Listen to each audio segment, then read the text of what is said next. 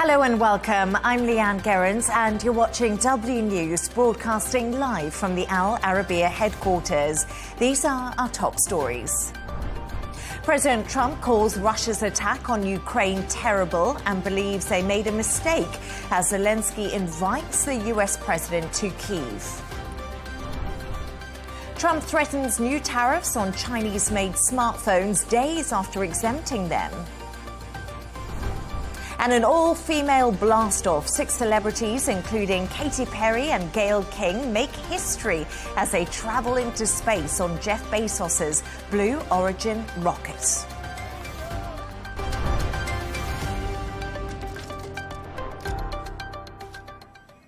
Now, talks between the US and Iran took place in Oman at the weekend to discuss Tehran's nuclear program.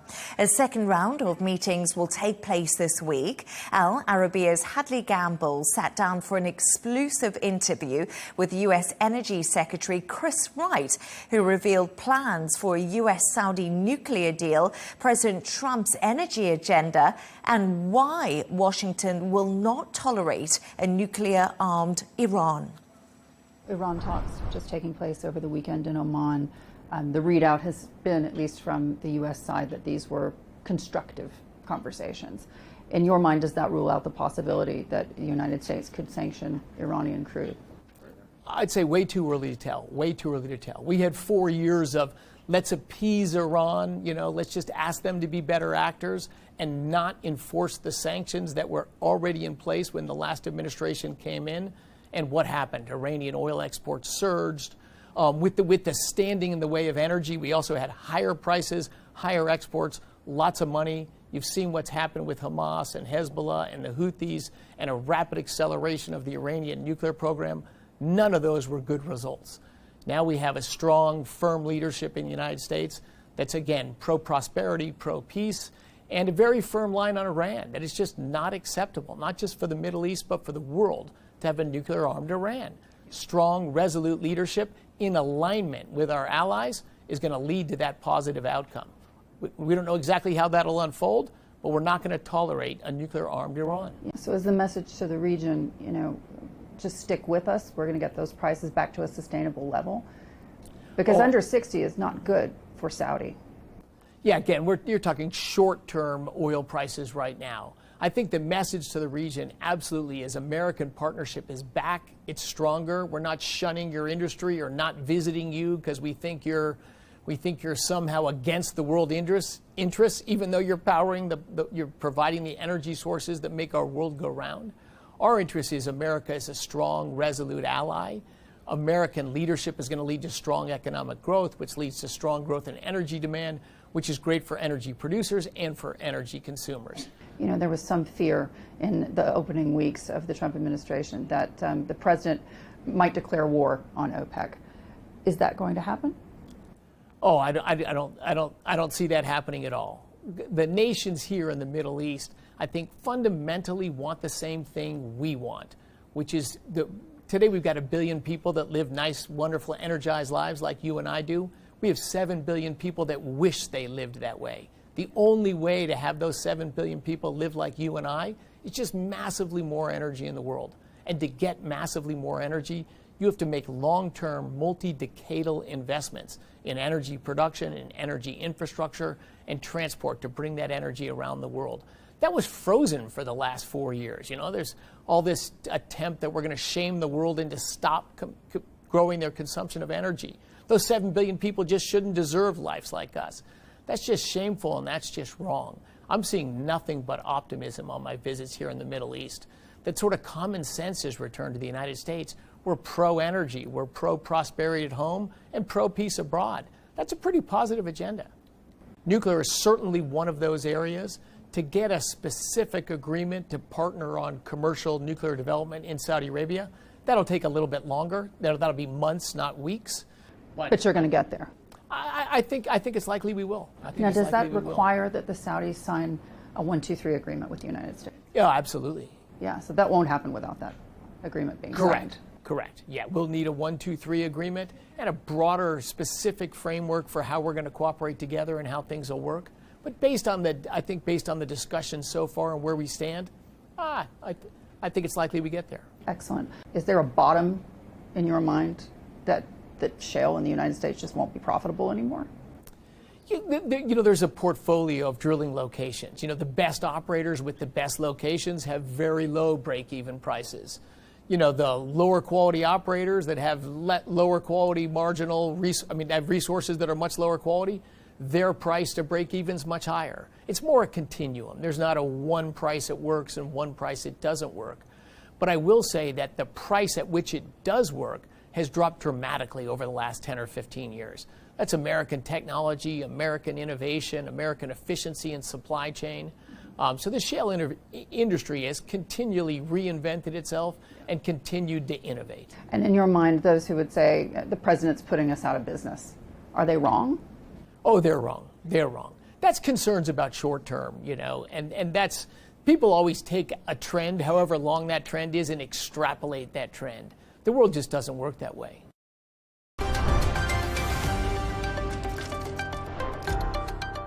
Now, returning to our top story, and President Trump has said Russia's attack on Sumy was a mistake. Ukraine reported 34 people had been killed. However, Russia claims more than 60 Ukrainian armed forces died in the blast and accused Ukraine of using civilians as human shields.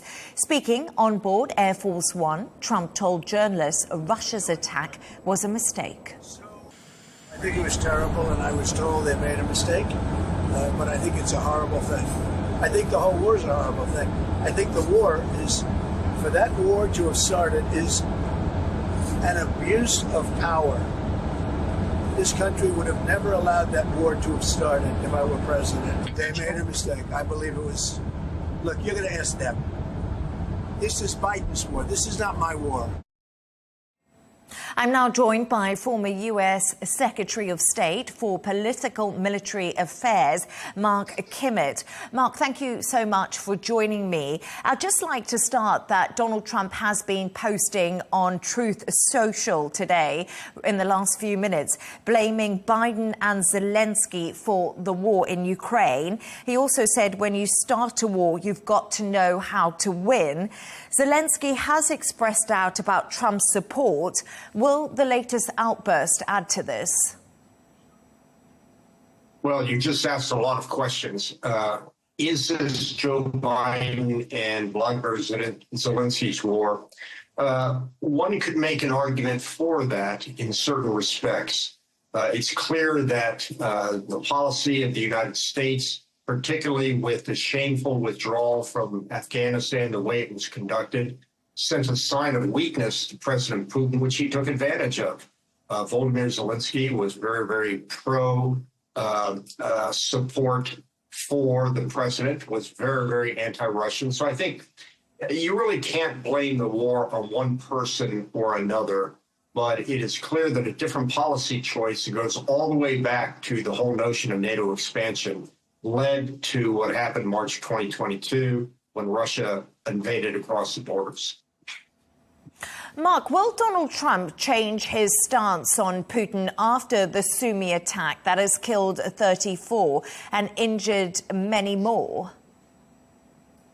Well, first of all, I'm not certain that other than what the media reports, that President Putin and Donald Trump are best buddies.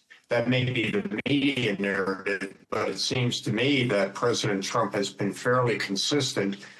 He's not the president of Russia. He's not the president of the Ukraine. He's president of the United States, and he believes that this war was unwise to start, and he wants to finish it.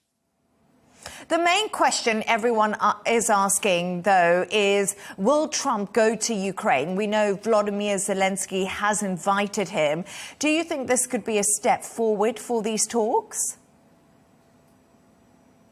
Well, I certainly do. I think the president going over there, demonstrating that he is, in fact, a supporter of peace and not necessarily one side or the other. It's an opportunity to demonstrate that he's engaged in the process, wants to see the war end, wants to see a just end to the war, so that the thousands and thousands of soldiers and civilians that are killed on a daily basis, on a monthly basis, that can end. This is all about ending the war, not necessarily settling any grievances. So we know, Mark, that Russia has offered an explanation for the attack. They're saying they were targeting Ukrainian officers meeting in Sumy. What do you make of Russia's response to this attack? Well, I don't think there's evidence to support one answer or the other, but it's certainly the case that Russia has been fairly brutal in how it conducts war. It does not concern itself with civilian casualties, infrastructure that supports civilians, or in general, any kind of casualties at all. When they see war, they see total war. I don't understand why the Russians, with their long history of brutal warfare, would feel even necessary to admit that this was a mistake. Trump has said Russia's deadly attack on Sumy was a mistake. Meanwhile, French President Emmanuel Macron described the attack as an abuse of human rights. Europe and America appear to be far from an agreement on how to end this war. Do you think this is really concerning? Well, first of all, I think that President Macron is offering a political answer. There's been no evidence one way or the other at this point to suggest whether it was an accident or not. With regards to ending the war, I think Europe still remains concerned about the potential for future attacks into Russia by President Putin. So naturally, they want to continue to support the defense of Ukraine. Obviously, the United States has a different viewpoint about that. But let's hope that the combined efforts of the Europeans and the Americans can get us to a position where there is, as I said earlier, a just and lasting peace. Mark Kimmett, former U.S. Secretary of State for Political Military Affairs, thank you so much for joining me.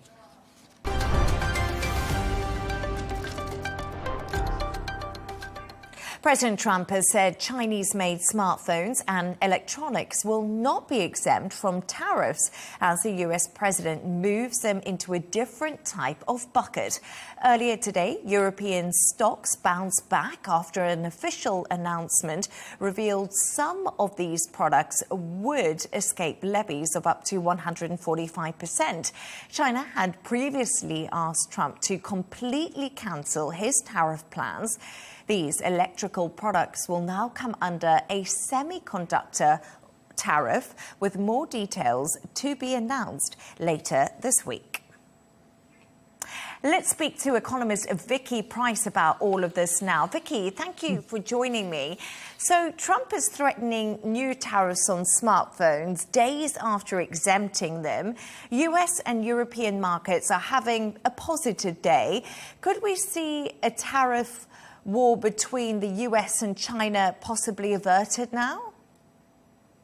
Well, it sounded like things were going to improve a little bit because, of course, instead of being faced with a 145% tariff rate, something like 20% of all the imports from China that the US has at present would look like, because they were all in the electronics area, exempt from those tariffs. And then came a new announcement that actually perhaps the Chinese ones were not, or there's another confusion that there would perhaps be a new semiconductor type electronics tariff, which would be levied completely separately to everything else, which would, one presumes, still be lower than the 145%, but would be a little bit like the steel and aluminium tariff of 25%, the pharmaceutical tariff, which may well come.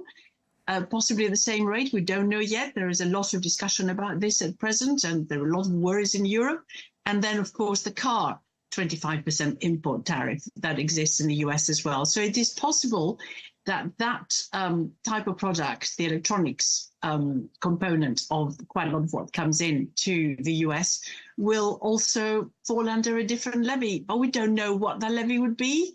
For the moment, of course, everyone is cheering, saying things are a little bit better. And you've seen what's happening to the markets. They have recovered. They recovered in the US. They have recovered in Europe as well. And from where I'm speaking, the FTSE has done quite well today, recovering a little bit too, rising. So we continued here in Europe with the improvement that took place in on Friday, and that improvement, one keeps one's fingers crossed that it will carry on, but we need a bit more clarity. Vicky, you mentioned there a lot that there is a lot of uncertainty, if I am correct, when it comes to what Donald Trump is planning to do with these tariffs. And we obviously saw a massive market sell-off last week. How deep is that, and what are the ramifications? And is this uncertainty just going to add to this? Yes, the uncertainty is not particularly good for investment, for growth, obviously. I mean, people are going to be very, very careful what they do, where they go and position themselves, because, of course, there is the whole issue of quite a lot of firms having moved out of China for a bit and producing various products for the US elsewhere, like in Vietnam. They saw those tariffs suddenly imposed, then taken away. So there is a huge amount of concern about, where it's all going. And there have been revisions of the growth forecast that we had before for the US. There is now an expectation which has increased of recession perhaps happening. It is put, depending on which day you're talking to people on, and what Trump may have announced about tariffs, anywhere from 30% to 60% or even higher by some banks, and then coming down again when those tariffs are eased. So this uncertainty is not helping anyone. And certainly you talked about or referred to the bond markets. They have improved a little bit in the US today, but nevertheless, they are higher than would otherwise have been the case. And there are serious concerns as well as to whether the central bank rates will be coming down as they should to support the economy, as there is a lot of worry about what the inflation implication of those tariffs will be. Vicky, is Trump's smartphone and electronics olive branch a significant trade war retreat? Was this driven by the possible higher prices that American consumers would be having to fork out? Well, one would think so. One doesn't know exactly the discussions that may be happening between President Trump and all those big firms like Apple and others, which would have seen prices for their products go up very significantly. So there has been pressure from business all along, that saying quite clearly to President Trump that tariffs are a problem. They would increase their cost of production. The idea of moving everything back to the US and being able to produce anything as cheaply as happens elsewhere is just for the birds. And that has so far, or had so far, a very little impact on the Trump announcements. But I think perhaps the realization of what it would mean for some of those firms and for the consumer must have sunk in. And yes, you could see that as a bit of a retreat. Yes, there'd be these other levies that I mentioned earlier that President Trump has already hinted on electronics, but those levies are likely to be a lot less than what would otherwise have been the case. So yes, I think there is a bit of a retreat. But there is, of course, still retaliation going on. So, for example, on the green side, the green production side, what we've seen is that China has halted or announced it's halting all its rare earth sales to the US. Well, that's going to be a big, big blow to quite a lot of production right now, and increasing costs as well. So he hasn't quite retreated completely yet, and we're still, I'm afraid, in the middle of a tariff war. Let's see how it gets resolved. Let's just turn to China. Xi Jinping has been visiting Vietnam to boost ties amid the US tariff trade tensions, pledging to boost these economic ties with Southeast Asia. How robust is the Chinese economy, and how will these new trade deals boost them economically? Well, there is no doubt that there will be a gap left if the situation continues as it is. But remember, of course, we have this pause right now, so we don't have Vietnam having the 46% tariffs to the US that otherwise would be the case. But yes, it has left a gap. Not that the relationships between China and other Southeast Asian countries were not strong anyway, but they will probably strengthen. And that would be beneficial to China. You asked how strong the economy is. It hasn't been particularly strong. I mean, it's strong by other standards, so rising by about 5%, and it's managing that somehow. But there are issues. The export-oriented economy needs to be restructured without any doubt. There's a lot of concern about the domestic economy, and there have been reflationary, if you like, and stimulus measures which have been put into effect in China in order to get the domestic economy to improve. There's been a lot of concern about unemployment, particularly among the young. There has been concern about the property market, which has been supported a little bit, but has been a real drain in China. But they have been consistently reducing their export reliance and more looking at the domestic side improving. But I think they definitely need the links with other countries still, and they will need them for quite some time to come. Economist Vicky Price, great having your insights. Thank you so much for joining me. Thank you.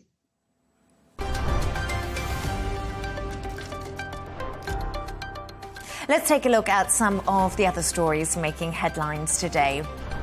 Iran's foreign minister will visit Russia this week in regards to the latest talks between Iran and the US.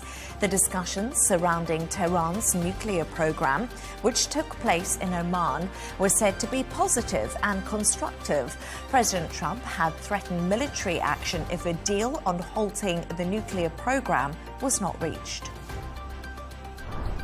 Current centre-right Ecuador President Daniel Noboa has won the runoff roundup of the country's presidential election and will now serve a full 4-year term. Noboa, who has been in power since November 2023, has called his victory historic. His left-wing rival, Luisa Gonzalez, has said she has not accepted the result and has claimed fraud. 2 British tourists have drowned near the Great Barrier Reef in Australia.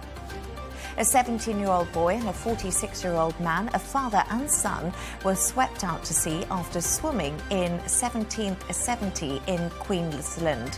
They were both declared dead at the sea after being pulled from the water by a police rescue helicopter. Pennsylvania Governor Josh Shapiro was forced to flee his home in the middle of the night after an alleged arsonist set fire to their residence in Harrisburg. Shapiro had potential Democratic candidate for the 2028 presidential nominations said his family woke up at 2 a.m. to bangs on the door by the police. The governor's wife, 4 children and 2 dogs were evacuated as the fire service put out the flames.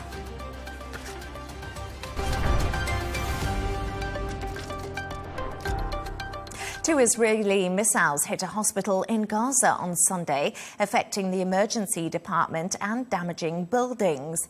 No casualties have been reported in the strike. It comes as Hamas leaders begin fresh talks in Cairo for ceasefire agreements with Israel. We can now go live to Tel Aviv to speak to our correspondent there, Trent Murray. Trent, thank you for joining me. So pictures of the hospital ward show the devastating aftermath. What more do we know?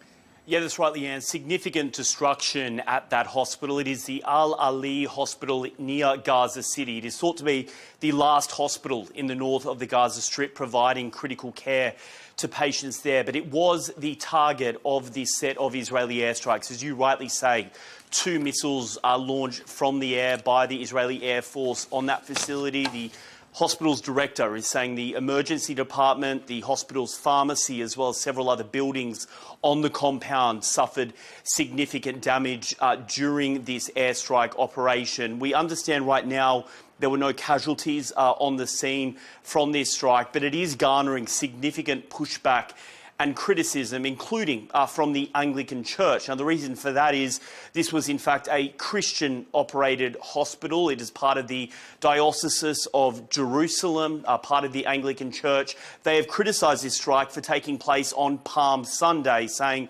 that strikes on hospitals shouldn't happen at any time, but this happened on Palm Sunday, which they say is the start of the Holy Week, the most sacred week of the Christian year. And they are criticising the Israeli Air Force for launching this operation during that crucial religious day. We understand, as I say, the hospital is still operating to some degree, but it was the last real health facility operating in that part of the Strip, and it has suffered significant damage because of this operation. Trent, we have heard from Israeli forces following this latest attack. What exactly have they said?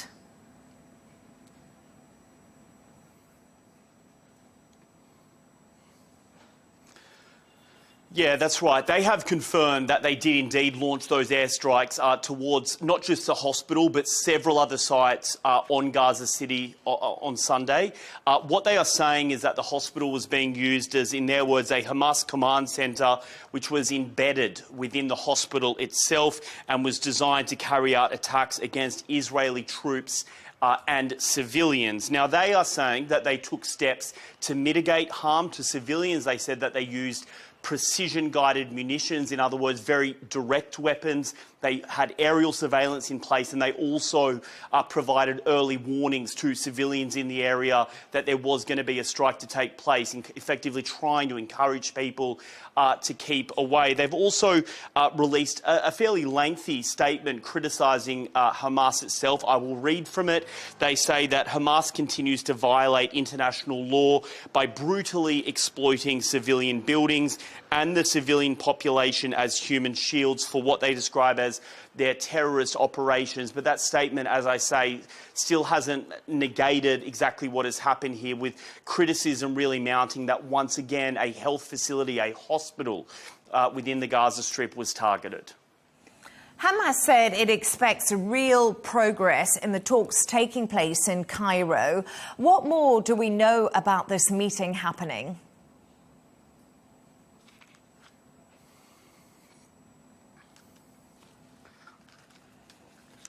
Yeah, well, we know that the Egyptian-led mediation effort is said to be reaching some of its advanced stages. We're sort of at a proposal and counter-proposal stage between Israel and Hamas. Both sides now publicly acknowledging that they are studying the kind of granular detail of what is in this proposal. We are led to believe by several reports, including sources which have spoken to our sister channel, Al Arabiya Arabic, that Hamas has talked about a temporary ceasefire in order to release some of those hostages which are being held by Israel. Israel is now studying that. There is some discrepancies around the numbers, and there are multiple reports here, and it is quite difficult to get an exact answer. But what we believe is that the Israelis are pushing for 10 hostages to be released in order to enact a temporary ceasefire. Hamas initially, we believe, proposed 5, and so they are now both going over those details to see if they can sort of find a middle ground. But it's worth remembering in all of this that while this hostility is happening and the ceasefire has been over, Israel has stopped the delivery of aid to Gaza, and so there is a growing pressure from a humanitarian perspective to allow more food, more medicine to get in there. It is hoped by diplomats and also humanitarian organisations that if this ceasefire can be agreed, then some of that crucial aid may be able to get into the landlocked Gaza Strip. Trent Murray in Tel Aviv, thank you very much for joining me.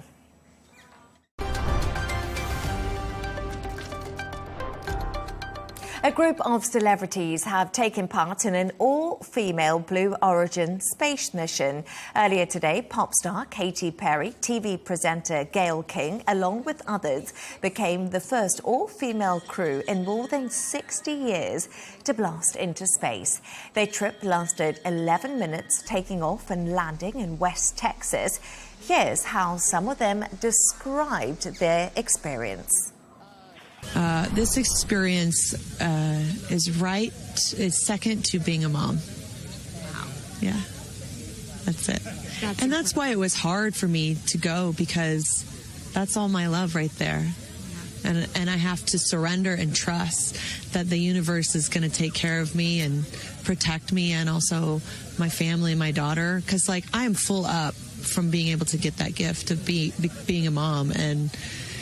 And to go to space is incredible, and I wanted to model courage and worthiness and fearlessness. It's oddly quiet when you get up there.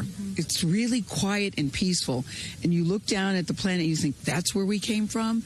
And to me, it's such a reminder about how we need to do better, be better.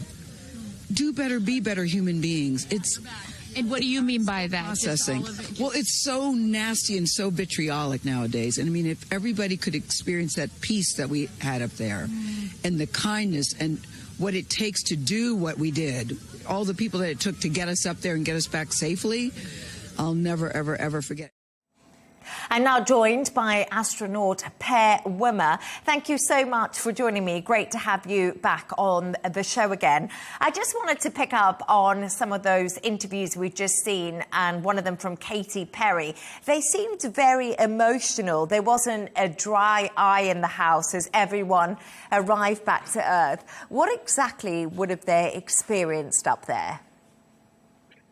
Going to space is truly extraordinary, even today, where we have all the technology in the world. So I'm not surprised that they are so touched. I mean, these are very big words they were using in terms of a life experience, etc. But also note that they're talking about what within astronauts we call for the overview effect. All astronauts talk about that when they're gone up. And they kind of look at this little fragile planet Earth, where for some reason or another, we keep fighting each other and there's all sorts of conflicts. But if you talk to a lot of astronauts having gone to space, they really zoom in on sort of, let's protect the Earth, let's be more environmentally conscious, and above all, let's work together. And you see that even today at the International Space Station, where you have Americans and Russians, and it's international, truly, where everybody is collaborating, even though on planet Earth, we're kind of fighting each other to a degree. So that overview effect is really key and very telling about how it is in space. And I think we have a lot to learn. Maybe one day we should send some of our political leaders into space. Maybe they could learn a bit from this. Maybe, yes. Elon Musk, we know who he's friends with. That could be a possibility. Per, the all-female crew, including the pop star Katy Perry, as we said, they're all back on Earth after reaching space. Do you think this was a space mission, or was it just a visit? It's just tourism, right? It's a short trip. It's 11 minutes, as you said, and that's just the New Shepard on Blue Origin. It goes up, it goes past the Kármán line, so technically you do become astronauts when you pass the Kármán line at 100 kilometers up, and then you come back down again. So it is short, but it carries an enormous potential. For them personally, they are clearly very emotionally affected by it in a good way. But also importantly, whether it's celebrities or indeed just normal people or other people going up to inspire a lot of young kids to live out their dreams. When I was a kid, it was not written in the cards that I was ever going to go into space, but it has that potential. And everybody, whether they're young, old, and whatever race or nationality, everybody seems to be so enthusiastic and interested in space. Not everybody wants to go, and that's okay. But I think it's very important that we get more women into space. Historically, that has been lacking. Fortunately, we are catching up. In our program, I think there's about a third women, and that's very good. But having a female mission like this truly inspires lots of other women, young women, to go up into space and to live out their dreams, most importantly. And I think that's really, really exciting. And I'm so happy for them. And it seems like they've had a trip of their lifetime. So we're talking about going into space and being inspired by the likes of Katy Perry and Lauren Sanchez and a lot of the other women on board. But the reality is, even if I want to go into space, I just cannot afford it. As an astronaut, tell us how much preparation time would be needed and how much money it would actually have cost to carry this through today. Yeah, well, Lauren Sanchez perhaps has the huge advantage that her partner is Jeff Bezos, who actually owns the rocket. So I'm sure she got a particularly good deal. But in general, yes, it is a bit expensive. Other people would have paid a $7-digit dollar amount for the privilege. But the good news is, over time, as in any other private industry, you will get other entrants that will compete on service and on cost. So eventually, you will see cheaper access to space. It's a bit like we saw with aviation in the late 20s, early 30s, where it was the privilege for government officials and high net worth individuals. But slowly but surely, look where we have come today. Now flights are, on average, very cheap. Indeed, they are low-cost carriers. So you will see a lowering of prices over time. You will see a lot more launches going on over time. In fact, the pace of rocket launches has gone up a lot. And that's good news. So access to space will become cheaper. So maybe you may not be able to fly tomorrow, but hopefully one day, and keep that dream alive. And this is a source of inspiration. You just keep the dream alive, never give up, fight for it, and eventually you'll make it. Trust me. Maybe I'll have to meet somebody with a rocket. But just moving on, how momentous is this for Jeff Bezos and Blue Origin as a company? It's a relatively small thing in the grand scheme of things, to be honest. Yes, I'm sure Jeff is delighted to see his partner go to space and successfully come down safe. But there has been other similar missions that perhaps are less in the media, and that will continue. But Blue Origin has much bigger visions and much bigger plans, including, Jeff has a personal passion for the moon, so you will see a lot more moon-focused in terms of their bigger rockets, and they have a New Glenn, which can indeed go much higher and carry a much more load. So this is a relatively small thing in the big program of the Blue Origin plans for space, and you will see a lot more orbital stuff coming eventually, and hopefully one day on the moon as well. There's serious financial backing behind it. And lots of talented engineers. And there is lots of other people doing it as well. So the competition is on. The space race is on. You will see a lot more. This is just the beginning. Very exciting. Astronaut Per Wimmer, always great to have you on the show. Thank you for joining me. Thank you.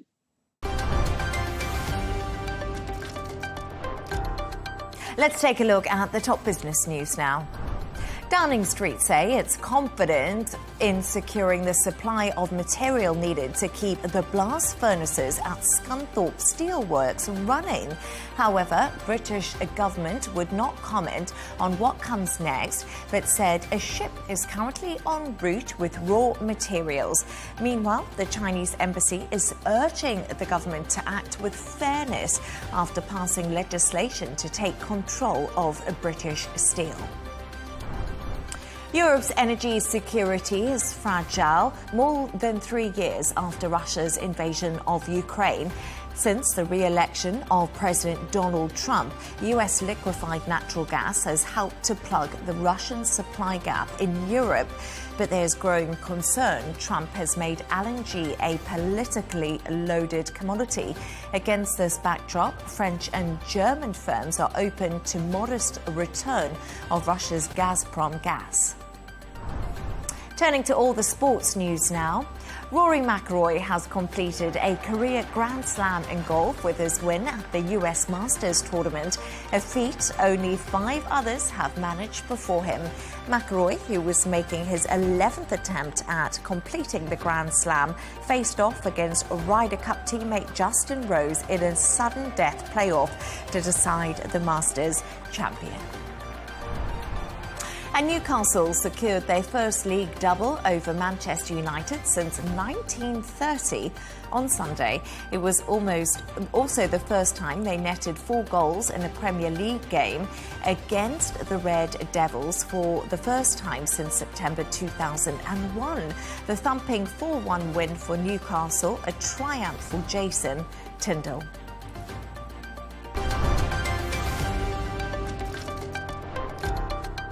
A reminder of our top stories. President Trump calls Russia's attack on Ukraine terrible and believes they made a mistake as Zelensky invites the US president to Kyiv.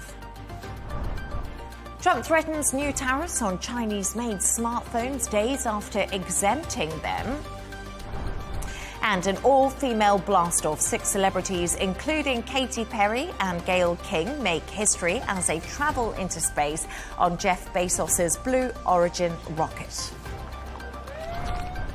And that's all from us on W News. Don't forget to subscribe to our YouTube channel and follow us on X. Counterpoints with Melinda Nucifora is coming up next, followed by Hadley Gamble's interview with the US Secretary of Energy, Chris Wright. Plus, we'll be back in a couple of hours with W News Extra. Goodbye.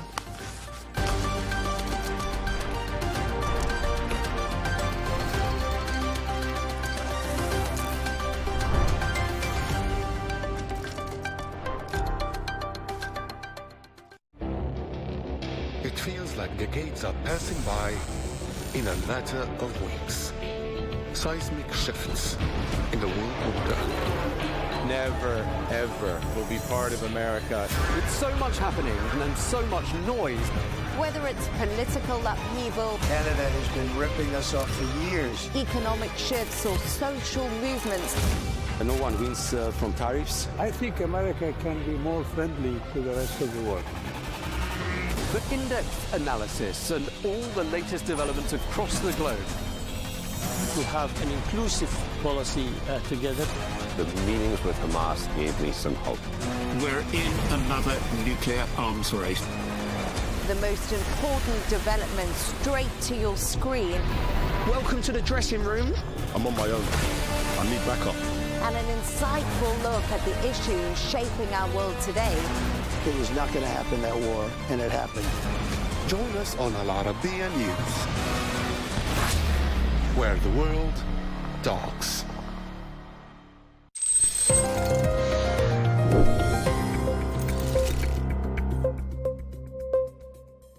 How can something as solid as the ground suddenly turn deadly? In seconds, calm turns to chaos. Buildings crumble, streets split, lives change forever. That's exactly what happened when a deadly 7.7 magnitude earthquake struck Myanmar, sending shockwaves across the region, rattling cities hundreds of miles away. But this wasn't just one random event. It's part of a deeper story about the planet we live on, a planet that's constantly moving beneath our feet. I'm Joanne Soria, and this is Pixel.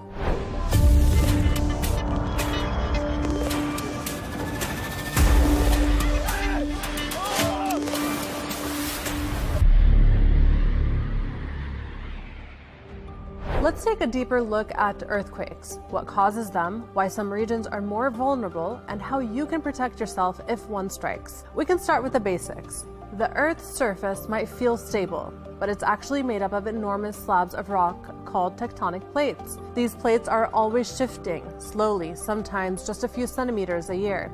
But when they collide, grind past each other, or get stuck, trouble brews. That friction builds up pressure over time.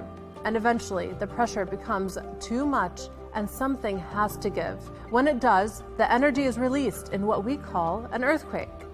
Now, the depth of an earthquake matters a lot. Shallow earthquakes like the one in Myanmar are often far more destructive because the energy has less distance to travel to the surface. This particular quake struck near the Sagang Fault, one of the most active seismic zones in the region. It happened close to Earth's surface, amplifying the shaking. In Naypyidaw, rescue crews raced against time, searching for survivors buried beneath the rubble. In Bangkok, over 800 miles away, high-rise buildings swayed, construction cranes toppled, and traffic came to a halt. Early estimates suggest more than 800,000 people felt the strongest shaking.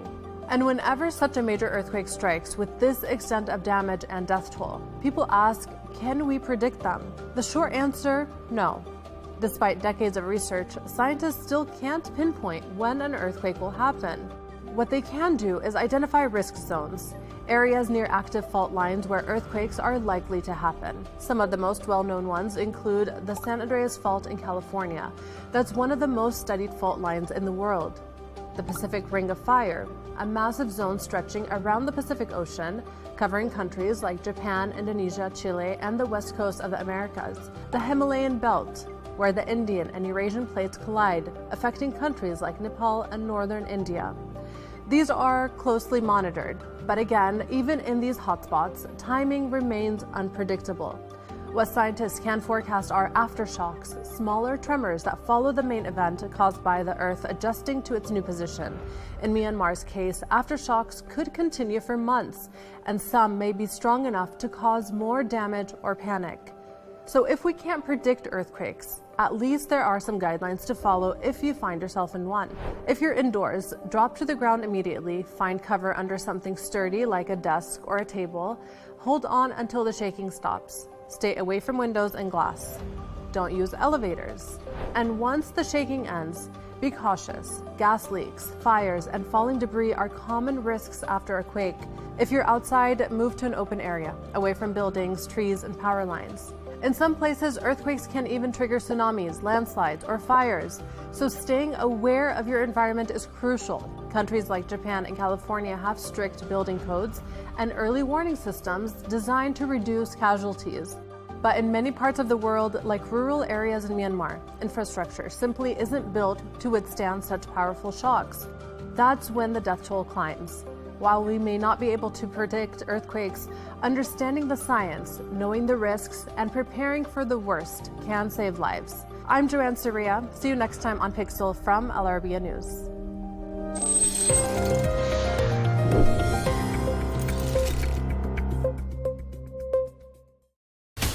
From the White House to Gaza, Kiev to Beijing, elections, economics, and the environment compete with conflicts and other complex issues for our attention. In an age of fake news, deepfake, and artificial intelligence, they've got to have a vote and a say. It's important to look beyond the loudest voice to understand the truth. From newsmakers to groundbreakers, My campaign is going very well. Presidents, prime ministers, princes and peacemakers, and cultural tastemakers.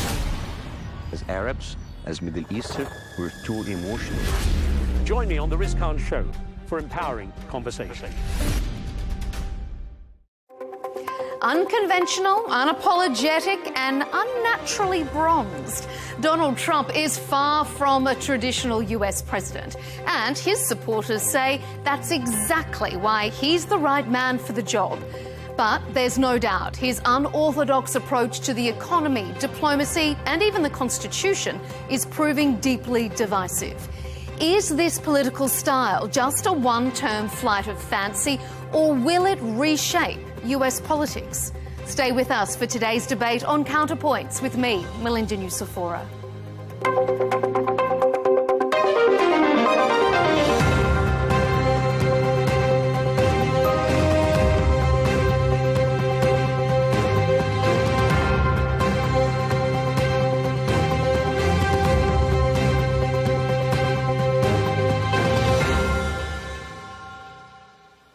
Fewer than 100 days into his second term, Donald Trump has thrown the rulebook right out the White House window.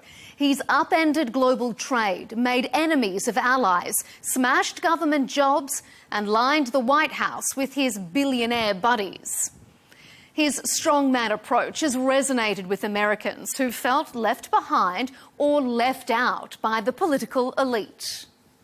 There's never been a movement like MAGA, like America First, call it whatever you want to call it. This is the greatest movement in the history of politics. And it's also been one of the busiest. Trump is exercising his power through executive orders. He's signed more than 110 in his first 2 months, more than any other president. And he wants to keep going, hinting there are ways to change the Constitution so he can serve a third term. In just 71 days, the President of the United States has inflicted so much harm on Americans' safety, financial stability, the core foundations of our democracy. These are not normal times in America. And they should not be treated as such. Love him or hate him, President Trump has changed the US political landscape.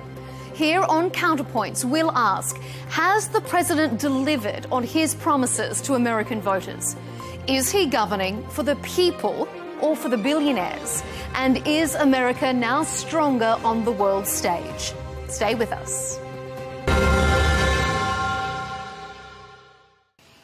Joining us on the panel is Pastor Mark Burns, President Trump's spiritual advisor and the co-founder of the Now TV network, and Cenk Uygur, the host and co-founder of the independent American news organisation, The Young Turks. Gentlemen, welcome to Counterpoints. Well, it's been less than 2 months since President Trump took office, and he came in promising peace in Ukraine, a crackdown on illegal immigration to boost the economy and to make America wealthy again. Big promises. Illegal migration is down, but the markets have crashed after the tariff announcement, and we're yet to get a peace agreement in Ukraine or in Gaza. So, Mark, let me start with you. What do you make of the president's record so far? Well, I think the president is on track to do exactly what he ran on, and again, to be, a two-term, very successful president. The tariffs that have been imposed onto the world is specifically designed to create and regenerate U.S. manufacturing. Let's look at the auto parts and the vehicles that 25%, less than 25% of the vehicles that are purchased here in America are made in America. You have way more made in China signs or tags throughout America, but very few made in the U.S. or made in America. And so it is really a national security threat for America to not be industrial like we used to be. We are the world's greatest spenders or buyers, and the world needs the economy of America. So, yes, the president made it very clear this tariff is going to cause a dip in our pocketbooks for a little bit. But in the long run, America is going to come out on top. The immigration, as you stated, is at an all-time low. That it also is a national security threat. President Trump ran on this, and he has, proven his point that he has been very tough on the immigration, removing M13 and all of the violent criminals that have infiltrated our nation is a top priority for President Trump's administration. And he's proven it to be true. In regards to Ukraine and Russia and Gaza, of course, the president has, he's the president that's been giving javelins to Ukraine. I just came back from Ukraine. My whole opinion about Ukraine has shifted significantly. And maybe we'll talk about that a little bit later. But we are absolutely going to. I will definitely. The president is very upset about Russia. He's upset with Russia. He's upset with Putin, and he's threatened to introduce secondary tariffs on Russian oil, which will ultimately crush Russian economy. So the president is moving in the direction to bring peace in the Ukraine and other parts of the world. OK, Cenk, what do you think? Do you think he is on track to deliver on the promises he made to American voters? Yeah, no, he's been a bit of a disaster so far. Yes, better at the border, credit where credit is due. Now, of course, even on that issue, he gratuitously shipped some innocent people to a hellhole in El Salvador, and now his lawyers for the government are saying, oh, we don't know how to get them back, and they're saying they're innocent, but they're also foreign terrorists, which makes no sense. And now Trump is saying, oh, yeah, I might deport American citizens to El Salvador. No, don't do that. So he's like Trump does this all the time. He takes a position that is actually fairly popular, close up the border, and he does it. Sometimes he even does a decent job with it, as he did in the beginning here. And then he finds a way to bungle it because he's a serial bungler. What are you talking about arresting American citizens and sending them to a torture jail in El Salvador? That just doesn't make any sense. And kidnapping students off the streets and bringing them to a jail cell in Louisiana and maybe deporting them because they criticized Israel, absolutely nuts, totally unconstitutional, against freedom of speech. And yes, the Constitution applies to everybody in America, even non-citizens. So those folks didn't do anything wrong. They certainly didn't do anything wrong to America. But I know Israel, of course, runs America and runs Trump and ran Biden. Maybe we can come back to that as well. Mm-hmm. So on the tariffs, I'm not against tariffs. I'm a left-wing populist. I think some tariffs that are directed strategically at certain industries like the auto industry can work. But now, if you're pro-tariffs, God help you, because these tariffs have been so badly bungled, nobody will ever want to do tariffs again. He nuked the whole world at the same time, not at all targeted, causing financial calamity for no apparent reason. And which one is it, by the way? Are we going to keep the tariffs forever and it's going to rebuild the manufacturing base over 10 years? Or is this just a negotiation ploy to reduce tariffs or get other concessions from trading partners? Because it can't be both. The negotiation ploy is short term, and we're going to take them away. We're going to rebuild manufacturing is long term, and we're not taking them away. And he's not been forced to answer that very basic question, and partly because he doesn't know what he's doing. But I can go on and on of all the things he's done wrong. All right, but I want to throw it over. Well, let me jump in just real quick. Go ahead. Concerning the students. Yeah, concerning the deportation of the students. And listen, the reality of it is, I'm pro-Israel, but I'm also pro-Palestine. I'm pro-peace. I'm pro-human life. I'm pro-everybody deserve a chance to live. I'm anti-Hamas. Okay, and that's the challenge that you're seeing with some of these protesters who are pro-Palestinian. Now, I will, in the next couple of days in Michigan, we'll be speaking to a group of pro-Palestinian supporters. And I hope to be able to go to the Gaza and to be able to have conversation to try to bring peace in that region. But let me just say this. What the Palestinian protesters need to do, they need to make sure that they are not pro-Hamas. When you're holding up signs that are saying we are pro-Hamas. My message is that Hamas is not Palestinians. The Palestinians are not Hamas. Hamas is a terrorist organization that should be wiped off the face of the planet, supported by Iran. And they're using human shields from the Gaza to destroy Israel. I'm extremely pro-Israel, but I'm also pro-human life. And I think that when you're having students who are protesting with the pro-Palestinian protesters who are holding up signs that are saying we are Hamas. They do not need to be in America. They need to have their green cards revoked, and they need to be deported out of this country. We will not support people who are non-American citizens who are also supporting terrorist organizations who are killing more Muslims than anybody else. Matter of fact, I can see you Hamas shaking your wants head to kill a you. little earlier in that response there, Cenk. What's your take? Yeah, so as usual, they start with good concepts and then mangle it.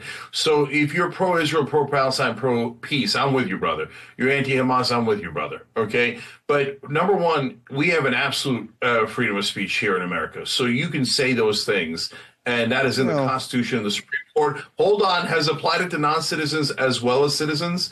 Now, I don't happen to agree with that speech, but freedom of speech isn't for speech that you agree with. It's for unpopular speech. But that's not even important in this case, because the people they've snatched up weren't pro-Hamas at all, didn't say anything pro-Hamas. In fact, Mahmoud Halil went on national TV and spoke out against anti-Semitism.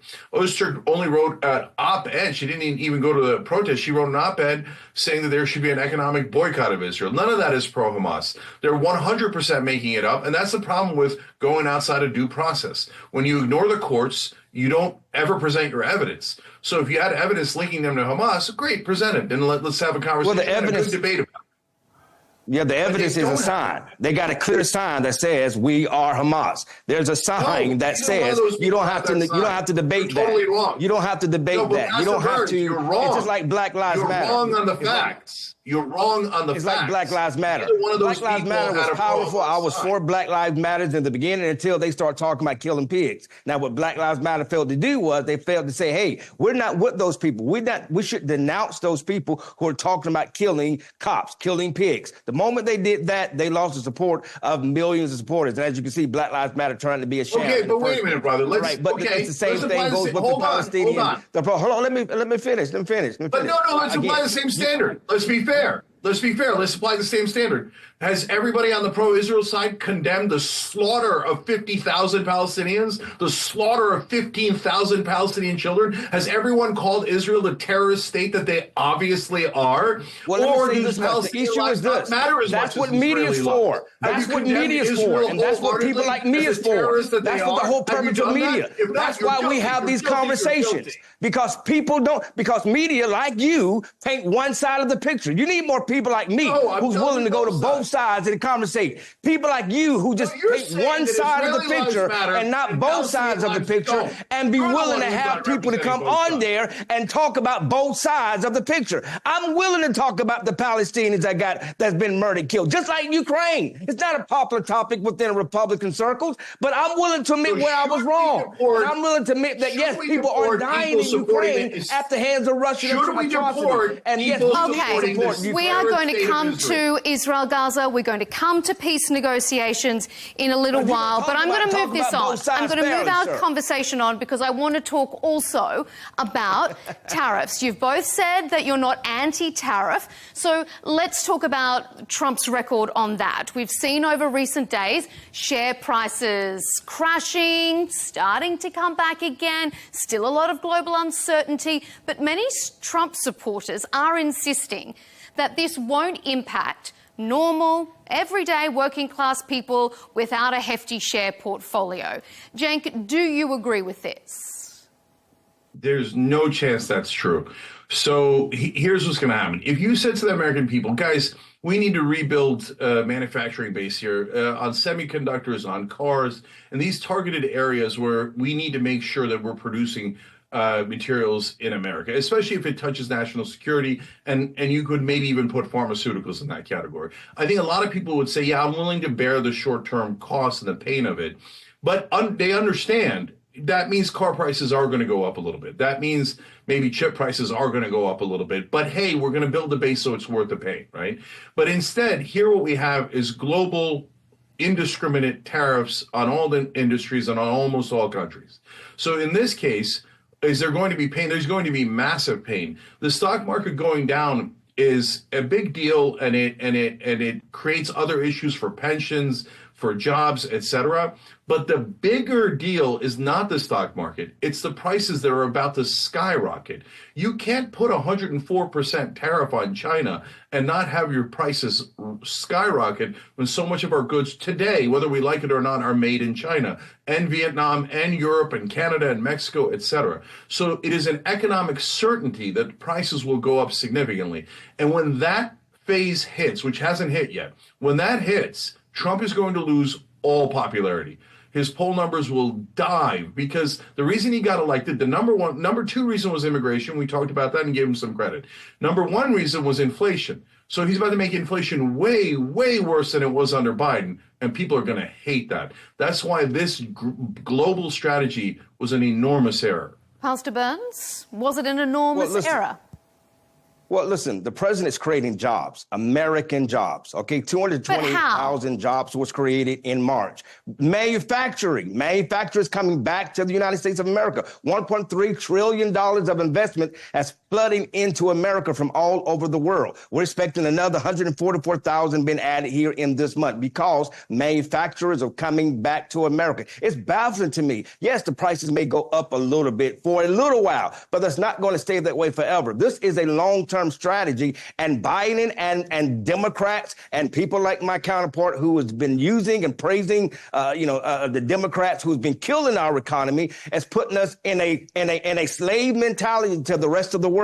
We are an industrial powerhouse, and that is the only way for us to really defeat our real enemy, which is China and Russia, who wants to wipe America off the face of the planet, who wants to devaluate the American dollar through BRICS, right? Brazil, Russia, India, China, and President Trump is putting a stop to it. And on the way for that to happen is for America to once again become the industrial powerhouse that has made America great and getting us to where we are producing more, which creating more jobs, which is also encouraging people to buy America, to buy American, made in the U.S. That's the whole goal. Now, yes, our prices are going to go up a little bit. Everybody knows this, but they're not going to stay that way because competition is going to draw those prices down. When we have more and more American-made products by Americans for Americans, competition will drive those prices down. That has already been proven before, and it's going to be proven again. That's the strategy. But it's baffling. What we want to keep being the number one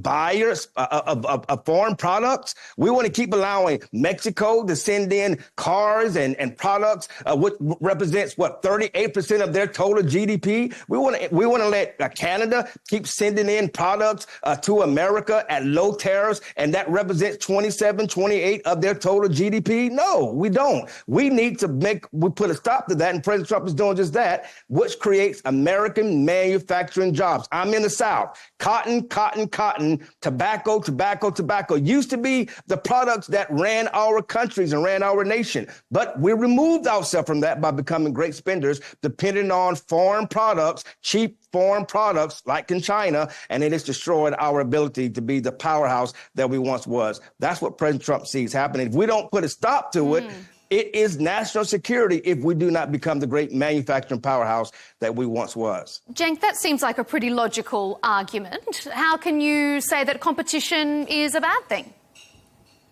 Yeah, well, I'm not saying that, and it's a straw man. So let's break it down one by one. First of all, he says, I praise the Democrats.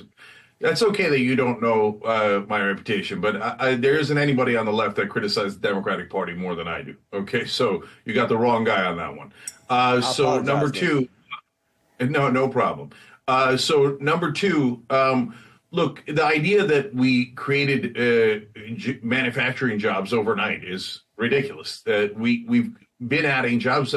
Biden had bad inflation, but he had good unemployment numbers. Trump had good unemployment numbers in the first time around. He had good unemployment numbers heading into this administration. So that's what you're seeing right now. But the tariffs have been around for under a week. They didn't magically create manufacturing jobs overnight. So I do want to create some of those manufacturing jobs here in America. Absolutely, as I've now said 3 times.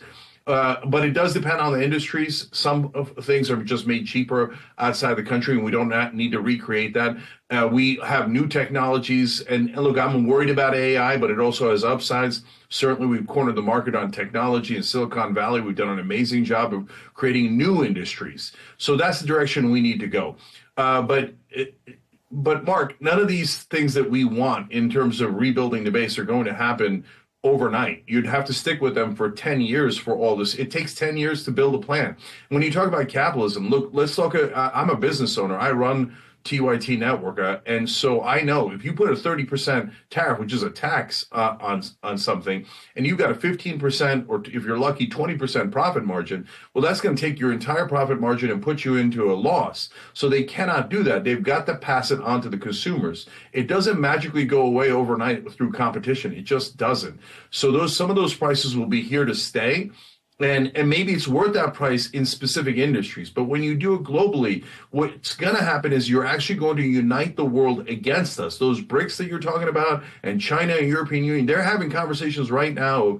Do we unite economically against America? Because if we all retaliate at the same time, we'll crash their stock market, as is happening now. We'll have enormous prices on, and Trump will backpedal. He will. And we know this. So, Mark, last question for you is, do you want them to stay for 10 years and rebuild manufacturing, or do you want it to be a negotiation ploy to reduce some of the tariffs? You can't have it both ways. So which one are you in favor of, and which one do you think Trump's going to do?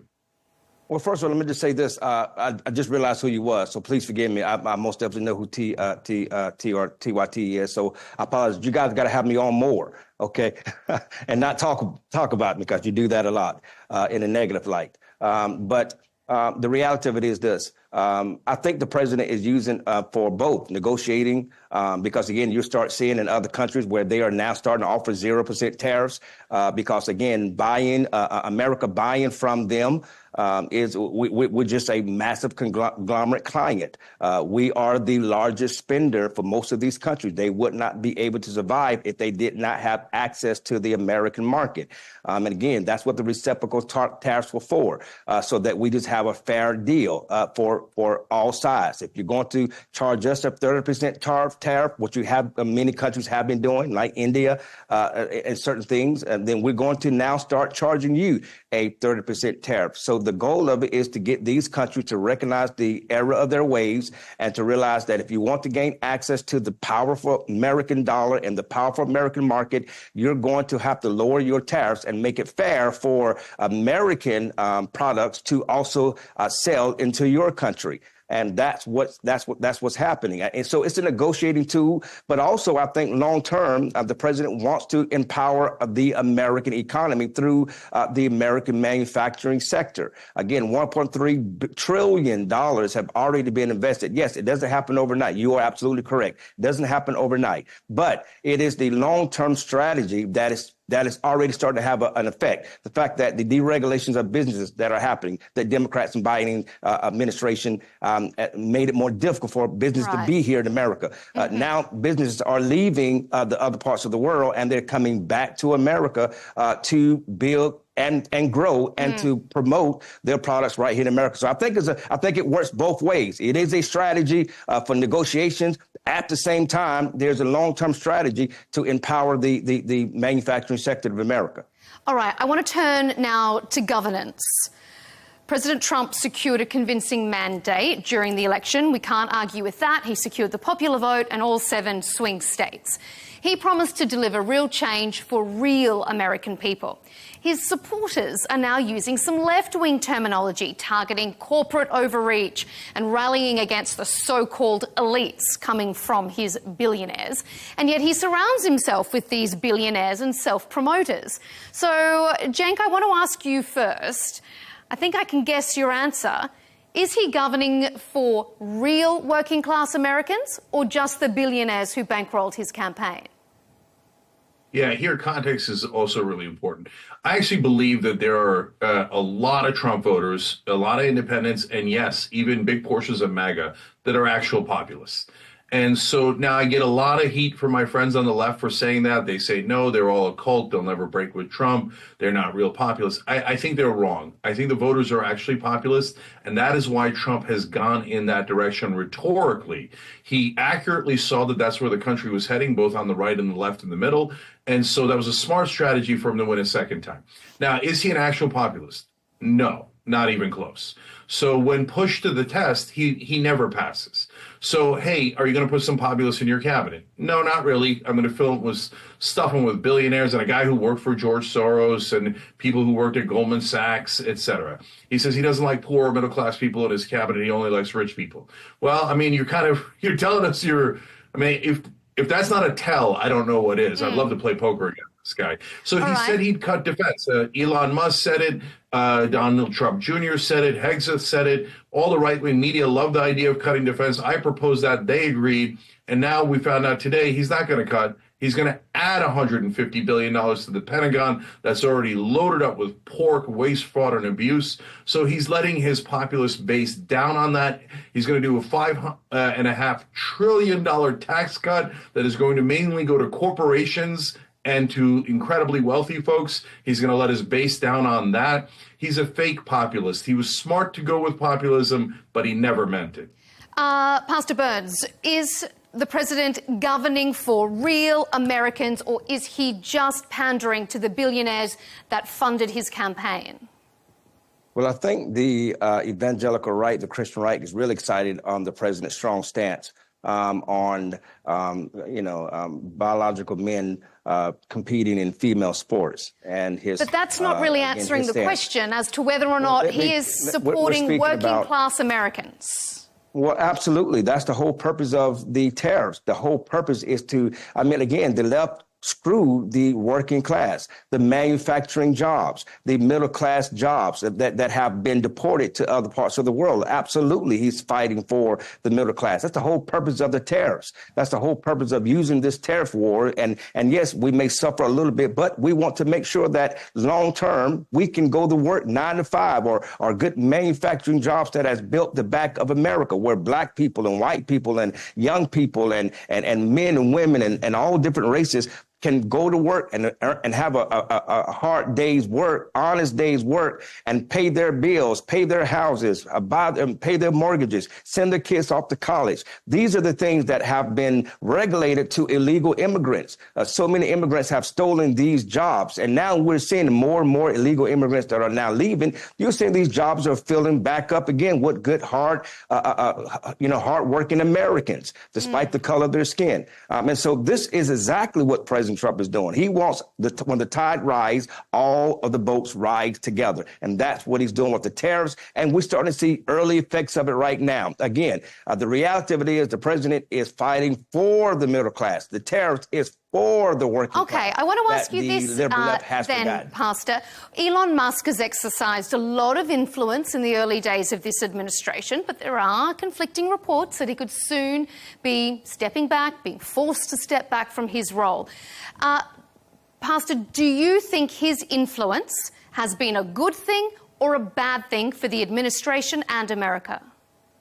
Well, I think it's been a good thing in regards to identifying the inefficiencies that has taken place in government spending. I mean, you're just seeing it come out left and right of these rackets that was happening, these funneling of billions of American taxpayer dollar that is going to ridiculous programs that was never designed to prosper the American people. The waste that has taken place. And so that aspect of it, I think, has been very powerful, and Americans are appreciating it. Naturally, again, I think some people don't like Elon Musk because, again, he's, from South Africa and, he's, not an elected, he's a billionaire. But again, government should be for the people, and government should be ran efficiently so that all the trillions of dollars that are being saved by Elon and Doge can now go to other programs like the elderly, like those who can't work. That's what government is supposed to be there for, to help those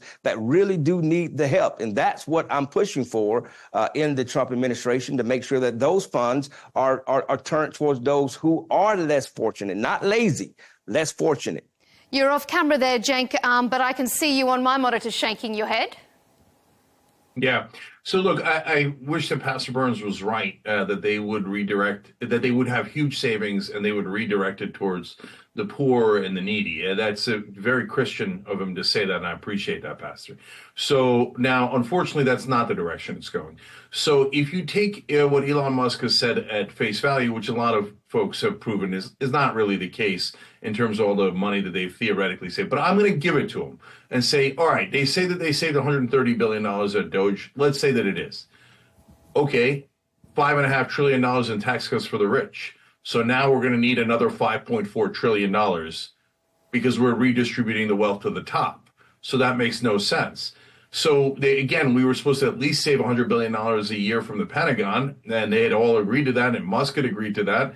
And now we're adding $150 billion to the Pentagon every single year. And Trump is bragging about how it got to $1 trillion budget. So, well, there goes that money. So there's no savings here at all to give to the needy, to give to the average American. In fact, Trump last time added more to the deficit than any other U.S. president. And he did it in 4 years. He added over $8 trillion. Why? Giant tax cuts for corporations, took their tax rate from 35 down to 21. Now he wants to bring it down to 15%. So we're going to have another giant tax cut for corporations, and the average American is going to have to pay for it. And so this is not populism. It is the exact opposite. And finally, on his donors, my God, does he deliver for them. And so did Biden, and so does the entire Democratic and Republican parties, and we're all sick of it. But look at what Trump's doing.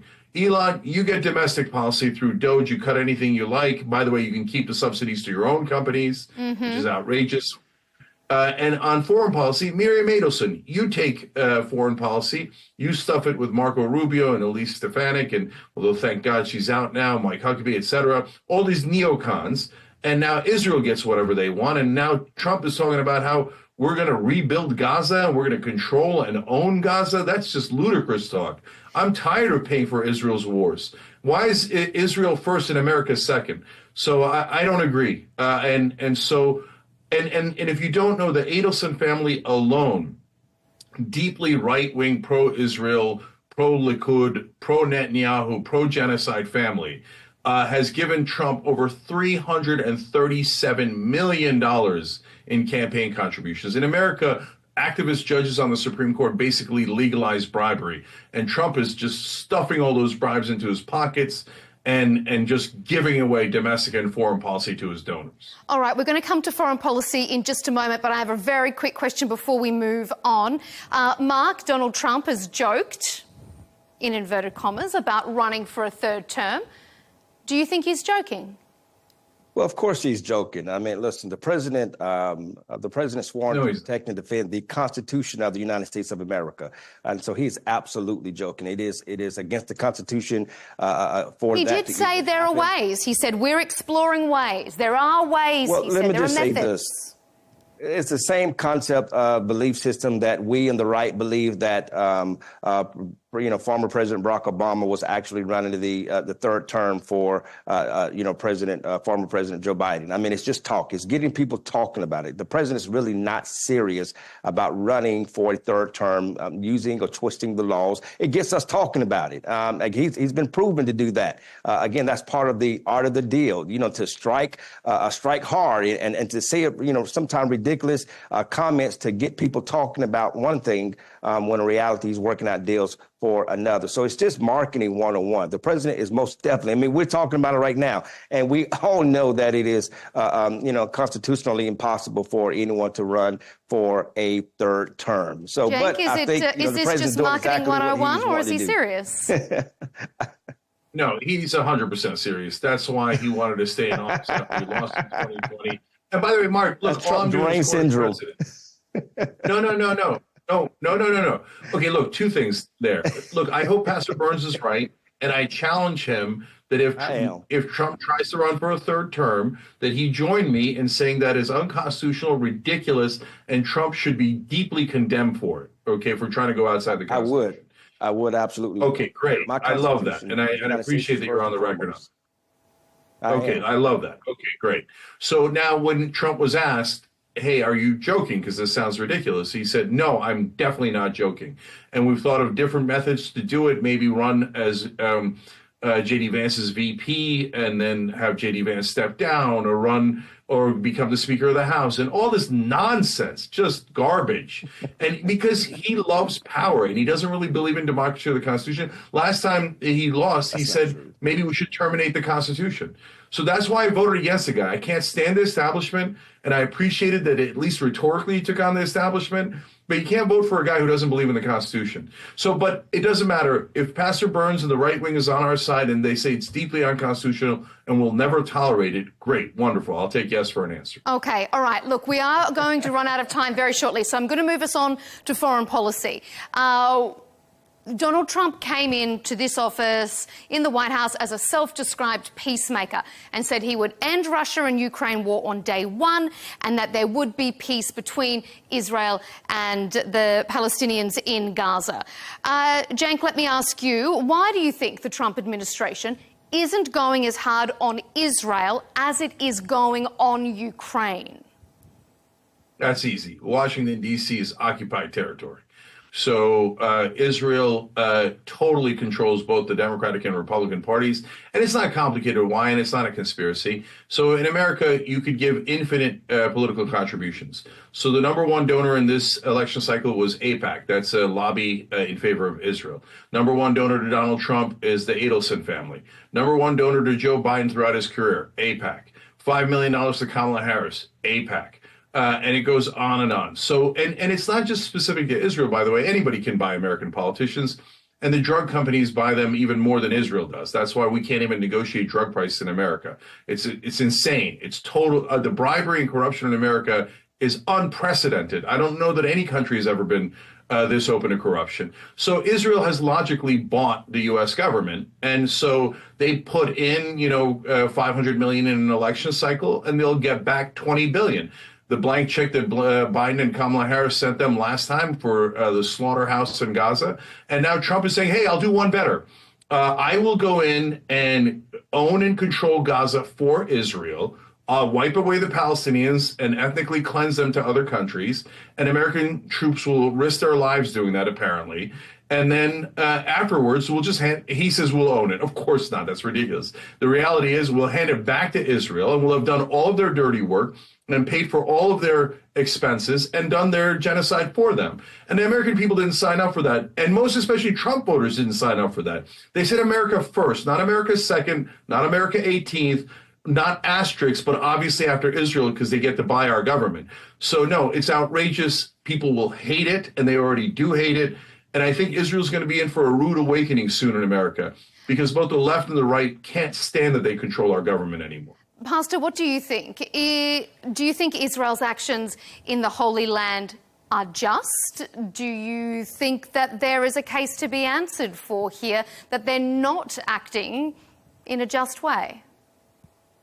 Well, I think it's very sad truth that the LGBT community and Beyonce and all of the movie stars and the R&B stars that Kamala Harris and the Biden team paid to endorse. I think there's a lot of buy-in going along in America on their side. Let me just say this: Israel is God's people. We believe that. Those of us in the Christian right believe that. We believe that Israel is God's people. I, however, do agree that the senseless killing by Hamas is the culprit. Hamas are the thugs that needs to be wiped off the face of the planet, and the peaceful people of Palestine, they need to be protected. And there has to be a peaceful solution for those people. Again, I'm leaving on tomorrow, heading to Michigan, Dearborn, Michigan, to just speak specifically to pro-Palestinian communities and to gain a better understanding. I think when you try to sit down and talk to people and try to understand where they're coming from, you won't be so easily moved by the fake news media that comes from the left and the right. And both sides are culprits. My prayer is that there be enough Americans that will rise up that are not left or right, but they're just simply a human being righteousness and will take those stance. We're just so partisan in America. I stand with Israel. I stand with their right to have the God land that God has given them throughout the scripture. And for me, it is beyond politics. It is a biblical canon into which I and billions of people live by in this world. And so, again, I support Israel, but I also support the innocent free people of Palestine. Okay, well, what about the innocent who are people in these crossfires? Who are in these crossfires, and again, who are being used as human shields by Hamas? Again, Hamas is the enemy. Ukraine. I just got back from Ukraine. I had no idea that it was going to blow up as big as it did with my president. All right. So in Ukraine, do you think the Trump administration's strategy there? He said he would have peace on day one. Is his strategy for a peace deal working?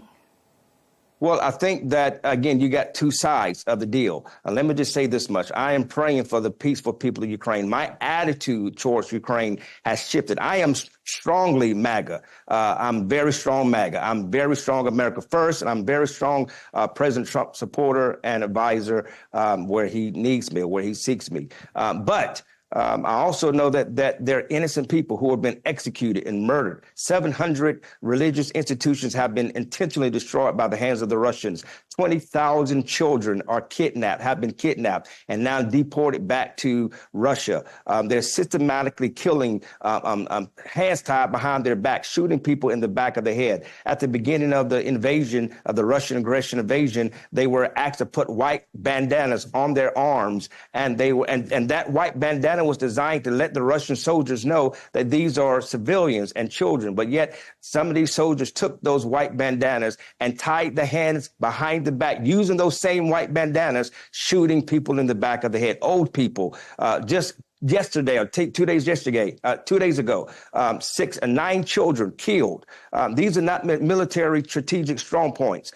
These are civilians that have been intentionally targeted by the Russian aggression. And the President Trump has made it very clear. Remember, President Trump sent javelins. Joe Biden sent blankets and pillows. President Trump sent javelins to support Ukraine. And now we're seeing, since my visit, for the first time since 2022, the Russian envoy is visiting D.C. to start negotiations, because President Trump's strong stance says if Putin do not come back to the table, I will issue secondary tariffs on Russian oil, and that is designed to cripple the economy of Russia. And I will go after the countries that are purchasing Russian oil. And so the president means business. This conflict is going to come to an end. I was on the ground, and I made it very clear. My heart has changed about Ukraine. I was a staunch supporter, a proponent of supporting Israel. But now when you see the people, and I was not paid to go there. I'm not a lobbyist. I was invited by the rabbi of Ukraine, Rabbi Uzman, and my friend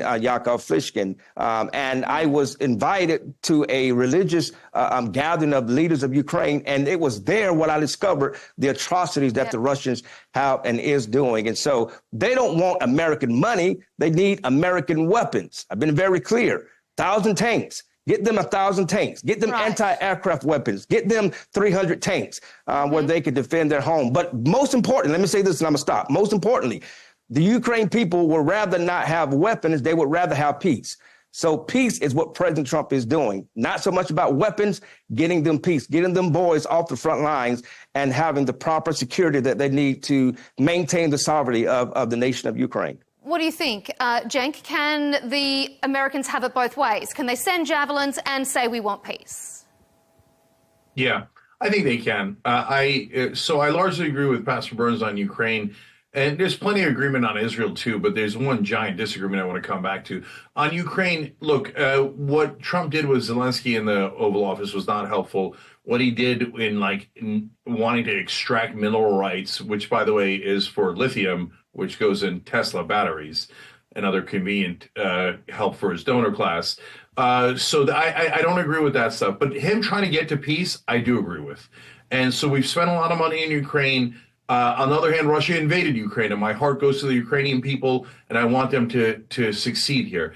But we can create some sort of leverage and pressure on the Russians by sending some weapons. The question is a good debate as to how much weapons we should send over there. But once you create that leverage, you should not use it for perpetual war. You should use it to force them back to the peace table and get a peace deal. And Trump has actually been consistent in pressuring Putin, and that threat of tariffs on oil is a good one. So it's a mixed bag, some good things and some bad things in Ukraine from Trump. Now on Israel, look, I want Israel to be a safe haven for Jews across the world. I want two states. I want a free and independent Palestine and a free and independent Israel. But this talk of they're the God's people, that's what starts this mess in the first place. First of all, anybody can do that. Oh, I just talked to God. He says it's Turkish land, so give it back to the Ottoman Empire. Okay, here, we're even. But in reality, even if you don't go to farcical things, the Muslims there genuinely believe it's also Holy Land, okay? So then we get into a holy war, and I don't want war. I want holy peace.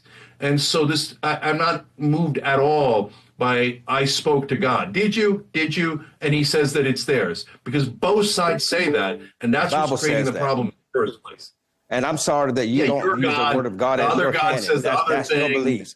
There's but one true living God, the God of Abraham, Isaac, and Jacob, through his son, Yeshua, Jesus, the Messiah. That's your opinion. This is my opinion. And my opinion superior to all of us. That is God's law, that is God's land, that is God's people. And America, the majority of America believes that. And that's why we are supporting. So we've given him $300 billion. Because you make something. How much do you want to give him, Pastor Burns? The reality about we've given him $300 billion. The reality about Ukraine is this. Because just like if you're going to raise your voice, I can raise my voice too. I'm not sure. Don't excuse my pastor title as a weak man. If you want to raise your voice, we can raise the voice. And we can do this all day long. But hopefully we can have an intelligent conversation. Now, back to Ukraine. The reality of it is this. If you are on the ground, I'm not sure if you've been to Ukraine. I'm not sure if you've had time where there are drones flying over your head. But I was in Ukraine, and I'm going back to Ukraine. And I can tell you the soldiers on the ground there, they would rather have peace than weapons. Thank God for the javelins that President Trump is sending. And I pray to God, thank God that his incoming nominee for the chairman, Joint Chief, is agreeing with me and says that we need to continue to arm Ukraine. But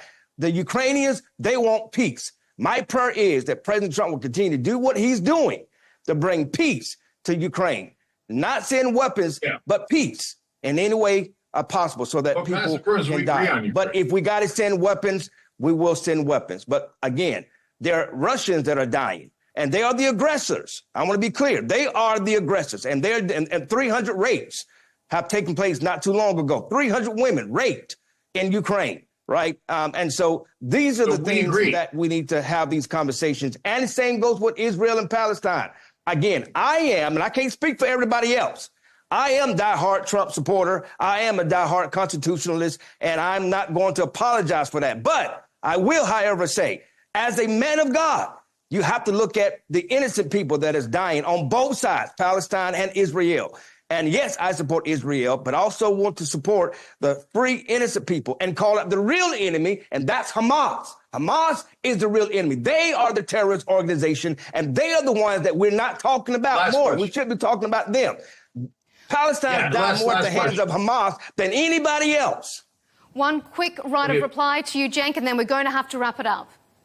Yeah. So listen, yeah, we agree on Ukraine, so I don't know why you're yelling about that. On Israel, where we... Well, I'm yelling about that because I want to get my point across, but I also don't appreciate you for what you're saying is sacrilege. And I understand that you may be an atheist. I can also talk louder, Pastor Burns. When you talk about your God, it's offensive. Do you want to talk louder, Pastor Burns? It's very offensive. Let me say something. Okay. And for you, offensive for what? You're the one talking over me for no reason. Okay, so all right. What you said was very offensive. Will you let me Christian around the world? Goddamn question. Every believer around the world. What you said was very offensive. Gentlemen, let's have one round of reply to Cenk, and then we're going to wrap up the debate. Have me on your show, and we'll do the same thing. But what you said was very Burns, offensive if you to every could Christian just and wait believer one and moment, person of Cenk, faith if around you the could world. finish your statement, and then we'll wrap up. Thanks. Okay, so listen, I'm so tired of Muslims and Jews and Christians all telling me that they spoke to their God and they have the one true God. And talk about spoke to no God. It's in His Word. It's in the black and white Word. Okay. And I'm sorry that you don't believe that. I'm sorry that you don't have any guts in your heart. I feel sorry for you. I'm sad for you, sir. That you probably don't have no faith. It is not somebody talking to some mysterious God. It's in the black and white of the Scriptures. Genesis through Revelation. And Israel belongs to God. It is through the seed of Israel that Yeshua was born. I'm sorry you don't believe that. That's not my fault. And God forbids you. But I'm not going to let you sit here and insult God. I'm not interested in your voodoo. I'm not interested in it. I'm not going to let you insult the Yeshua, Jesus, the Messiah, in my faith. Or all the Jews who believe in the God of Abraham, Isaac, and Jacob. You can keep your nonsense mess. You're the reason why we got so many blasted grown men trying to be women in this world. Because we have no God, no structure. Let's not descend into another debate. We could have this religious debate all day. But you know what? I'm going to call it there because we've had some excellent agreement with some robust discussion. Gentlemen, let's have some respect for each other. It has been a pleasure having you both on Counterpoints. My last point is that Pastor Burns is not pro-life.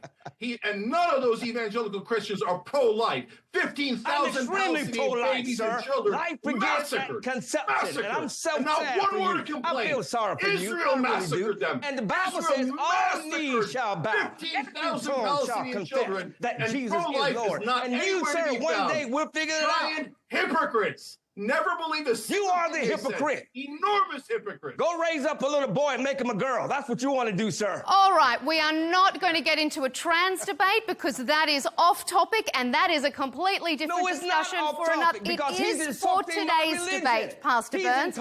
We are going to have to leave it there because we certainly don't have time to launch into a trans debate.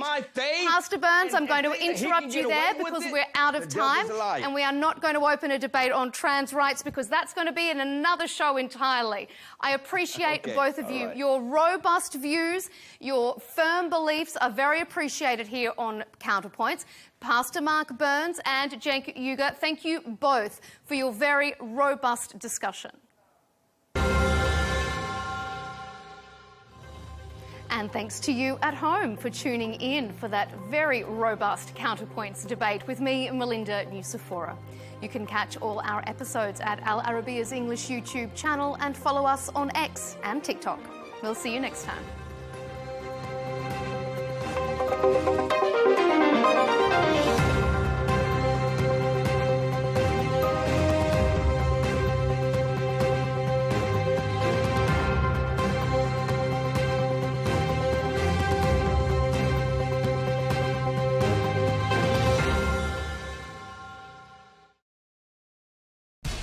We have to take care of our people, and we're going to take care of our people first.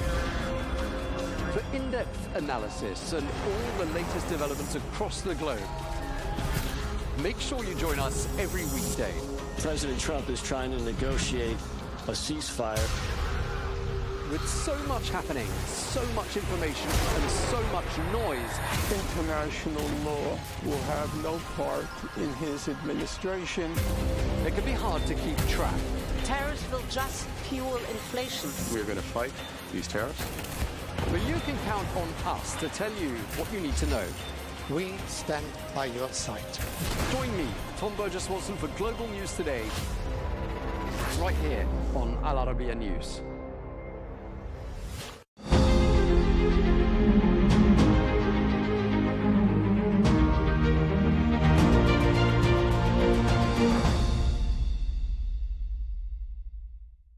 Mr. Secretary, thank you so much for joining Al Arabiya and welcome to Riyadh. My pleasure. Great to be here. Walk me through the discussions that you've had today with His Royal Highness, the Minister of Energy. There's been a great focus on nuclear. Yeah, well, there's been dialogues across the energy spectrum. We've talked oil, we've talked natural gas, we've talked solar, we've talked energy storage, we've talked moving water, we've talked industry, but certainly a good chunk about nuclear as well. And you're anticipating that you'll be signing an MOU in the coming months on that? Well, I think in the short run, we'll sign a broader agreement about cooperation across the energy space in partnerships, in investments, in investigations. Nuclear is certainly one of those areas. To get a specific agreement to partner on commercial nuclear development in Saudi Arabia, that'll take a little bit longer. That'll be months, not weeks. But you're going to get there. I think it's likely we will. Now, does that require that the Saudis sign a 1-2-3 agreement with the United States? Yeah, absolutely. Yeah, so that won't happen without that agreement being signed. Correct. Yeah, we'll need a 1-2-3 agreement and a broader, specific framework for how we're going to cooperate together and how things will work. But based on the discussion so far and where we stand, I think it's likely we get there. Excellent. When you think about what happens next in the energy field, specifically oil, a lot of conversations about what these lower oil prices are going to do to Saudi Arabia's ability, not just to project influence abroad, but also to build here at home. What is your timeline for how long these oil prices are going to be as low as they are today?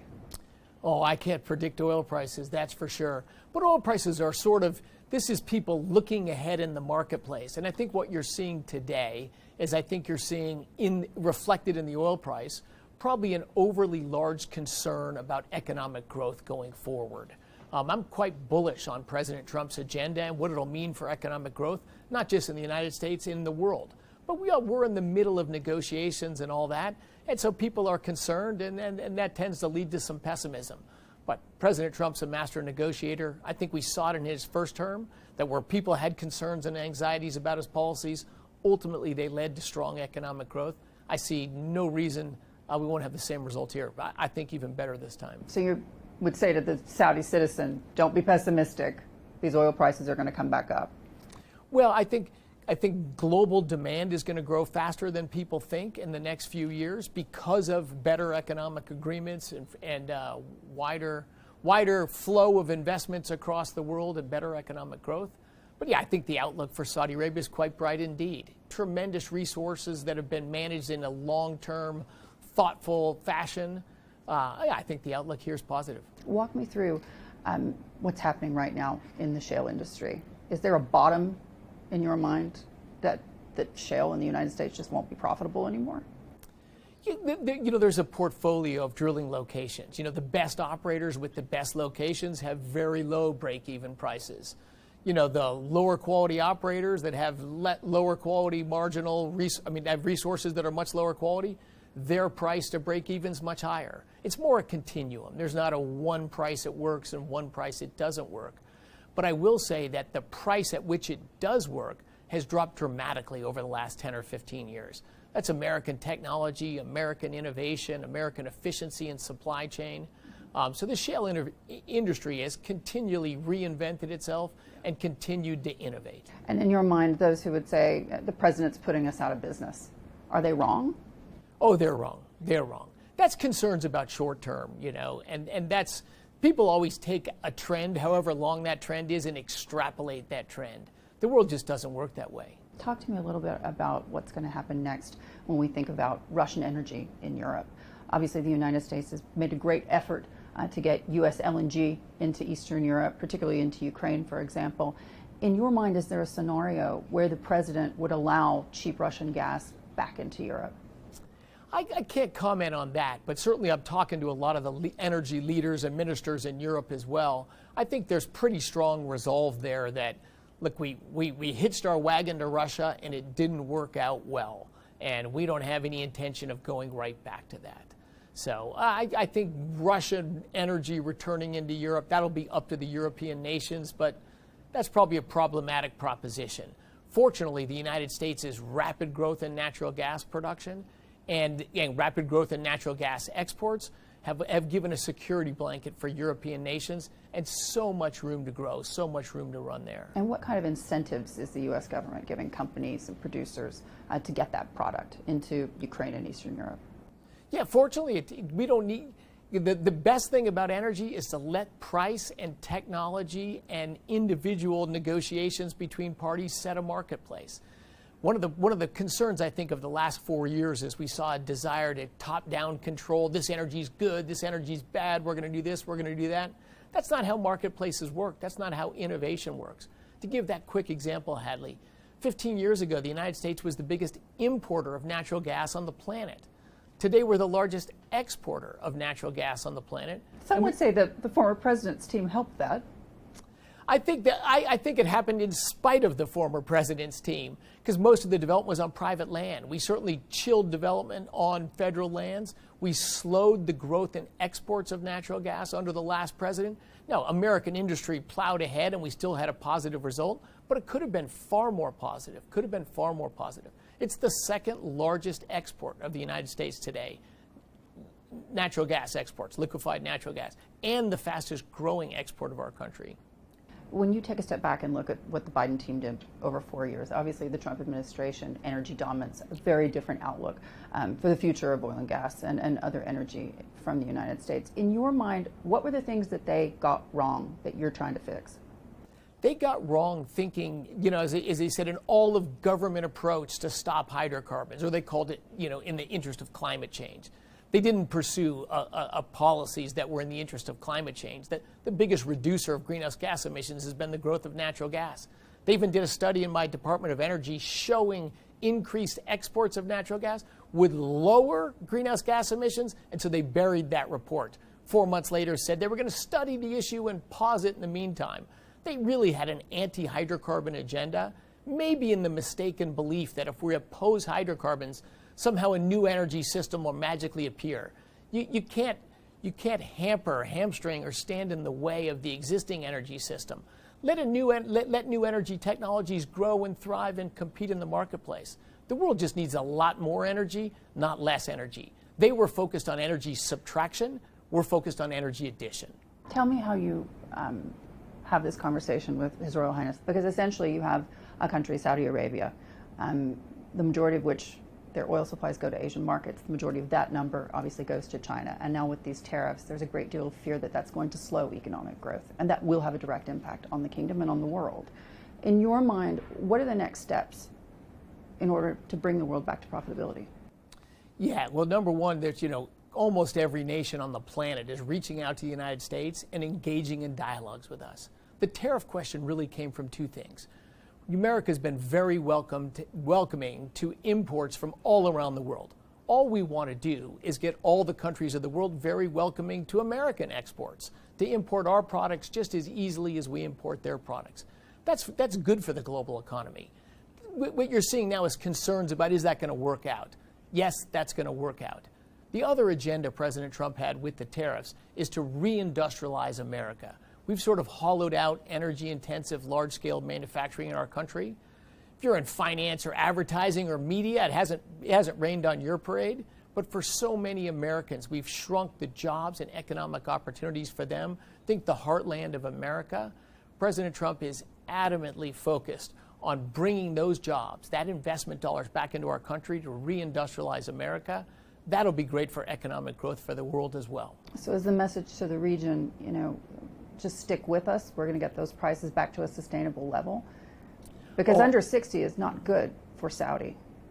Yeah, again, you're talking short-term oil prices right now. I think the message to the region absolutely is American partnership is back. It's stronger. We're not shunning your industry or not visiting you because we think you're somehow against the world interests, even though you're you're providing the energy sources that make our world go round. Our interest is America is a strong, resolute ally. American leadership is going to lead to strong economic growth, which leads to strong growth in energy demand, which is great for energy producers and for energy consumers.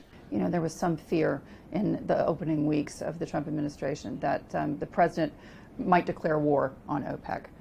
Is that going to happen? Oh, I don't see that happening at all. The nations here in the Middle East, I think, fundamentally want the same thing we want, which is today we've got 1 billion people that live nice, wonderful, energized lives like you and I do. We have 7 billion people that wish they lived that way. The only way to have those 7 billion people live like you and I is just massively more energy in the world. And to get massively more energy, you have to make long-term, multi-decadal investments in energy production, in energy infrastructure, and transport to bring that energy around the world. That was frozen for the last 4 years. You know, there's all this attempt that we're going to shame the world into stop growing their consumption of energy. Those 7 billion people just shouldn't deserve lives like us. That's just shameful, and that's just wrong. I'm seeing nothing but optimism on my visits here in the Middle East. That sort of common sense has returned to the United States. We're pro-energy, we're pro-prosperity at home, and pro-peace abroad. That's a pretty positive agenda. Iran talks just taking place over the weekend in Oman. The readout has been, at least from the U.S. side, that these were constructive conversations. In your mind, does that rule out the possibility that the United States could sanction Iranian crude? I'd say way too early to tell, way too early to tell. We had 4 years of let's appease Iran, you know, let's just ask them to be better actors and not enforce the sanctions that were already in place when the last administration came in. And what happened? Iranian oil exports surged. With the standing in the way of energy, we also had higher prices, higher exports, lots of money. You've seen what's happened with Hamas and Hezbollah and the Houthis and a rapid acceleration of the Iranian nuclear program. None of those were good results. Now we have a strong, firm leadership in the United States that's, again, pro-prosperity, pro-peace, and a very firm line on Iran that is just not acceptable, not just for the Middle East, but for the world, to have a nuclear-armed Iran. Strong, resolute leadership in alignment with our allies is going to lead to that positive outcome. We don't know exactly how that'll unfold, but we're not going to tolerate a nuclear-armed Iran. Yeah, and Russian oil prices this low, not great for the president's war machine. In your mind, is that just an added bonus of the current price fluctuations? Yeah, well, a key for President's agenda as well is peace in Russia and Ukraine. What a murderous war. We haven't seen a war on that scale for a long time. And the best result for everyone is to get that to come to an end. Yeah, but is there pressure on President Putin? He lost his largest export market for natural gas to Europe. He's got lower oil prices. He's become a pariah around the world. I think it's in Russia's best interest to get to a peace agreement as well. Certainly it's in Ukraine's interest. Certainly it's in Russia's interest. And it's in the interest of Europe and the world. Mr. Secretary, it's wonderful to have you here in Riyadh. Thank you for joining us. Hattie, thanks for having me. So nice to meet you. It's great to meet you.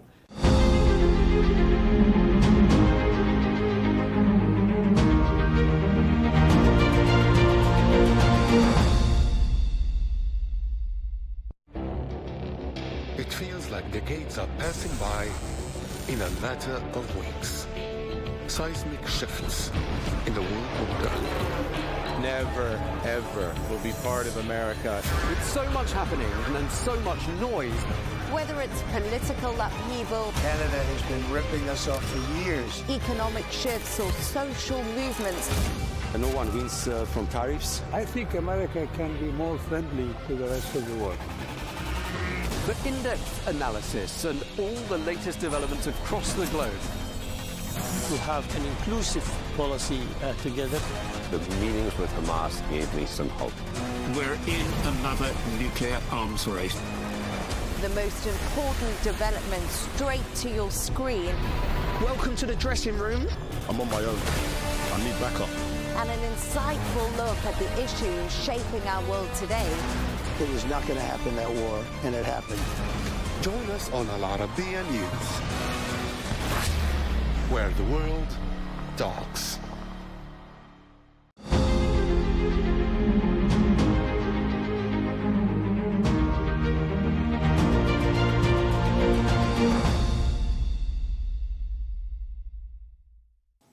Hello and welcome to Al Arabiya English. I'm your host, Micheál Prendergast.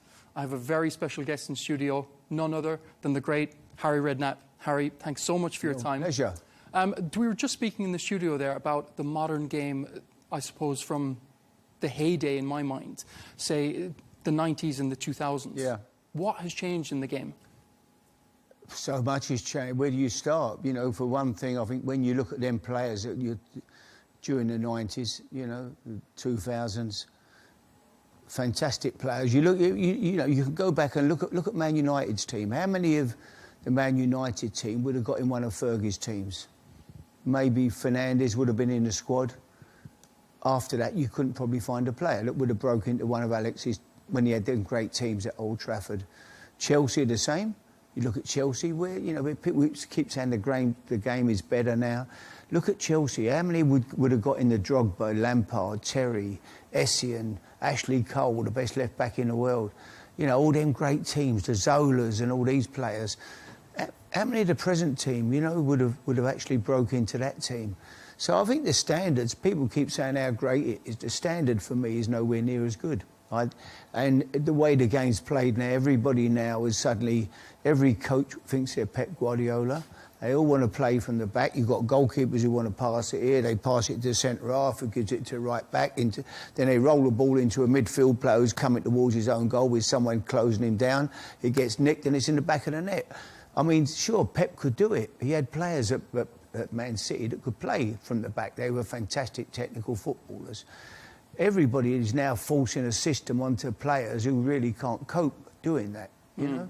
I had centre-halves play for me back in the day, and I'd say, listen, head it and kick it. That's what you're here to do. That was your game. If that was their game, if I had Rio Ferdinand, I'd say, Rio, come out from the back, play, come out, run the ball into midfield, overload, brilliant. But you need the players. You've got to give the different messages to different footballers. No good giving telling centre-halves who are hammer throwers, who love to, you know, tackle and head the ball and suddenly start playing out from the back and, you know, playing around your own penalty box. You're asking for trouble. It's gone crazy. Of course, and a point on that, to go back to what you just said, that's exactly what Roy Keane said, that Brian Clough, he said to him, son, I just want you to get the ball and pass it and run. Are you able to do that? And he said, yes. Then he said, you will be a brilliant footballer. Yeah. Gary Neville, he had a great point recently. He said there's a disease in the game. Obviously, the Manchester Derby, it was kind of a boring 1-1. Yeah. The two teams, they looked very happy with a draw. Yeah. Is there a disease in the modern game? Is it too boring? Well, I do see an awful lot of boring games, you know, where teams really are afraid of getting beat. And that edge has gone. Manchester derbies, hardly a tackle made, you know. Back in the day, it would have been fierce and, you know, you'd have had tackle, you'd have had bookings, you'd have had teams getting stuck into each other. Yeah, and a lot of that as well is to do now with, you know, you touch somebody now, you get a yellow card.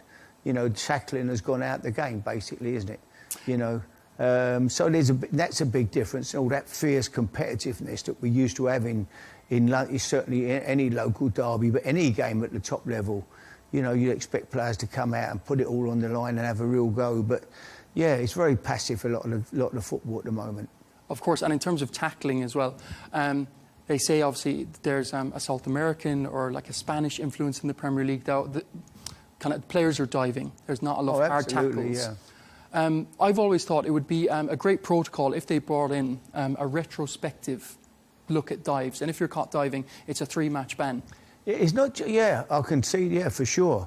But they go down there, holding their faces, you know, as though they've been hit in the face. And when you see a replay of it, someone's hit them on the shoulder.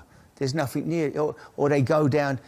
Every excuse now to go down and lay down and roll about, it seems to be, you know, that seems to be the modern way, unfortunately. Listen, there's still great games, there's still great players. You know, we looked the other night, we looked at Arsenal, what a performance, what a game, you know. That, I don't care if you supported Arsenal or not, if that didn't get you off your seat, the game with Real Madrid, it was, you know, two wingers, Saka, Martinelli, ripping the fullbacks to pieces, getting the ball wide, going at them with pace and ability and dribbling skills, getting crosses into the box, great free kicks from Declan Rice.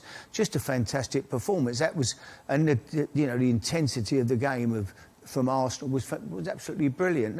And that's what you want to see. You want to see them games. You know, someone rang me the other day, said, what would you... You know, talking about, we were talking about the second leg of a game, Aston Villa. I was talking to Gabriel Bonlo. He said, how would you cope, how would you see it now if you were managing Villa, PSG coming to Villa Park? Would you, you know, you don't want to give a goal away early or in the first half hour, you've got to keep it tight. You know? I said, well, no, I wouldn't. That wouldn't be my philosophy. I'd get, from the first whistle, welcome to Villa Park. We're going to get steamed into you tonight. The crowd are going to get up for every challenge. They're going to get behind us. We're going to give them something to cheer, and we're going to create an atmosphere on the pitch and off the pitch that is going to frighten PSG to death. And that would be my message. It wouldn't be, no, let's go out and play our way into the game and keep, you know. But I'm afraid that more and more, I do see more and more games are very, very passive. Yeah, and I mean, like, in terms of young talent as well, obviously Declan Rice and Saka. You in your day, you had a great eye for spotting talent. I'll never forget the press conference with Frank Lampard. Yeah. I mean, you famously said he will go right to the very top. What was it in him that you spotted at a young age? Well, it was, he had this desire to be a footballer. He came, he trained every afternoon, late into the early evening. I'd look out of my window at the training ground at Chapel Heath when I managed West Ham, and Frank would be out there with a bag of balls, half a dozen footballs, on his own, raining, snowing, I don't care what the weather was, could put his spikes on, do his sprints, run round the track, run round the outside of the pitch, do a lapping, just training, practicing, wanting to be a footballer so bad. And when someone's got that attitude, they're going to succeed. And I always felt that was, I couldn't sit here and say to you, yeah, I thought he'd gone and play 107 games for England or whatever it was he played, and that he'd scored 20 goals every year from midfield for Chelsea. I'd be a liar if I said that. I certainly thought he would be a top player because of the way he was. He wanted to be a player so bad, and nothing was going to stop him. He was very single-minded with his attitude.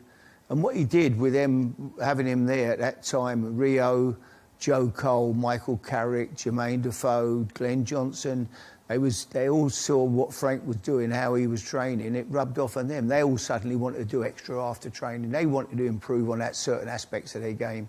And that's what helped to make them fantastic players as well. But Frank was the leader in that, to be fair. And, you know, they all went on to have incredible careers.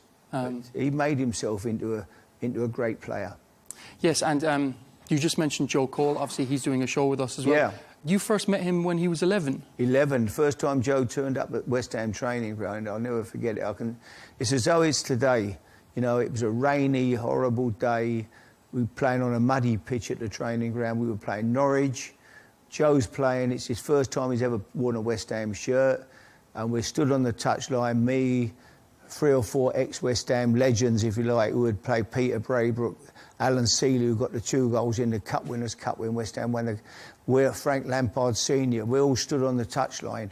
And after 10 minutes, we're going, who's this kid? What is it? Who is it? What? We couldn't believe what we're watching. He was 2 years out of his age group. He was 11, playing under, against 13-year-olds. He was doing things that would just blow your mind away. It was incredible. And his dad at the time, to be fair, Joe would tell you, George was a great character, his dad. Never played football. I never played football, never kicked the ball. But, and every club in England was chasing George. We signed him on schoolboy forms. And then suddenly his dad would come to see me. George would say, Harry, he's going to Man United for a week, or he's going on the coach with Man United to the Cup final. And I say, yeah, no problem, George. I mean, we could have reported Man United, or we could have complained or whatever. I knew if we did, George would just say, OK, fine, but OK, if that's your attitude. And I said, George, let him go, have a look. This is where he belongs. We want him here. This is where we want him. And he was fantastic with us, So he'd go off, he'd have a look round, he'd go to Liverpool, he'd go to Arsenal, he'd go wherever he wanted to go. But he always came back and stayed with us. So, it was tread very gently with George, not upset him, not, to take a fast, a strong attitude about where he can train and where he can't go and where he can't look round. Yeah, great, go and have a look, but this is where we want him, this is where he belongs.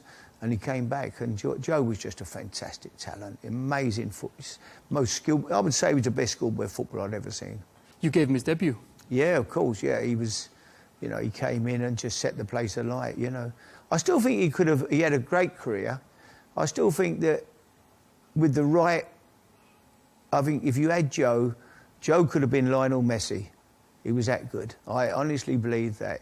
But you had to let him play. He had to play like Messi. Where the ball, go and get the ball, Joe. Play where you want to play. Don't tie him down. Don't stick him out on the left wing and ask him to track back. Don't stick him here and ask him to do a job there. Just wherever the ball is, give it to Joe. Give it to Joe. Get Joe on the ball because he can do magic. He can win the game. Just go and get the ball, Joe. Wherever we are, go and support the right back in them little pockets, or the right wing or left winger. Get it off him, or in the front man. Get in them little holes where we can play into you. Then go off and do your incredible stuff. And I think if he'd have spent more time playing that way, as great a career as he had, it could have been even better. And it speaks to the modern game. In order to go back what you said, him at a young age, he was allowed to view other clubs and there wasn't too much sort of legal interference. I couldn't see that happening. Now they're so strict on players. I think it's causing a stagnation of creativity. Have a look at centre forwards. You can't buy a centre forwards. Why is that? No, people keep saying Arsenal have got to get a centre forward. Where? Who? Go and find me one. Where? You can't get Harry Kane. You can't get Haaland. Who else is there? Where are you going to find a centre forward? You know, it's they're not around. But they're not around. You know, look at all the top clubs at the moment. You know, Arsenal looking for one. You know, Chelsea looking for one. Tottenham looking for one. Took the lad on loan from Bayern Munich. You know, he scored a penalty last week. He's done okay. But where are you going to get a top class centre forward? They're not around. Kids don't play centre forward. They don't want to be a centre forward. We spoke off here. You know, they all want to be now. They all want to be number 10s, or they want to play here. They want to get, you know, a false 9 or whatever they want to be. They don't want to be up there. You know, that's why I think the boy at Ipswich he's going to be a very, very wanted commodity. You know, Delap, he's strong, he's aggressive, he's a throwback. He gives centre-halves, you know, they know they've been in a game when they play against him. I think he's a kid with a great future. And he's going to be, I think he'll be the big number 9 going forward after Harry Kane, you know, in the England team. I really do. I think he's got something special about him. And that's it. So with special players, it has to be cultivated. Obviously, kind of two very special players at Tottenham was Gareth Bale and obviously Luka Modric, who you managed. I suppose it was you had the foresight to bring Modric, who was a left winger, I believe, into midfield as well, to put Bale, who was a left back, at left wing, which had huge impacts on their careers. It made them some of the best players in the world. What was it that you, I suppose, seen in them? And is there a lack of creativity, or is there too much, I suppose, it's too static now? If you have a position, you have to play it. I think people looked at Luka Modric and thought he was a little tiny fella. You know, he's small. Stick him out on the left-hand side, get him in a little pocket on the left, coming in off the line where we can get the ball to him and he can do a little bit. I didn't see that. I saw him as a player who could control the football match. You know, he could play, never gives the ball away. You know, and so that's why I shifted him inside. People said to me, he can't play in there. He won't be strong enough to play there in the Premier League. Well, you know, he certainly was. And look at his career. You know, coming up to 40 or whatever he is now, still playing for Real Madrid. A fantastic footballer again. Great role model, great person, trained hard every day, came in, not a minute's problem. You know, and Gareth was the same. Gareth was just a freak. He had so much ability and pace. He could run, he could dribble, he could shoot, he could head it, he could do everything. You know, he was a monster of a great big fella, 6'3", great big shoulders and power. You know, you could imagine him being a rugby player. I'm not an expert in rugby. I do enjoy watching it, but you imagine him, you know, being the player that they get the ball to, and then off he goes and runs with it and sidesteps people and goes on 90-yard runs. That was how he played out when he played wide left. He was unplayable. He was a fantastic talent. And so, kind of speaking about British players, there's also a lack of British managers. There's only 2 in the league, I believe. Eddie Howe and Graham Potter. I think the league is going to suffer from this. What's your opinion on that? Yeah, they don't. We got more and more foreign owners now. The foreign owners are being bought in by super agents, who, you know, people who do the deals. They'll get them to buy it. This club's for sale. They'll broker the deal, and then they've got a big time manager that they know.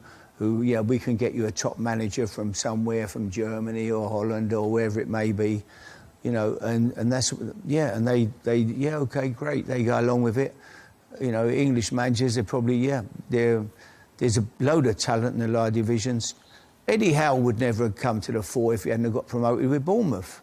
You know, he had to get... The only way you'll get a job now in the Premier is to get a team promoted if you're English, British manager. The only way up is to get a promotion from in the Championship and prove that you can do it at that level. If you don't, very, very rare the chances again that you're going to actually be offered a job by a foreign owner now. It's completely changed. And it also hurts the national team. I mean, you know, there's a German manager of the England team. Sure. You were meant to be the English manager. What do you feel about that? Well, the problem was there was no choices. We were struggling. It was only for me, Eddie Howe was the only choice. Eddie would have been perfect. But, you know, he's got a great job at Newcastle as well. But I'm sure if the England job came up, he wouldn't be able to turn it down. So that's going to... And I'm sure that will happen eventually. So, yeah, at this particular time, we needed to look for a manager. And Tuchel was available, and he's got a good track record. A German spy, as you said? No, don't go there. Oh, my God, it was a joke, you know, that badly backfired. But it was only a joke. So, yeah, but no, hopefully he can do well with the England team. He knows a lot of the players. He managed here at Chelsea, so he'll know the players very well. Let's hope he can get us... He's certainly got the talent at his disposal. We've got some fantastic young players in this country at the moment. Yeah. It's amazing. We've got a little nucleus of fantastic players, but it's a very small group. Outside that, when you go through the teams, you look at the teams, how many English players in Man United's team? How many in Liverpool's team? You know, there's one or two, there's one. There's very, very few. Some of the top teams have got no English players in them. But the ones that are in the team are special talents, you know.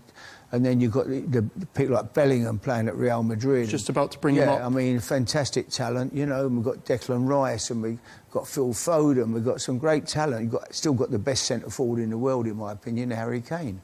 So... There's certainly a great pool of, you know, nucleus there for him to go on and win a trophy. We should have won a trophy by now.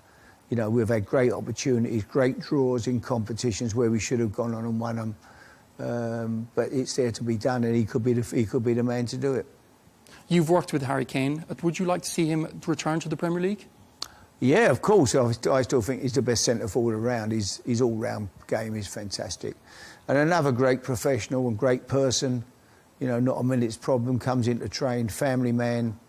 Yeah, great. And Arsenal need a striker. Is there any hope? Oh, my God, he'd be the one for sure, you know. But you know what was great the other day? Seeing Declan Rice get them two fantastic goals.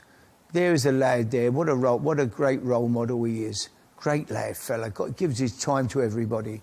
No side to him. He's not flashy. He's down to earth, you know.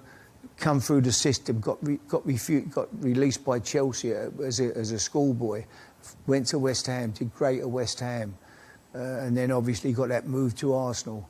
But a wonderful person, you know. Always got time for everybody. Always bright. You can see, looks like he loves what he's doing and realises how lucky he is to be a fantastic footballer playing at that level. So he really is. I love to see him do well. He's a great guy. Yeah, and in terms of international football, obviously Saudi have won the 2034 World Cup. Yeah. Obviously, you've spent a lot of time in the region. You must be very confident that they're going to hold a good tournament there. Oh, yeah, it'd be fantastic, wouldn't it? It'd be fantastic. It'd be a great place to come and watch your football. Safe, you know, great atmosphere. People just come and have a great time, as long as they behave themselves, you know, which everybody should do anyway. So yeah, I think it'll be a great place to go and watch and to hold a World Cup for sure. A quick word on Spurs. They're currently down at 14th position. Obviously, this is your former club. Yeah. What's gone wrong? I don't know. It's been a disappointing season. Again, they've got a good squad of players. You look at that group there. There's some talent there. You know, the bench last night, you know, against Eintracht Frankfurt was very, very strong. You know, but I don't know. They've had injuries, but you know, we can't keep blaming injuries. Obviously, the players haven't really. Some of the key players haven't been at their best this year for whatever reason. You you know, I don't know. I'd love to see Ange go on and win that trophy, win a European trophy, and I think if he does that, that will secure his job for sure for next season. If he doesn't, he may come under severe pressure. I hope he doesn't, because I like him, but he could well do. You know, it's going to be. I think he's going to need to probably win a trophy, you know, to secure his job for sure. But we never know. Maybe Daniel will decide, look, we've gone through too many managers. It's too early to pull the trigger with Ange. Let's give him another season, which I hope they do. Well, in your day as well, obviously, kind of Alex Ferguson, he himself, I think he had, I think, in many years there where he really struggled, and then he. Oh, early on, yeah, I played manager. Yeah, I played against him at Bournemouth when, you know, they scored in the last minute against us, and you know, we would have knocked him out of the cup, and he was under severe pressure then. When Bournemouth were we were a struggling third division team, you know. And if it was in the current climate of today, I think he'd be sacked. Obviously, at Manchester United, they're also under severe pressure. Yeah. Amorim. Yeah. What's your thought on the situation? I like Amorim. I just feel I don't care who goes into Man United at the moment. The squad is not good enough. They're way short. Way short of being anywhere near good enough. They can bring who they want in. No one's got a magic wand. The most important thing to be a great manager is to have great players. And it is all about recruitment. Recruitment is 90% of the law. If you're recruiting good players, you've got a chance. If you've got people bringing you bad players in, and the difficult thing now for managers, you don't choose the players anymore. When I was a manager, I picked my own players. The ones that were no good, down to me. The ones that were great, down to me. Alex Ferguson was the same. He wouldn't. No one could come into that building without his permission. He'd sign every player, and that was how it was. Now you rely on other people's judgment who come in as head of recruitment or whatever. They've all got fancy titles. They used to be called a chief scout. Yeah. And they come in there and they pick the players. If their judgment is not good and they're bringing in poor players, you're in trouble. But like, I think it's a mistake. They're not on, I suppose, the training pitch day in and day out, obviously, like a manager. You spoke of signings there. Obviously, you've had some famous signings on deadline day. Who was your best and who was your worst signings in your mind? Oh, difficult, really. I'll go all the way back to my days at Bournemouth, making good signings, lads who come in and change my future, really. But people like Rafa van der Vaart was a fantastic signing for me at Tottenham. You know, last-minute deal. Great player, Rafa. Came in and set the place alight, really. He was amazing. You know, funny ones, Peter Odewingie when he was coming to QPR, and, you know, we couldn't get the deal done, and his chairman was holding, we couldn't agree to a fee. So I spoke to his agent. I said, look, get, you know, we've only got 8 hours left.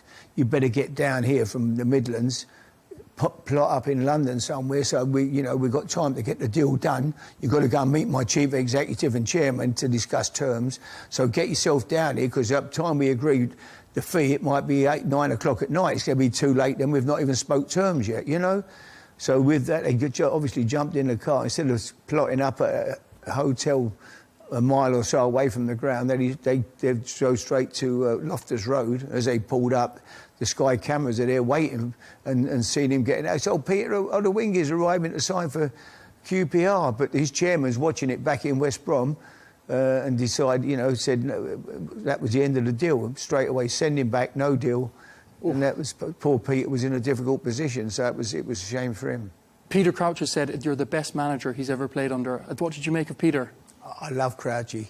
I mean, when I first signed him at Portsmouth, you know, I went to my chairman, Milan Mandrick. I said, we want to sign a centre forward from QPR. Sorry, he's £1 million.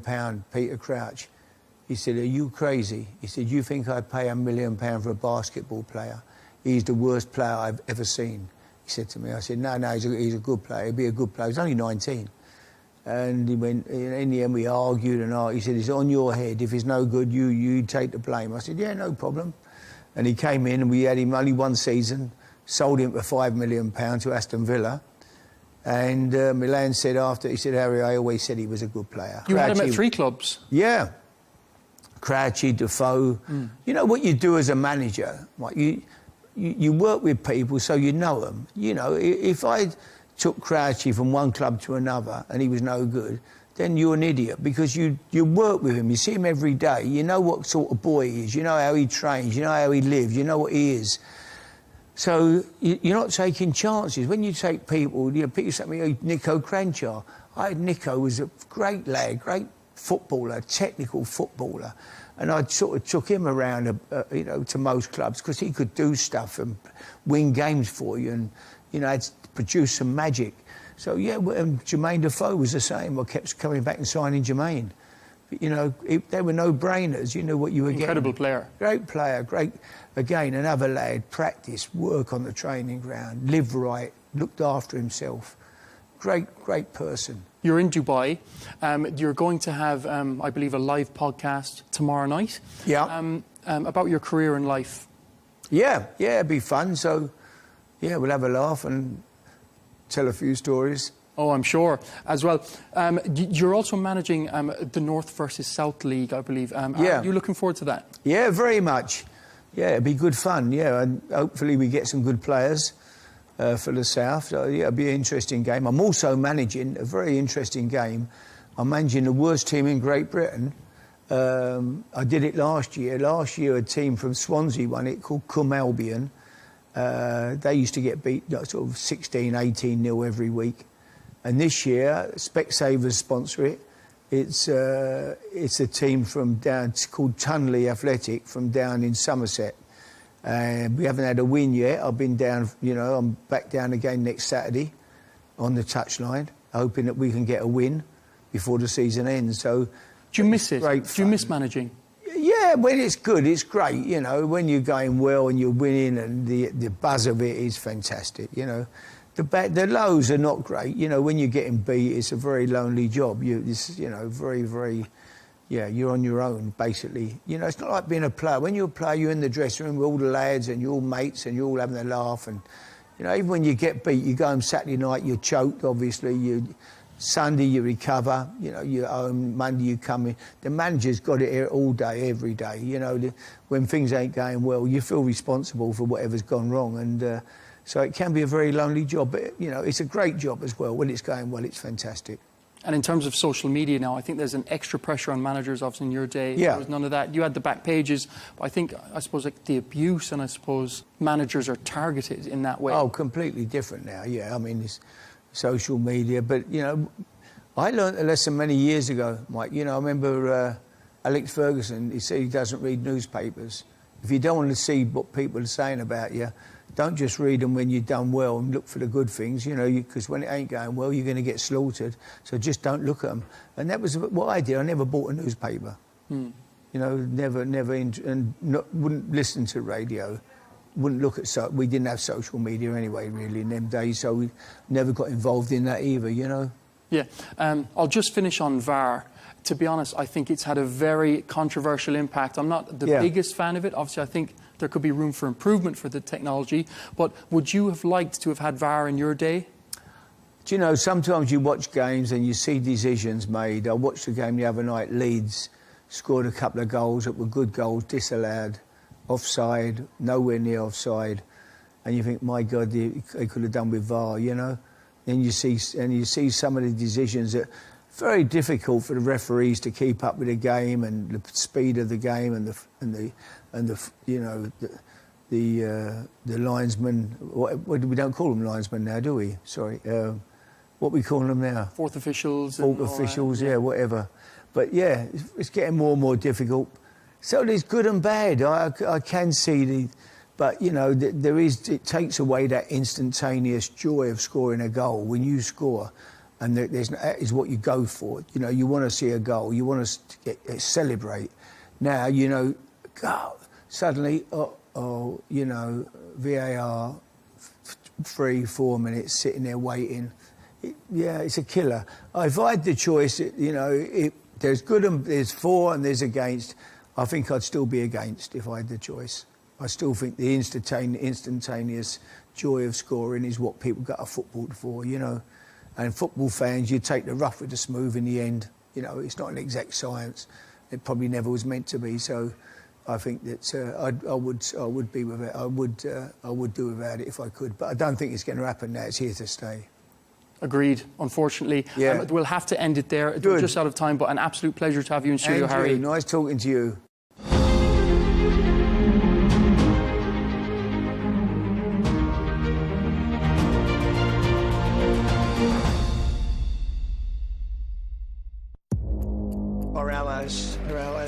many cases worse than our enemies. Stay informed and connected with the latest international headlines. There obviously is a risk. From breaking news to in-depth analysis. It would appear that this war is coming to an end. Who buys this stuff? Investors, pension funds. We deliver the most important developments straight to your screen. Iran always wanted to deal with militia. Join us for compelling, expert-driven conversations. A curfew order has been established. And an insightful look at the issues shaping our world today. There are a lot of proposals about European architecture for security. I'm Leigh Ann Gerrans, and this is W News. We dealt with this when I was Chief of Staff in the first term. Where you don't just hear the headlines, you get the full story.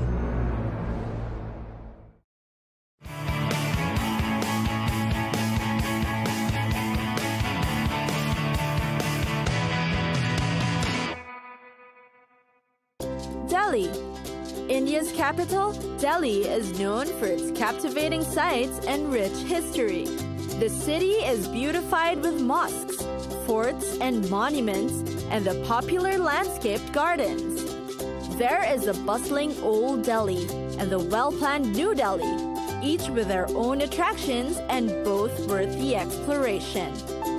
One of the most popular in Delhi is the Jama Masjid Mosque. You must catch the breathtaking view of Old Delhi that you'll see from the top of the minaret in the mosque. The long and winding, strenuous climb to the stairs will all be worth it. The Jama Masjid is indeed a treasure of the old city and is the largest mosque in India. It was built in 1650 and in fact took 13 years to build. The Red Fort, Delhi's most famous monument, is one of the most popular remnants of the Mughal emperor's rule. It stands for a stretch of up to over 2 kilometers or 1.2 miles. It was built in 1638 to keep out invaders from entering the city. The Red Fort is a great way to see the very ancient historic side of the city. Another historical site worth a visit is Gandhi Smriti. It is where Mahatma Gandhi, the father of the nation, was assassinated on January 30, 1948. The legendary man lived in the house for 144 days up until the time of his death. You can visit these places as they are open to the public. Historical feats aside, there are also many places in Delhi for sports, recreation, food, and shopping. There is also the Chandni Chowk, the main street of Old Delhi. It's a shocking contrast to the wide, orderly streets of New Delhi. Vehicles of all sorts crowd the space. With the pedestrians and animals, there are cars, cycle rickshaws, and hand-pulled carts everywhere you look. But the trip is worth the narrow, winding lines full of things to buy: affordable jewelry, fabrics, and electronics. Plus, you can also sample the local street food here. Last but not least, there are of course the famous Lodi Gardens. It's a fitting balance to the bustling city life in Old and New Delhi. It's a serene retreat from city life, a place to rest, reflect, and relieve yourself from a tiring trip. Tourists also visit to see the birds, eat along the restaurants, or simply enjoy the nature escape.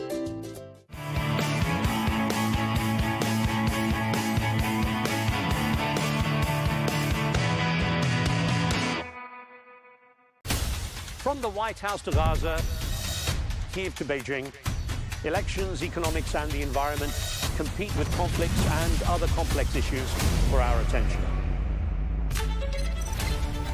In an age of fake news, deepfake, and artificial intelligence, They've got to have a vote and a say. it's important to look beyond the loudest voice to understand the truth. From newsmakers to groundbreakers, My campaign is going very well. presidents, prime ministers, princes and peacemakers, and cultural tastemakers. As Arabs, as Middle Eastern, we're too emotional. Join me on the Riz Khan Show for empowering conversation. We have to take care of our people, and we're going to take care of our people first. For in-depth analysis and all the latest developments across the globe, make sure you join us every weekday. President Trump is trying to negotiate a ceasefire. With so much happening, so much information, and so much noise, International law will have no part in his administration. it can be hard to keep track. Tariffs will just fuel inflation. We're going to fight these tariffs. But you can count on us to tell you what you need to know. We stand by your side. Join me, Tom Burges Watson, for Global News Today, right here on Arabiya News. It feels like decades are passing by in a matter of weeks. Seismic shifts in the world order. Never, ever will be part of America. With so much happening and so much noise. Whether it's political upheaval, Canada has been ripping us off for years. economic shifts, or social movements, No one wins from tariffs. I think America can be more friendly to the rest of the world. For in-depth analysis and all the latest developments across the globe. To have an inclusive policy together. The meetings with Hamas gave me some hope. We're in another nuclear arms race. the most important development straight to your screen. Welcome to the dressing room. I'm on my own. I need backup. And an insightful look at the issues shaping our world today. It was not going to happen, that war, and it happened. Join us on Arabiya News, where the world talks.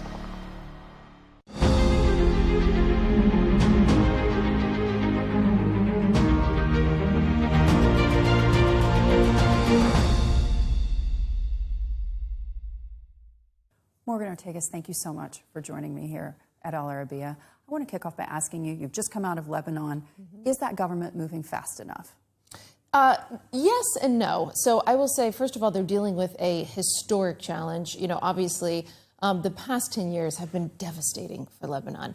The financial crash, the port explosion, and of course, what you've really seen is militias around the country, especially Hezbollah, have a state within a state. Now, I'm incredibly encouraged by President Aoun, by Prime Minister Nawaf Salam. These are people that really care about reform. But, you know, you covered economics for a long time. Lebanon's financial situation is as bad as it gets. I mean, they're in a hole. It's worse than Greece during the financial crisis. These are one of the toughest things that the World Bank and the IMF have ever seen. So I think part of the reckoning is people really understanding just how bad it is. And it's not a good position whenever people in your country can't rely on the banks, right? Or they don't feel comfortable with the banks. So the parliament needs to pass the bank secrecy law, the bank resolution legislation, because ultimately what needs to happen, I mean, there's so much that needs to happen as it relates to economic reform, but you need people in Lebanon to feel safe and secure about putting their money in the bank, because what's happened, what's proliferated since that crash is a cash-based economy. And cash-based economy fuels bad actors, corruption, terrorism financing. And because of that, you did see, unfortunately, Lebanon was gray-listed at the FATF.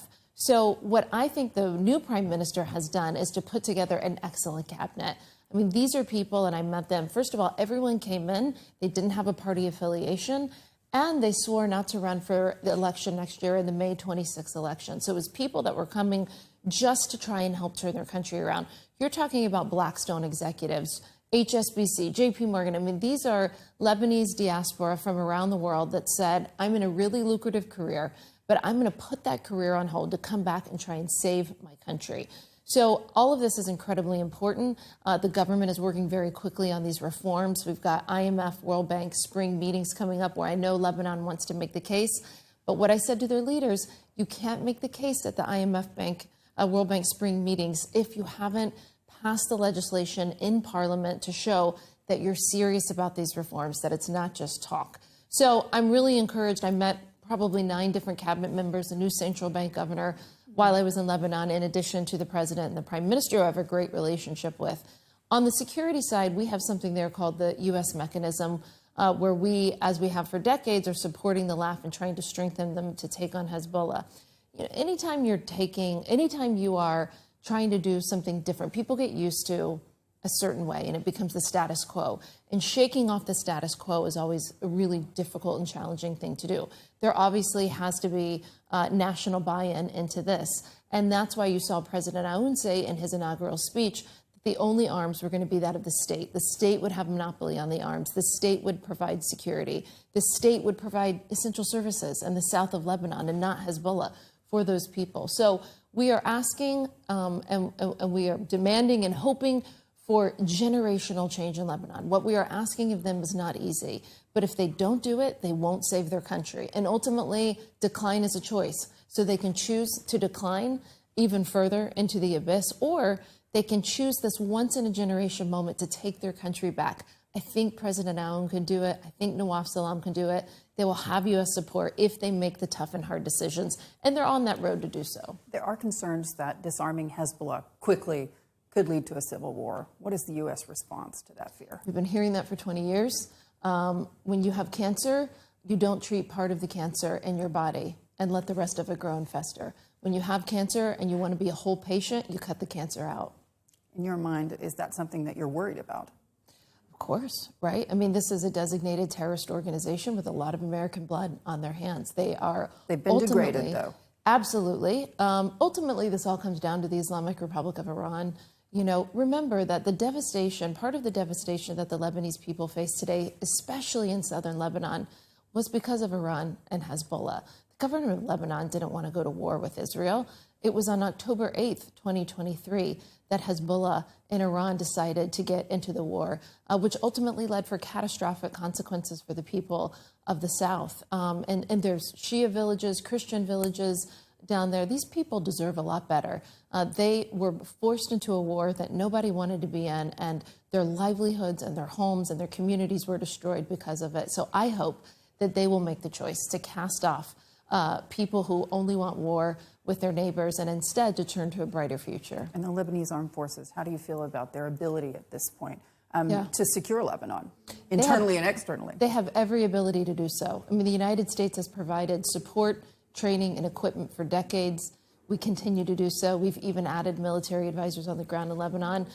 It is not so a to capacity. Those who say Hezbollah is needed to protect us, the response would be crazy, right? No, the LAF can do it. And by the way, if we've been providing assistance for several decades and they couldn't do it, then there's a problem with their U.S. assistance. So I've never believed the argument that they can't do it. They have the capability. They just need the political will. Talk to me a little bit about this part of the world. We're here in the UAE, Saudi Arabia as well. These are two countries that the U.S. wants to be involved in the stabilization of Lebanon. But can they do it when oil prices are below $65 a barrel? First of all, I think it's so great to be back in the UAE. I love being here. It's sort of, I exhale when I land in Abu Dhabi or Dubai. So I'm grateful that they have me back in here and speaking at an important conference. You mentioned the Trump administration. I should say that these are some of our closest allies, closest friends and partners in the world. And that's important. You know, one of the first call, I believe the very first phone call President Trump made was to the Crown Prince of Saudi Arabia. We've already had the UAE National Security Advisor visit the United States. We're in constant contact and communication on a variety of issues, Lebanon, Syria. Obviously, UAE made the groundbreaking and really courageous choice to be a part of Abraham Accords and to lead that effort. So the Houthis in Yemen, I mean, what's great about UAE and Saudi Arabia is there is not a challenge in the Middle East that we don't look to solve together. I mean, I never look, even in Lebanon, my first calls are to Saudi and UAE and Qatar, and I'm saying, where are you on this issue? Here's what I think. Here's where the United States is. Where are you? Can we do this together? Can we work on this together? In fact, we sent together UAE, Qatar, the United States, Kuwait, and Saudi Arabia. We sent a note to Lebanon that said, if you'll enact these reforms, we'd be happy to host something for you on the margins of Spring Bank Fund meetings. I say that to say that we're going to continue to move in concert together on all of these challenges in the Middle East. You know, in the Trump administration, we understand that we're putting Americans first. We're putting what foreign policy is best for the American people first. And part of the way that we do that is understanding that we don't we don't necessarily have the right prescription for every country in the world. We're focused on saving our own country. So in the Trump administration, we really work with our Gulf partners in order to help solve these big challenges. It's an excellent relationship. It's some of our closest relationships in the world, and I'm really proud to be a part of it. So lower oil prices great for U.S. consumers, but not great for this part of the world.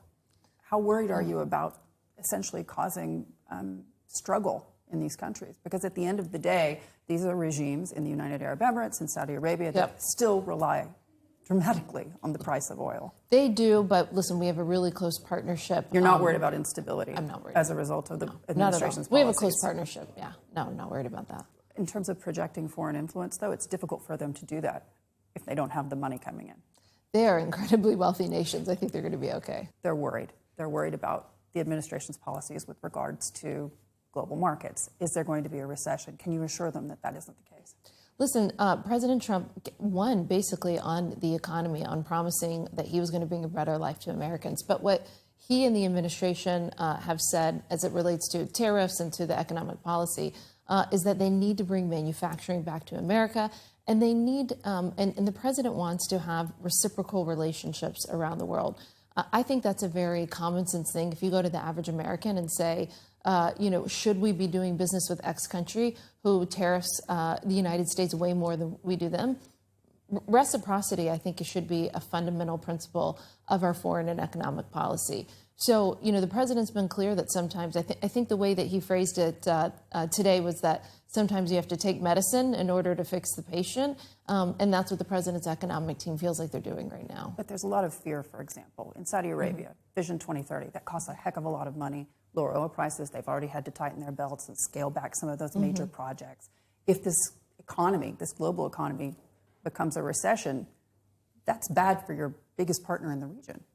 Yeah, we think that that we are right setting a lot of problems, a lot of challenges that the U.S. economy had. I'll certainly let the president's economic representative speak for his trade and tariff policy, but as it relates to our relationship here in the Middle East with our Gulf Arab partners, I don't think it's ever been stronger than it is right now under the Trump administration. There's a lot of cohesion, a lot of work together. If they have concerns on anything related to the president's export policy, tariff policy, economic policy, they will express that to us directly because unlike the previous administration, we don't go, months or years without talking. We talk almost on a daily basis. So regional instability is not something you're concerned about? Well, listen, we inherited probably the worst regional chaos in years. I mean, in many ways in a generation. I mean, we inherited hot wars all over the planet, right? A hot war between Russia and Ukraine. Obviously, even before President Trump was inaugurated, the Biden team allowed Steve Witkoff, my boss, to go to Doha to negotiate to get some hostages out, which was huge, right? That we were able to help get that ceasefire and to bring some hostages home. And we want to bring the remaining hostages home. So listen, here's how I've described it. We were handed dumpsters on fire, and we've been trying to fix it. So am I worried about regional instability? Well, that's what we inherited. What I'm not worried about is our ability with our Gulf Arab partners to be able to solve those problems together. We have big things that we walked into. Another one is the Islamic Republic of Iran. UNSCR, UN Security Council Resolution 2231 expires this year in October. And then the JCPOA, what was left of it at the UN, goes away. Iran has been in defiance of the JCPOA for 3 years, and no one's done anything about it. They've been enriching at a minimum of 60% since, I think, April 2021. And in spite of that, President Trump reached out to Iran. They responded. What's the next step? We'll see. The president needs to determine if and how and when he wants to go into negotiations. He's extended the hand of diplomacy, but I think he has made very clear that what we're not going to do is get into the Biden trap, where you do indirect talks that last for years and the Iranians just string us along. Not happening under this administration. If we're going to have talks, they need to be quick. They need to be serious about dismantling their nuclear weapons program. We will absolutely extend the hand of diplomacy and be willing to talk. President Trump loves to get a deal. He's a deal guy, right? That's what he's always excited about, when he can get a deal. But the deal has to not be where we're getting played. And we think under the Obama administration during the JCPOA and under the Biden administration, all Iran has done is to sort of hold their nuclear weapons program hostage.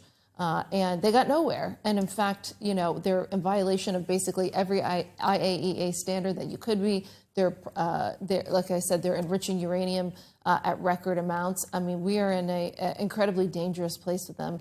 But we don't want it to be that way.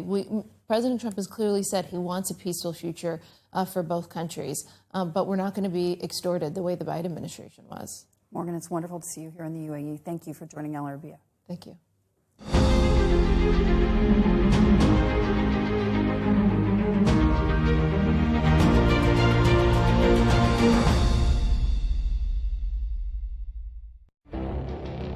It feels like decades are passing by in a matter of weeks. Seismic shifts in the world order. Never, ever will be part of America. With so much happening and so much noise. Whether it's political upheaval, Canada has been ripping us off for years. economic shifts, or social movements, No one wins from tariffs. I think America can be more friendly to the rest of the world. For in-depth analysis and all the latest developments across the globe. To have an inclusive policy together. The meetings with Hamas gave me some hope. We're in another nuclear arms race. the most important developments straight to your screen. Welcome to the dressing room. I'm on my own. I need backup. And an insightful look at the issues shaping our world today. It was not going to happen, that war, and it happened. Join us on Al Arabiya News, where the world talks.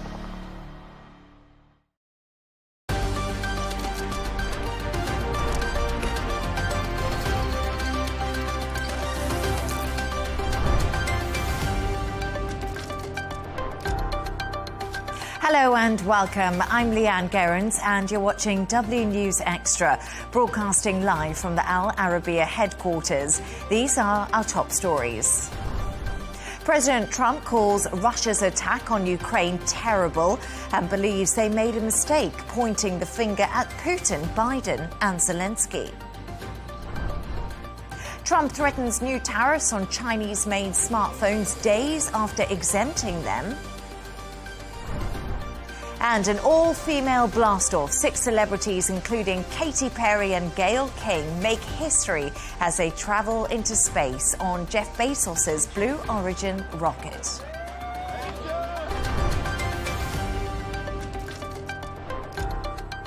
To our top story, and President Trump has said Russia's attack on Sumy was a mistake. Russia claims more than 60 Ukrainian armed forces were killed in the blast and accused Ukraine of using civilians as human shields. Speaking on board Air Force One, Trump told journalists Russia's attack was a mistake. Well, I think it was terrible, and I was told they made a mistake, but I think it's a horrible thing. I think the whole war is a horrible thing. I think the war is, for that war to have started, is an abuse of power. This country would have never allowed that war to have started if I were president. They made a mistake. I believe it was, look, you're going to ask them. This is Biden's war. This is not my war. To discuss this and all of today's stories, I'm joined by media strategist and former editor-in-chief Michael Jabri Pickett and Al Arabiya's geopolitical security analyst Riyadh Kawaji. Thank you so much for joining me, both of you. Let's start with you, Michael. So many condemning this latest attack, but Trump is pointing the finger at Putin, Zelensky and Joe Biden for the war. So this is, I think, President Trump's MO. For instance, he was just in the Oval Office last week when he went on a bit of a diatribe, when he started listing all the issues that he's faced with all the illegal immigrants that have come into the country. I'm more interested in the game that Vladimir Putin is playing as opposed to Donald Trump. Donald Trump loves the headline. I think Vladimir Putin is playing some sort of geopolitical sleight of hand. He recognizes that while Donald Trump waits for the big headline that there might be a ceasefire, Vladimir Putin can continue to do what he's doing on the battlefield, and make inroads as he is, while he focuses on what matters to him, and he'll leave the headlines to Donald Trump. When you don't care about the global opinion about what's happening, it's, I think, easy for someone like Vladimir Putin to keep doing what he's doing.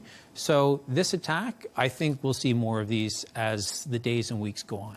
Who's in the driving seat, do you think, Riyadh, at the moment? Right now, things have changed a lot to Ukraine, to Zelensky.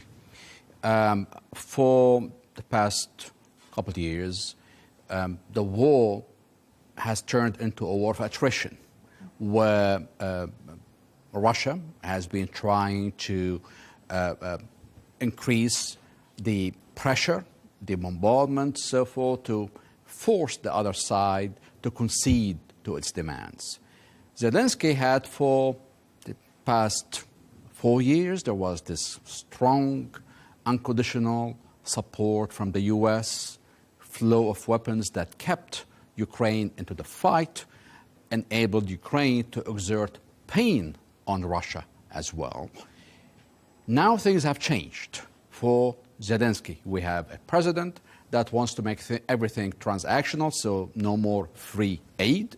There has to be something in return, talking about agreement on using minerals, power, and so forth in Ukraine.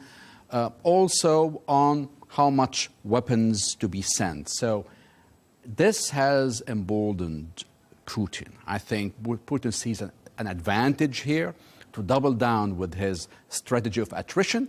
So he's increasing these strikes, the push on the front lines to make gains so that he can force Zelensky into more concessions, especially that for Putin, he sees this bad chemistry between Zelensky and Trump, and he wants to try to capitalize on this. So I think what we saw from yesterday's strike is that maybe President Trump is realizing that ending the war is something easier said than done, especially with a player like Putin. Yeah, absolutely. And like we did see last week, on Friday, Steve Witkoff went to St. Petersburg. He met Vladimir Putin. The US and Russia are definitely talking. We've seen that 3 times now.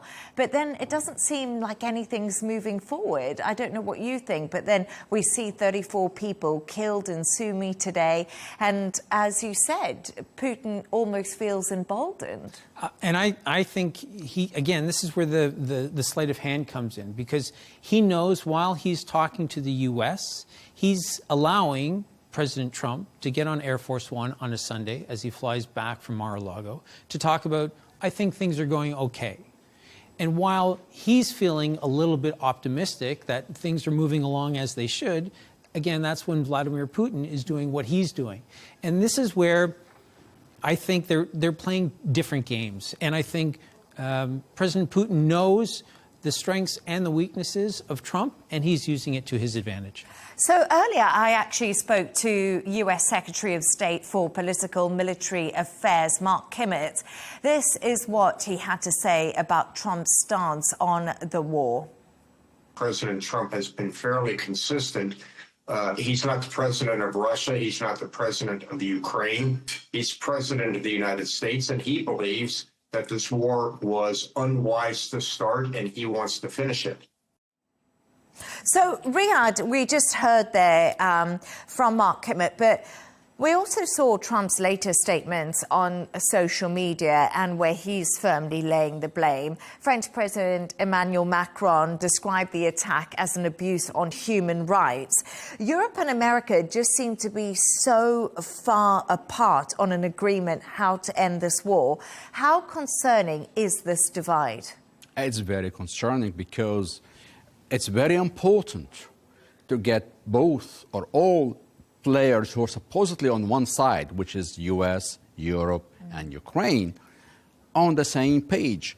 When Europe says they want to see an end to the war, how do they want to see this end? Do they want to see it with Russia occupying large chunks and keeping large chunks and annexing large chunks of Ukraine? Is that what that's their vision of the end of the war? Is that what also Zelensky sees as the best way to end this war? It's very important to get all of them aligned. What do they expect from Russia in whatever agreement is going to be reached? So definitely the Western side is not now aligned. They're not on the same page. And I think this is going to be to the benefit of Putin, who's going to really try to capitalize on this situation. Do you agree with that? Do you think Putin's going to try to capitalize? Or will Trump surprise us and tighten the screws on Russia's economy? We just don't know. So I think one of the big differences between Trump 1 and Trump 2.0, which is what we're going through now, is that in this administration, he's not surrounding himself with people who are incredibly intelligent and independent thinkers and will push back. And that means that he's left to his own devices. And when Donald Trump is left to his own devices, he's going by instinct. Now, his instinct publicly seems to be, I like Vladimir Putin and I trust him. And I think, as Riyadh said, that is going to be a big mistake. And as the European leaders know, I don't think that you can trust Vladimir Putin. He's not a diplomatic man, do you think, Riyadh, Vladimir Putin? Definitely not.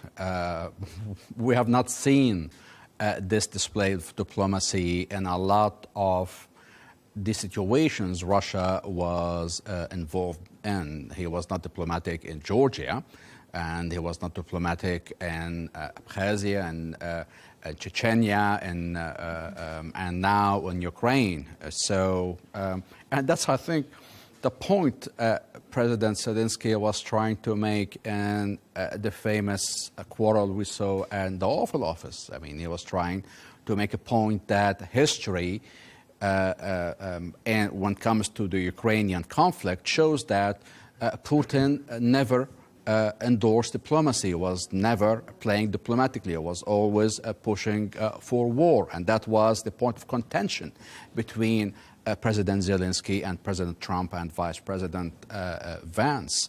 And I think what we're seeing now is proving Zelensky right, that Putin is not playing by diplomacy. Right now, so far, Russia has not given a response, a positive response, to the U.S. proposal to end or to come to a ceasefire in preparation to end this war. Well, we're going to come back to Donald Trump, but just stay right there and I'll be back with you in a moment. First, let's take a look at some of the other stories making the headlines around the world today. Iran's foreign minister will visit Russia this week in regards to the latest talks between Iran and the US. The discussions surrounding Tehran's nuclear program, which took place in Oman, were said to be positive and constructive. President Trump had threatened military action if a deal on halting the nuclear program was not reached. Current centre-right Ecuador President Daniel Noboa has won the country's presidential election runoff and will now serve a full 4-year term. Noboa, who has been in power since November 2023, has called his victory historic. His left-wing rival, Luisa Gonzalez, has said she has not accepted the result and has also claimed fraud. 2 British tourists have drowned near the Great Barrier Reef in Australia. A 17-year-old boy and a 46-year-old man, a father and son, were swept out to sea after swimming in Queensland. They were both declared dead at the scene after being pulled from the water by a police rescue helicopter. Pennsylvania Governor Josh Shapiro was forced to flee his home in the middle of the night after an alleged arsonist set fire to their residence in Harrisburg. Shapiro, who is a political Democrat candidate for the 2028 presidential nominations, has said his family woke at 2 a.m. to bangs on the doors by police. The governor's wife, 4 children and 2 dogs were evacuated as the fire service did put out those flames.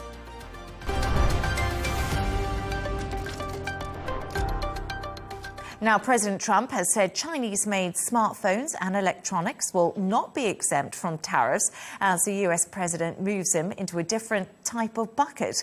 Earlier today, European stocks bounced back after an official announcement revealed some of these products would escape levies of up to 145%. China had previously asked Trump to completely cancel his tariff plans. So, Michael, let's start with a lot's gone on this weekend when it comes to tariffs, and no surprise there. But is Trump's smartphone and electronics olive branch is significant to the trade war retreat, do you think? I don't think so, because this is just the first, or should I say the 10th shoe to drop, and we know there's going to be more. He's already said that there'll be more in the next coming days. I'm more concerned about the messages that this sends to the market, as we've talked about on the show many times.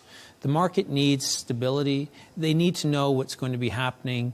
Companies, even American investors in America, need to know what's happening in the next 6 months or the next 3 years. They need to be able to look at something that's slightly predictable, and they're not getting that, because every day President Trump or some various member of his team comes out and says something that sends the markets either up or down. And this is not significant, because we know that there'll be something else that's going to happen tomorrow. Yeah, we'll just have to wait and see, because 24 hours feels like a long time at the moment in the Trump administration. But Riyadh, let's concentrate on China, because I know Xi Jinping has been visiting Vietnam today. We saw him in Hanoi. He's really trying to bolster relationships and trade with Southeast Asia. Is this a crucial time to improve deals for China around the world? Of course. I mean, China right now is going to try to take the most advantage of this situation. We've seen President Trump impose tariffs on a good number of countries. Then he decided to put on for 90 days. That means after 90 days, you might see this. Many countries might come again under this tariffs. So a lot of these countries are now looking for options, trying to see, trying to make plans, contingency plans, that just in case they were under tariffs, what they're going to do, what markets they should seek. China and U.S. were already in a great power competition.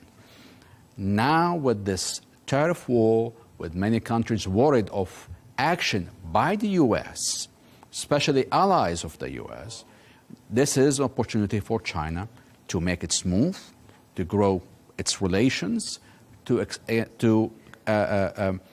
build on the Belt and Road Initiative, linking up with Europe. The Europeans are now open to talk. They were really agitated by President Trump's move. So, and we've seen China working hard on creating these big economic blocks, like the Shanghai Group, the BRICS, and so forth. Also, this is going to fall to the advantage of China in this case. So I think right now, the way things are going, although the Chinese business is going to feel some pain, but strategically, I think China is going to improve its position.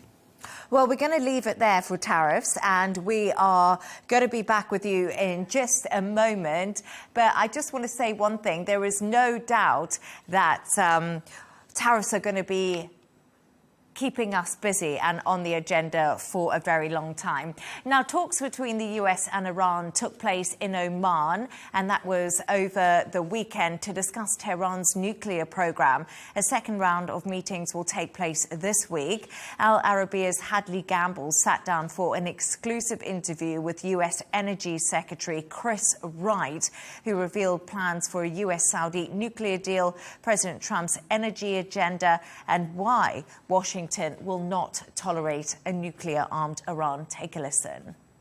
Iran talks just taking place over the weekend in Oman. The readout has been, at least from the U.S. side, that these were constructive conversations. In your mind, does that rule out the possibility that the United States could sanction Iranian crude? I'd say way too early to tell, way too early to tell. We had 4 years of let's appease Iran, let's just ask them to be better actors and not enforce the sanctions that were already in place when the last administration came in. And what happened? Iranian oil exports surged. With the standing in the way of energy, we also had higher prices, higher exports, lots of money. You've seen what's happened with Hamas and Hezbollah and the Houthis and a rapid acceleration of the Iranian nuclear program. None of those were good results.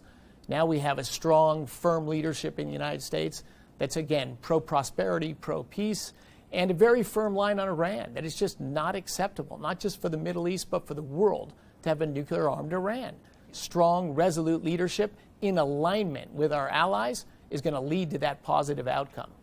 We don't know exactly how that'll unfold, but we're not going to tolerate a nuclear-armed Iran. So is the message to the region, just stick with us, we're going to get those prices back to a sustainable level? Because under 60 is not good for Saudi. Yeah, again, you're talking short-term oil prices right now. I think the message to the region absolutely is American partnership is back. It's stronger. We're not shunning your industry or not visiting you because we think you're somehow against the world interests, even though you're you're providing the energy sources that make our world go round. Our interest is America is a strong, resolute ally. American leadership is going to lead to strong economic growth, which leads to strong growth in energy demand, which is great for energy producers and for energy consumers. There was some fear in the opening weeks of the Trump administration that the president might declare war on OPEC. Is that going to happen? Oh, I don't see that happening at all. The nations here in the Middle East, I think, fundamentally want the same thing we want, which is today we've got 1 billion people that live nice, wonderful, energized lives like you and I do. We have 7 billion people that wish they lived that way. The only way to have those 7 billion people live like you and I is just massively more energy in the world. And to get massively more energy, you have to make long-term, multi-decadal investments in energy production, in energy infrastructure, and transport to bring that energy around the world. That was frozen for the last 4 years. There's all this attempt that we're going to shame the world into stop growing their consumption of energy. Those 7 billion people just shouldn't deserve lives like us. That's just shameful, and that's just wrong. I'm seeing nothing but optimism on my visits here in the Middle East. That sort of common sense has returned to the United States. We're pro-energy, we're pro-prosperity at home, and pro-peace abroad. That's a pretty positive agenda. Nuclear is certainly one of those areas. To get a specific agreement to partner on commercial nuclear development in Saudi Arabia, that'll take a little bit longer. That'll be months, not weeks. But you're going to get there.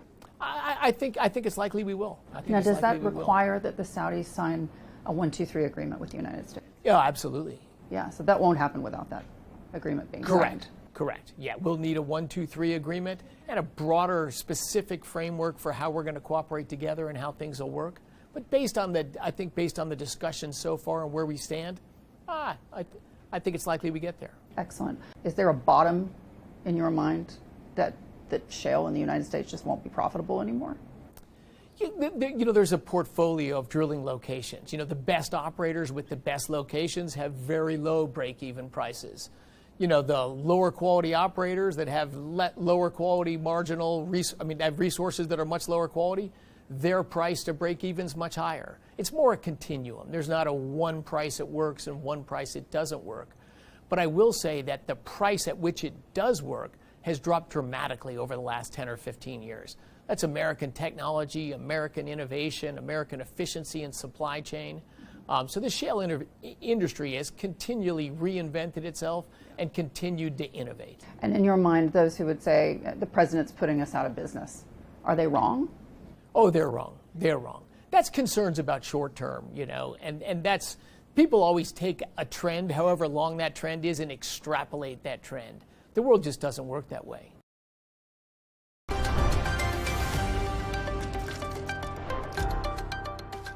Two Israeli missiles hit a hospital in Gaza on Sunday, affecting the emergency department and damaging buildings.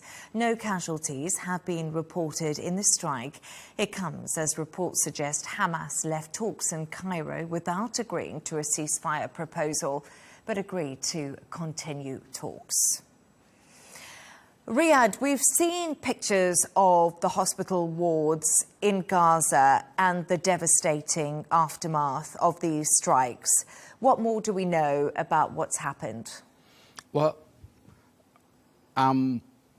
like many people, waiting to see the evidence that justify targeting a hospital under the Geneva Convention about rules of war. Targeting a hospital or aid workers is a war crime, is forbidden completely. The only justification if it is used clearly by the combatants of the other side. And so far, we haven't seen any evidence supporting this. What we know is that Israel has an announced strategy of relocating the people of Gaza. They have the Israeli government ministers are not shy about declaring this objective, this strategy. And to do so, they have been waging this scorched earth strategy and targeting everything in Gaza just to remove all the living essentials. So they're destroying all the water resources, electricity, and now hospitals, so that the people of Gaza will not have anything that would support them or keep them living in that strip. So we have heard from the Israeli forces following this latest attack. What have they said, and do you agree with what Riyadh's saying about how difficult life is becoming for Gazans? We obviously heard Trump talk about the Riviera of the Middle East. Are we moving towards that stage? So I definitely agree with my colleague Riyadh. And I think that what they are trying to do, what the Israelis are trying to do, is a concerted strategic approach to hopefully, from their point of view, get the Palestinians to leave Gaza. But what they've been saying about this particular incident is pretty much the same thing they've been saying for the past 18 months, which is that Hamas has been using it as a command and control center. Now, you also have to remember a couple of things. One, as Riyadh said, that under international humanitarian law, hospitals are supposed to be protected. It was just 3 weeks ago that the Israelis shot at the 15 aid workers. They killed them, they buried them, then they lied about it. So while Hamas might have been using that hospital as a command and control center, I'm certainly not believing anything that the Israelis say, because they are, again, part of their strategy. They are being very deliberate about what it is that they're putting out to the press. And unlike Donald Trump's administration, they are consistent with their messaging. So I just wanted to go back to the hostages. So we do know that Hamas was in Egypt today. It seems like the ceasefire proposal has been rejected. They want the hostages back, Israel. They're also saying this is why maximum pressure is being put on Gaza. But what's the reality of the hostages still being alive? Do we even know how many hostages there are?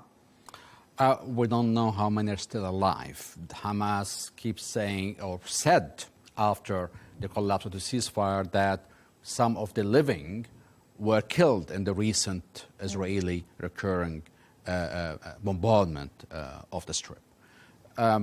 We don't have an exact number of those who are still living, but we know there are at least over a dozen who are still alive, according to the Israeli media. But still also we have a dilemma with Hamas. What would be the terms that would bring the suffering to an end? And it appears that Hamas is negotiating its future survival as an organization, while the innocent civilians are suffering the consequences. So here we have the issue of the Israeli government and their policy of driving the Gazans out, and we're also dealing with Hamas, who is now not really as much concerned about the survival of their people and the civilians as about their own survival as an organization to stay in control inside Gaza. So this is where we have the point of contention, the conflict and the disputes we're having between Hamas and a lot of the Arab countries as well. A difficult situation, definitely. And once again, as we said, talks are still continuing, so we'll have to wait to see where they eventually end up. But we're going to move on to something slightly different now, actually. And our next story is about a group of celebrities who have taken part in an all-female Blue Origin space mission. Earlier today, pop star Katy Perry, TV presenter Gayle King, along with others, became the first all-female crew in more than 60 years to blast into space. Their trip lasted 11 minutes, taking off and landing in West Texas. Here's how some of them described the experience. This experience is second to being a mom. Wow. Yeah, that's it. And that's why it was hard for me to go, because that's all my love right there. And I have to surrender and trust that the universe is going to take care of me and protect me, and also my family and my daughter, because like I am full up from being able to get that gift of being a mom, and to go to space is incredible. And I wanted to model courage and worthiness and fearlessness. It's oddly quiet when you get up there. It's really quiet and peaceful, and you look down at the planet and you think, that's where we came from. And to me, it's such a reminder about how we need to do better, be better. Do better, be better human beings. And what do you mean by that? Processing. Well, it's so nasty and so vitriolic nowadays. And I mean, if everybody could experience that peace that we had up there, and the kindness and what it takes to do what we did, all the people that it took to get us up there and get us back safely, I'll never, ever, ever forget.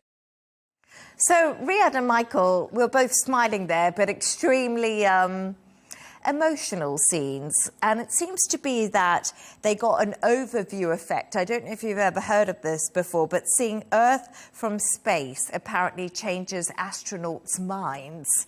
I don't know what you make of that. I don't know who wants to go first, but there we are. Do you think that this visit probably gave them a different view on how we should be running the world? So I think it was incredibly performative. I mean, we live in a social media age where we knew that they would be posting on social media, that cameras would be there, that this is made for television, and even more so it's made for social media. So they knew the role they needed to play. Look, is it admirable that it was all women, and is it wonderful and a great message to the next generation? 100%.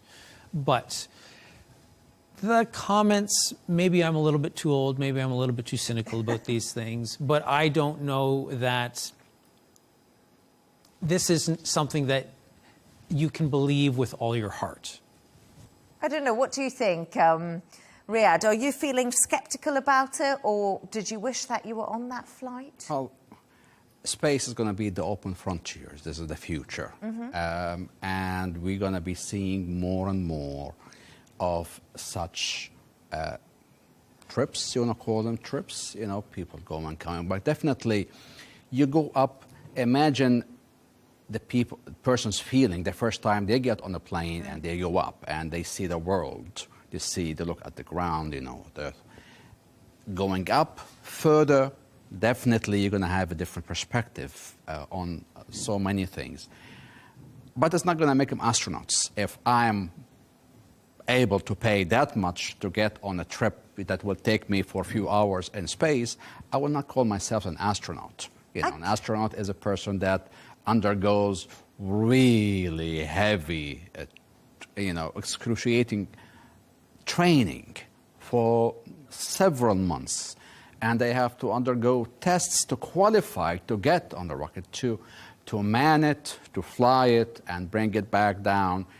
Then they earn the title of being astronaut. But just to be a passenger, I don't think so. But however, this is really, as Michael pointed out, this is quite, telling, very optimistic to the future.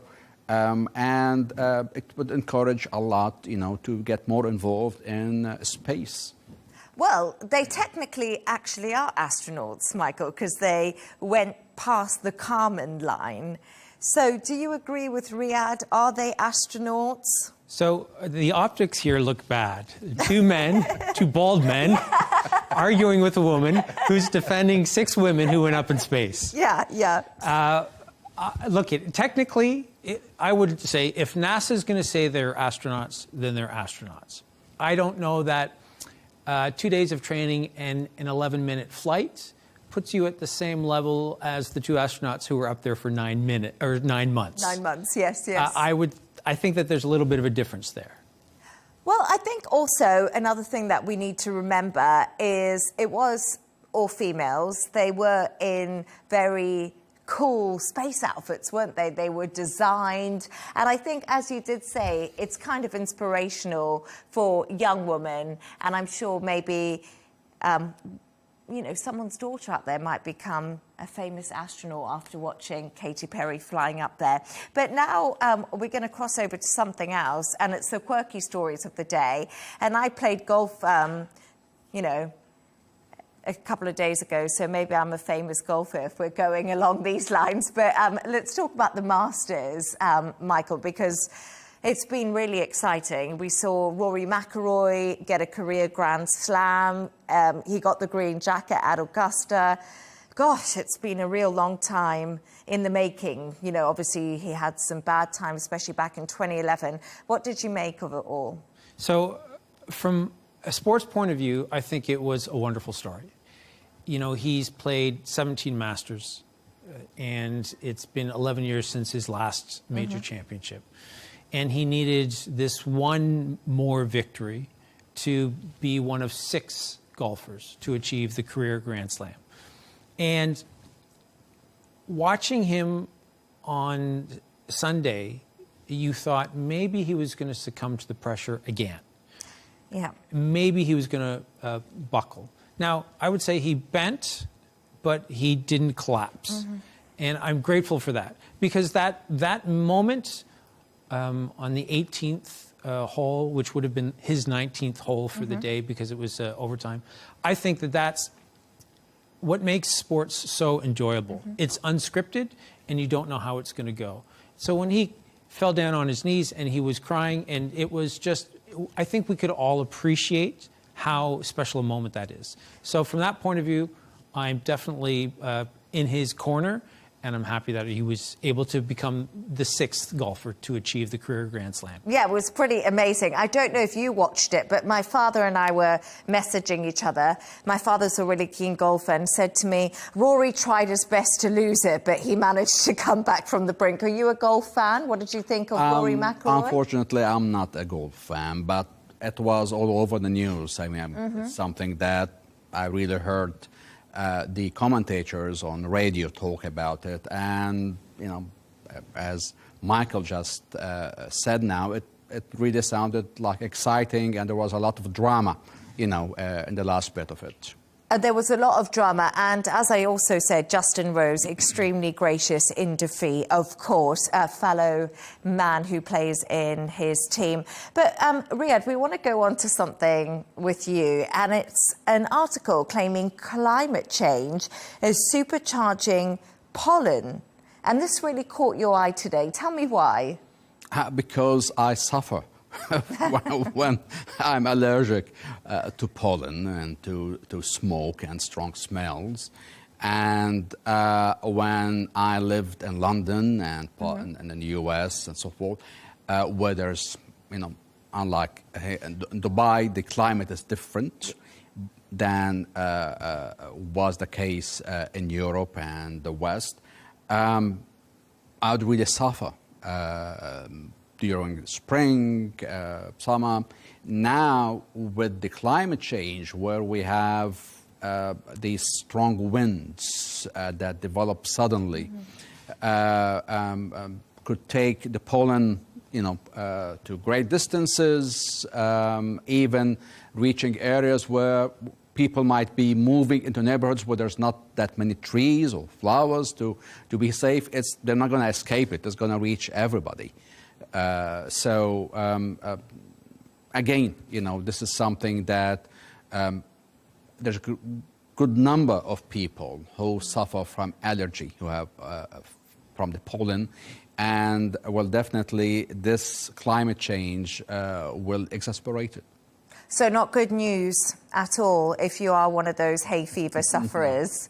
Maybe don't get on the golf course too soon, because it probably makes it even worse.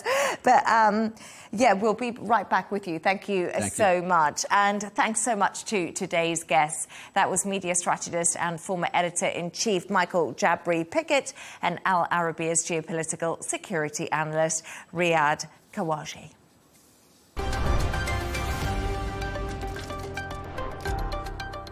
Here's a reminder of our top stories.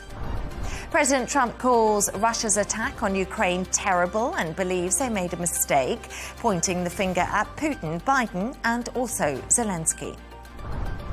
Trump threatens new tariffs on Chinese-made smartphones days after exempting them.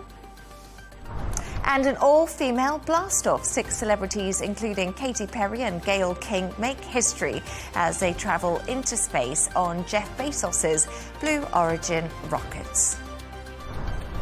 And that's all from us on W News Extra. Don't forget to subscribe to our YouTube channel and follow us on X. GNT with Tom Burges Watson is coming up next. That will be followed by The Riz Khan Show. Goodbye and thank you for joining us.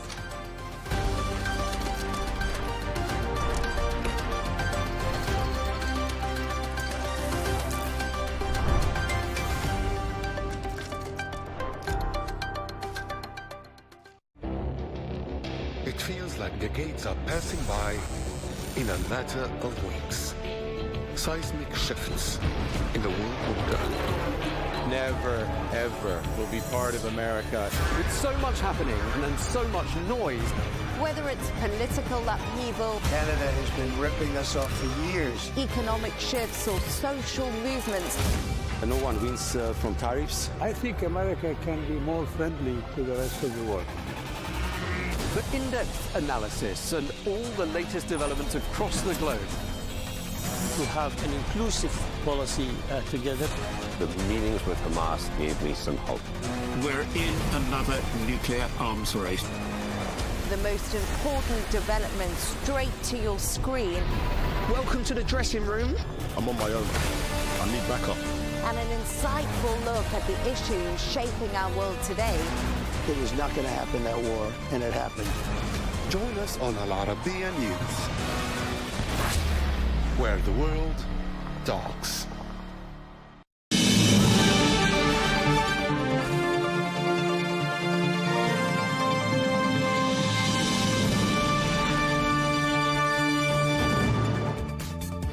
Hello and welcome to Global News Today, bringing you exclusive interviews with leading experts every weekday here on Al Arabiya News. I'm Tom Burges Watson. Coming up on today's programme, at least 34 people are killed in the northern Ukrainian city of Sumy in a Russian ballistic missile attack condemned by world leaders. US President Donald Trump called it horrible and suggested Russia had made a mistake. President Trump relaxes some of his tariffs, for now at least, but in a moment we'll be speaking to the Canadian businessman and Shark Tank host Kevin O'Leary, who says that China should be hit with 400% tariffs. And after a week of wild swings on world markets, we speak to the chief operating officer of BitGet, one of the leading cryptocurrency exchanges, and asking him, can crypto really be considered a safe haven?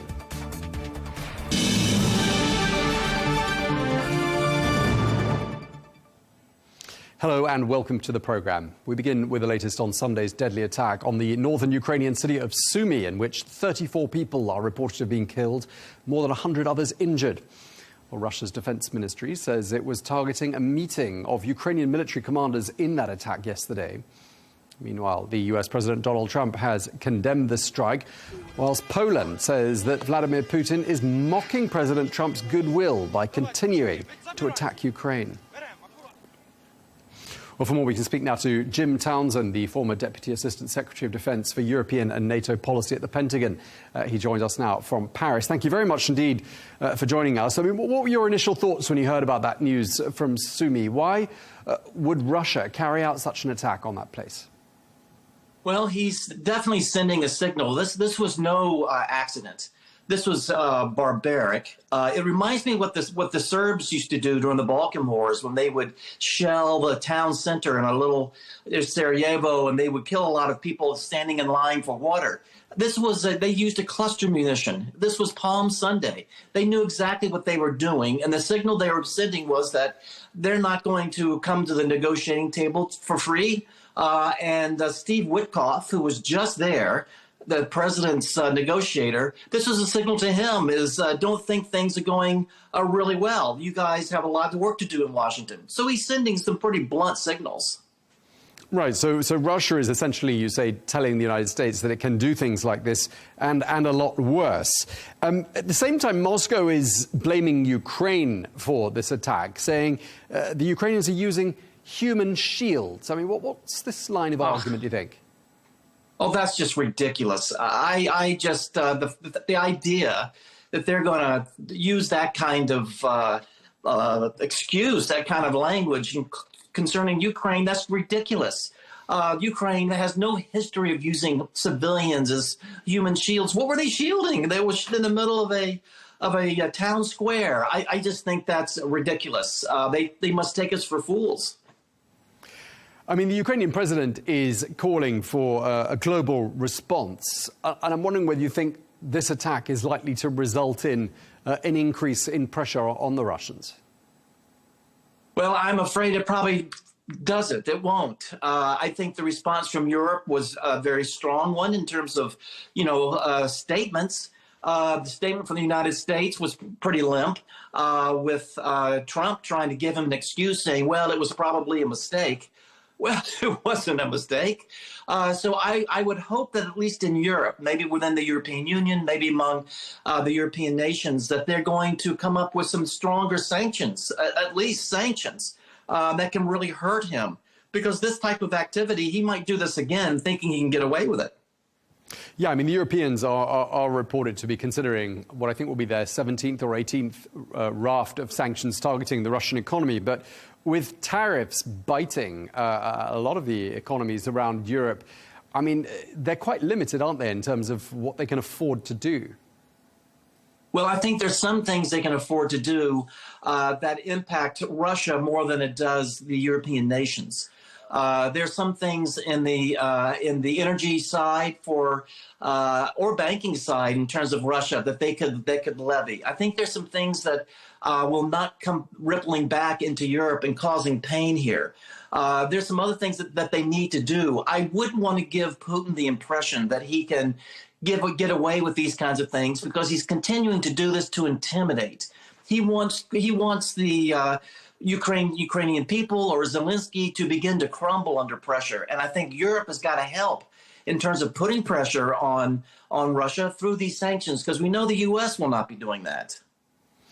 Right. And of course, you're in France, one of the key economies in the European Union, and the other being Germany. Germany has a new chancellor in the pipeline, Friedrich Merz, and he says the Ukrainian military needs to be able to get ahead of the situation. And I'm wondering whether you think he sounds more supportive of Ukraine than the outgoing Chancellor Olaf Scholz. Well, I think he does. I think a lot of what Merz has been saying has been very welcome to the ears of those supporting Ukraine. But of course, those are just words, and we need to see action in terms of German assistance to Ukraine. He spoke about giving them the Taurus missile, which would be a great step forward. There's some other things I think that Germany could do, not just to help Ukraine, but to help strengthen European defense as well. So I'm hoping that we're going to see with Merz a lot of action that we didn't necessarily see out of Scholz. And how much do you think those messages out of the Trump administration, namely that they are, quote unquote, pathetic in Europe and that they're freeloaders, how much of that message do you think has been taken on board in the major capitals around Europe? And do you think they're going to do something about it and perhaps take matters into their own hands a little bit more on the European continent? Oh, I definitely think so. I think in terms of the rhetoric, freeloaders and got to do more, that's been the rhetoric for like 75 years. So this isn't something new. What was new was watching Zelensky humiliated in the Oval Office. What was new was the J.D. Vance speech at the Munich Security Conference.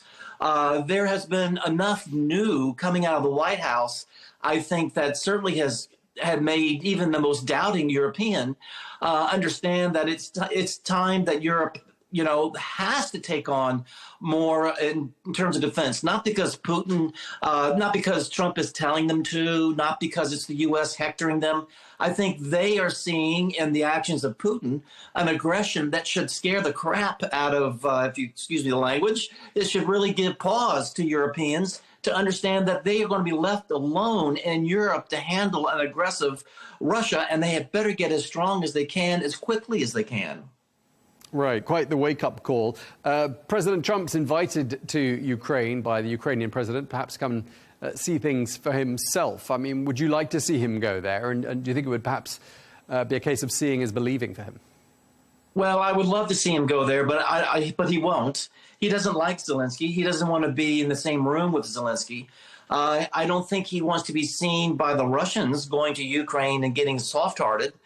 I think the Russians want to keep Trump in Washington and keep Trump as a supporter to Russia and to Putin, and not to become a bleeding heart, as they say, while going and visiting Ukraine and seeing the carnage there. So I don't see him going there. I wish he would. We're not going to see that because the Russians want to keep him pretty hard-hearted. I mean, we've been saying that President Trump is tough on Ukraine and the Ukrainian leader, and we've seen plenty of evidence of that. I'm wondering if that's part of a negotiating strategy. And sort of the second part of this question is, why do you think it is that so many people in the Trump administration echo a lot of what sound to me like Kremlin lines to take on Ukraine, namely saying that President Zelensky is corrupt, that he's an illegitimate leader, and that he somehow provoked this war in the first place? What's your take on that? Well, my take on that is that a lot of people around Trump have never done this kind of work before, and they probably don't realize they're echoing Russian talking points. Steve Witkoff, the negotiator for Trump in so many crisis areas like Gaza or Iran, he goes and sees Putin pretty often, 3 or 4 times at least. He's never done this before, and I think when he leaves Moscow, he comes back to Washington. He sits in front of a camera and a microphone, and he can't help himself but to just reiterate what he heard in Moscow.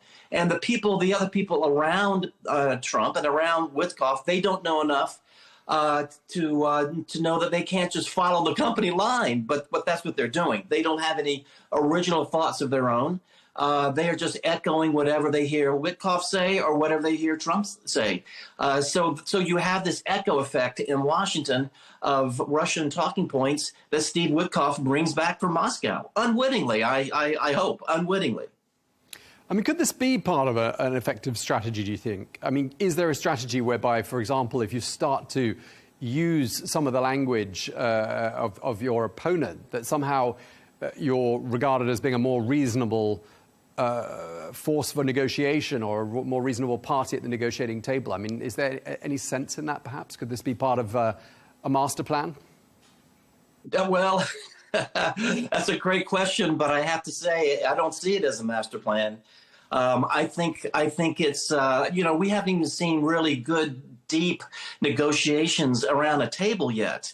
Instead, there seems to be a lot of seduction going on, trying to get the Russians to the table. And I think that, perhaps they're trying to echo Putin to thinking that they can sweet talk him to come to the negotiating table. Well, that doesn't work. That just, makes Putin feel empowered and feel like his opponents are echoing his talking points. So we can look for a master plan or a strategy in there, but I'm not sure we're going to find one. When we last spoke, which was pre-inauguration, I believe it was back in December, you predicted that President Trump was going to be under a lot of pressure to deliver on that promise of ending the war. Now, as we approach the Well, we're not quite there yet, but we're a couple of weeks shy of the 100-day milestone. I mean, what's your overall assessment of how he's doing? I mean, obviously he hasn't done this overnight as he said he could or would, but in the space of time he's had, how do you rate the performance so far? Well, I think this has been a learning experience for Trump and his team. I think they've realized that this isn't like closing a development deal in Manhattan. Dealing with the Russians, that's negotiating with Russians is high stakes. It's tough, and I think they are learning that. I think that frustrates Trump. I think he's not going to be in this for the long haul. He doesn't want this hanging around his neck. He has every now and then expressed his frustration about Russia on this and threatened to do this or that, but has never followed through. So I don't see a lot of results. I see a lot of concessions that we have made up front, concessions that sound like to me they're trying to, as I mentioned, seduce Russia to the negotiating table. Russia pockets those concessions, and they're still not at the table. They ask for more and more. They want to lift the SWIFT embargo, that they can't take part in the SWIFT, financial transaction process. There's things that they want still from the United States or from Europe before they will sit down and have a talk in earnest. So the bottom line here is that he doesn't want peace. This is not what Putin wants. He wants to drag this out. He wants to continue to nibble away in the battlefield, and he wants to keep the U.S. away from Ukraine, U.S. assistance away from Ukraine, so that he can try to do what he wants to do on the battlefield there. And while Europe sits and does the best it can with Ukraine, but has to watch this happen in slow motion. So we're just not in a positive territory at all that I can see. I mean, do you think we're likely to see a change in tactics by the Trump administration? After all, when he hears things like what the Polish Foreign Minister Radek Sikorski had to say, saying that President Putin is simply making a mockery of President Trump, I mean, that's not going to sit very well with the Trump administration, is it? And I'm wondering if you think perhaps that'll bring about a change of tack. I think it might make Trump double down. He doesn't like to be told that he's being made a mockery of by Russia. I'm sure that sticks in his craw, as we say in the U.S. And I think that makes Trump say, well, I'm going to show you, and he's going to double down in some way. So I'm looking for a change in tactics. I'm looking for some sanctions maybe put on Russia to make them try to drive them towards the table. I'm not sure what sanction will do that. We've sanctioned them in so many areas. But but Witkoff keeps flying to Moscow, having these long meetings, and he comes back and we hear about a painting that Putin has commissioned of Trump, and we hear about little bits and pieces, but there certainly is no movement. And you can't point the finger at Zelensky here. This is all on Putin. But it doesn't seem to bother him. But it certainly will bother Trump because he's not delivering on these promises that he made to the American people and to the West and to Ukraine, that he would try to bring some peace to the area.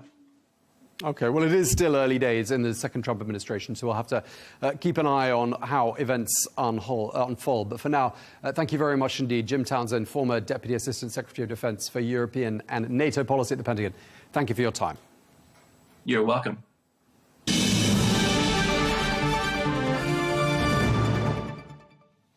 Now, after another week of reeling markets, the White House is keen to project confidence and calm as they defend President Donald Trump's economic policies. Well, the president has now reversed some of the steepest tariffs, but some people are suggesting that even steeper tariffs should be imposed, particularly on China. Well, one of those people is the Canadian businessman and Shark Tank host Kevin O'Leary, who says that China should be hit with 400% tariffs. Well, he joined me for our new business show, The Real Deal, which focuses on Saudi Arabia. And as well as discussing tariffs, we also spoke about the business landscape in Saudi Arabia. Here's that interview. Well, we're kicking off the first episode of The Real Deal with the one and only Mr. Wonderful, Kevin O'Leary, investor and host of Shark Tank USA, who joins us now from Miami. Mr. O'Leary, great to have you with us once again, especially for this, our very first episode of the show. We aim to bring the world of Saudi business to a global audience, and I want to start by asking you, what's been your experience of doing business in Saudi Arabia? Well, it's one of the largest growth areas in the world, and over the last 10 years, the tonality of, investors' attitude has changed completely. I mean, you can see that just by the amount of traffic that any of the trade shows happen or the conventions. It's packed because people really want to understand what the vision is for the next 20 years in Saudi, and it's a very positive tone because there's a lot of stability coming into the way people think. I know the region's been in turmoil, but when you start to hear the vision of the long-term investment opportunity and the growth, it's hard to find it anywhere else in the world. And really, investors pursue growth. That's it. The path of least resistance is the lowest risk with the fastest growth rate. And right now, Saudi's in the top quartile of destinations for that. I know you don't have a crystal ball, but where do you see the kingdom in about 5 years from now?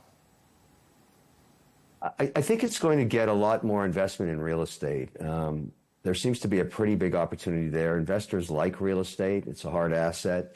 The challenge in developing real estate anywhere, in any region, are the permits, access to water and power. This is, it's a third of our portfolios in real estate, and we're constantly dealing with the pressures of trying to find locations where you have power and you can get permits and you have access to people that can build and provide the engineering and everything else. And so I think in the planning for Saudi, what was done right is check the boxes on all those things. I mean, you can't do it without power, and there's plenty of it, and you need locations where you can get permitted, and the government's done a good job in pointing that out, that they're ready to provide that. So I think it's a pretty, and this takes decades to actually work out, and I think it's very positive now. That's why you're seeing a lot of interest in infrastructure funds and in real estate investors to go check it out. Mr. O'Leary, a few years ago you made a comment that I'd like to revive. You said Saudi Arabia is the most misunderstood country in the world, and I think things have changed since. I'd love to hear your opinion on your impression of how the world sees Saudi Arabia now. I don't think it's changed that much. I think people have come to the conclusion that trying to understand the kingdom by reading reports, it doesn't work. You have to get on a plane and go there. You have to actually, as I like to say, marinate in it. You have to go there, and that's very, very important. And I think I tell everybody that's interested in it, I say, look, there's only one thing to do. You've got to take 10 days and go to Riyadh and just understand that whatever your perception was, it's going to come back changed. And everybody that's done that I've talked to said you were 100% right. So I would advocate that the government have a policy of making it as easy as possible for investors from every jurisdiction to go there. Because my first experience was completely different than what I thought it was going to be, and it got, reconfirmed every time I go. And what's amazing is there's so much change. Even in 6 months, you can see it. And so, I went to the real estate conference recently. I was blown away. I mean, it was just massive, massive, massive, massive. And I ran into investors that I know from Zurich and Geneva and London and, Abu Dhabi. Everybody's there. So when you get that kind of nexus, when you get enough people, you get, critical mass, because investors are always looking at the other guy saying, where are you putting capital to work?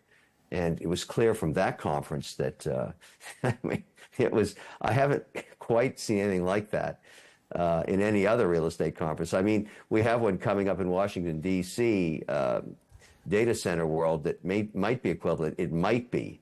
But that's an area of real estate that a lot of investors like me are looking at. There's a tremendous amount of interest in that. And even that was discussed in the conference. Power is everything. I keep saying this over and over again. You can't build an economy without a low-cost, stable, and reliable power source. And I think, the kingdom's done a pretty good job on that one. Well, you've been talking, we've been looking at pictures of you on the stage in Saudi Arabia at various events. Clearly, you've been going there for a long time. Just wondering if you could tell us when your first visit was, and you've obviously witnessed all this change. Any anecdotes from that first visit? I mean, anything really struck you when you first set foot in the kingdom? Well, there was a perception that women weren't part of the economy when I went for the first time, and there's a lot of resistance.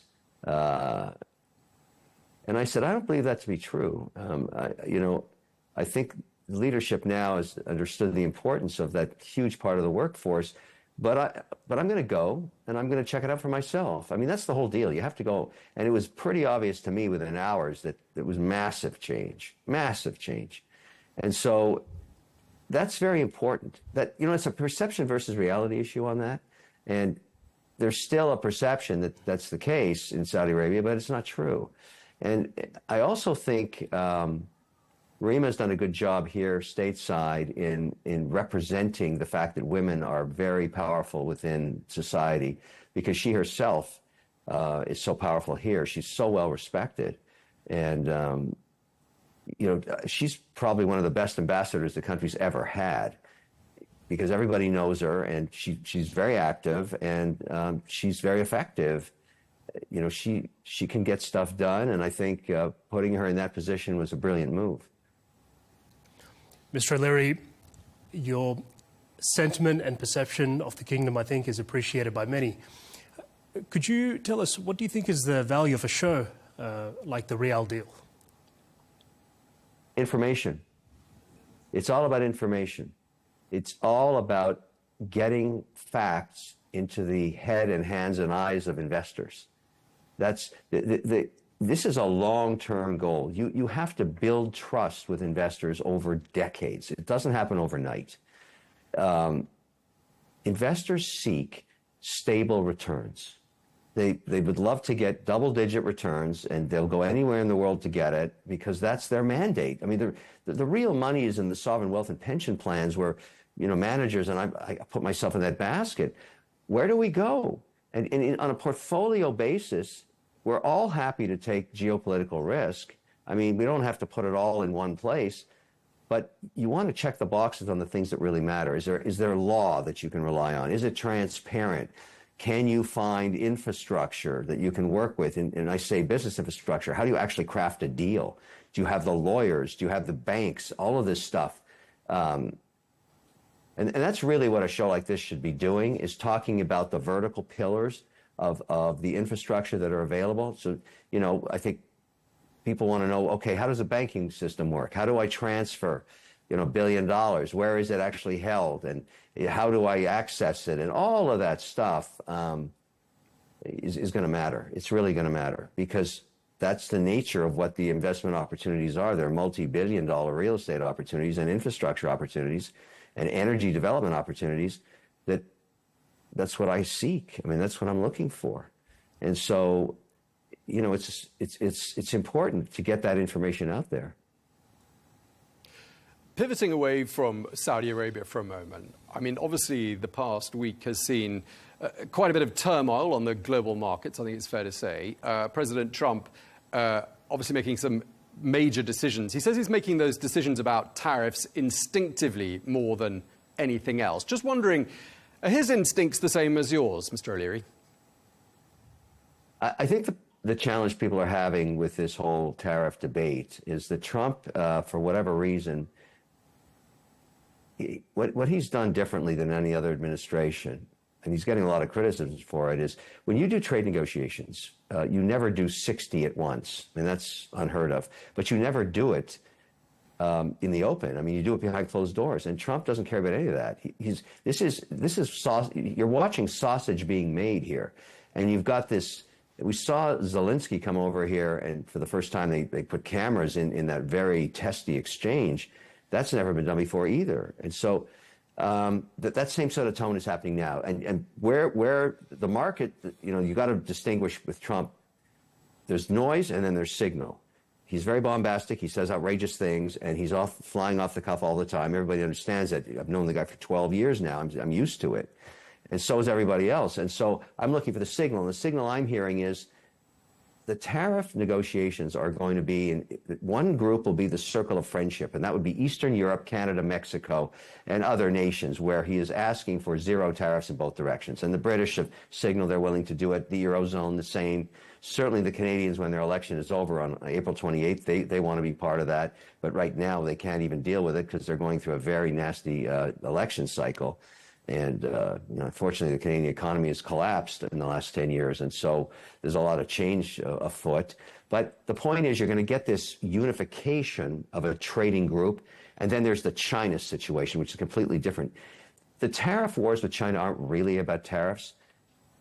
It's more about leveling the playing field on things like access to Chinese courts, stopping the theft of American and other nationals' IP, intellectual property, getting China to actually comply with the WTO rules that they agreed to comply with in 2000. They haven't done. All kinds of issues like that. And one that just emerged today, actually, it's very timely we're talking. Paul Atkins got confirmed as the new head of the SEC only after he assured Rick Scott, Senator Rick Scott, who wrote a law 4 or 5 years ago that said any Chinese company listed on an American exchange that doesn't comply with GAAP has to be delisted, and all of them don't comply with GAAP. And so we're talking about $600-700 billion worth of market cap that's probably going to get delisted in the weeks ahead because this new sheriff in town, so to speak, Atkins, intends to implement the law in the way that Gensler didn't. So there's so much pressure on China to work something out with the U.S., and I think they will. I think they'll probably meet in Geneva, or who knows, maybe even Riyadh. You know, that's happened too. Some neutral place where they can get their teams together and work out how this is going to. It's not tariffs, not just tariffs though. They've got to level the playing field, and most of the senators and investors are quite tired of the IP theft, and that's got to end. Sure, and that's what you were getting at in the Senate earlier on this week, talking about watching American entrepreneurs being steamrolled by China. You've been really vocal on this subject the last couple of days, Mr. O'Leary, suggesting that the latest China tariffs don't even go far enough. You'd like to see 400% tariffs. Just wondering, how did you come up with that number, 400%? Because it basically forces everybody to the table. There'll be no trade whatsoever. I'm not even sure you can get traded at 125% where it is this morning. But, you know, instead of keep ratcheting it up 25% every day, just go to 400 and call it what it is. It's a shutdown. And it's been a long time coming. I'm just at the point now as an investor that I'm done. I've had enough of the... I mean, I've got so many case studies that I pointed out to the Senate of specific companies that the model's the same. You invest millions of dollars into R&D. They launch their product or service. 8 out of 10 times when you're doing venture investing, it fails. But those 2 that work out, they skyrocket in sales. As soon as they hit 5 million run rate, it's knocked off in China. And because the Chinese don't ever have to recoup any of the R&D, they drop the price 30-40% and flood the world market. I mean, how many times do you want to watch that happen? And there's no recourse. There's no consequences. So, you know, I'm just one voice. Now, sure, I was at the Senate, and I pointed that out, and the senators were aghast. I mean, it's their constituents. It's their voters that this is happening to. And as an investor, I've had enough. And I said, okay, let's go to 400%. Let's go. Let's get this thing, let's work this out. And I don't care if we have to watch sausage being made. I don't give a damn. It's got to get worked out. You use this expression of watching sausages being made more than once. I'm just trying to decode that one. Are you saying we should see sausages being made? Or are you sort of saying that perhaps this is something that should be happening behind closed doors and not being played out in such a public manner? Well, people ask me every day what's different about this trade negotiation to a NAFTA, for example, years ago, Mexico, Canada, the U.S. I said, it's open policy. Every day the rhetoric goes in both directions, whether it's in the UK or Thailand or Cambodia, whatever. It's everything's in the open. And it's for some people very uncomfortable to see that, to understand, is this Trump negotiating? One day he says the tariffs are permanent. Then one of his advisors goes on the air and says, no, these are negotiating tools. That's called sausage being made. It's just chaos. But it doesn't matter. That's how Trump operates. And so I don't care about that necessarily. I try and figure out what's the signal. Where are we going? And where we're going is to a circle of friendship with Eastern Europe, Canada, Mexico, one group, and then China in another. These are the two verticals being negotiated now, and it's chaotic. But I'm pretty happy with the direction. For example, I was just on the phone with London about 40 minutes ago. We may get zero tariffs on ag tech, agricultural grains. So I'm an investor in North Dakota. We have massive quantities of product that have been tariffed away from getting into the UK market. That tariff could disappear in 2 weeks. And then, am I going to sell grain in England? Damn right I am. And I'm excited about that. And so I think a lot of positive is going to come out of this. And so we're gearing up to figure out how do we, because these markets have been closed to us for decades. And now, boom, you know, for whatever reason, the British are offering a zero tariff in both directions. And they're not part of the EU, as you well know. And EU has offered the same thing. So there's a lot of, in Washington on Wednesday when I was there, I have never seen traffic in the streets like that. Getting into the government buildings was up to an hour wait. There were so many people in from all around the world. Their delegations had to go through security. It was like I've never seen before. And it's just telling me that the world is gathering there, working all this stuff out. So those are the people that the US Commerce Secretary Howard Lutnick was talking about when he said people are essentially lining up, cap in hand, making offers to the United States. Before we can declare, victory for Mr. Trump on this, there's going to be some short-term pain, isn't there, in order to get that long-term gain you're talking about.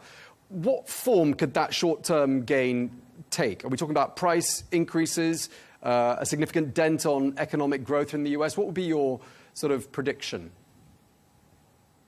It's short term because I can tell you right now the ships on the water with products, some of them mine, just stalled out. They're not going to go to U.S. ports until this stuff gets worked out because nobody can afford a 125% tariff or wherever it's going today. Remember, there is a clock ticking here, and there's two clocks on the China situation. Let's do the Trump clock. He has midterm elections in 18 months. He can't go into the midterm elections with this level of chaos because they'll lose their majority in the House. They don't want that to happen. They're going to have to work this out. Xi knows that. Xi's got a different problem.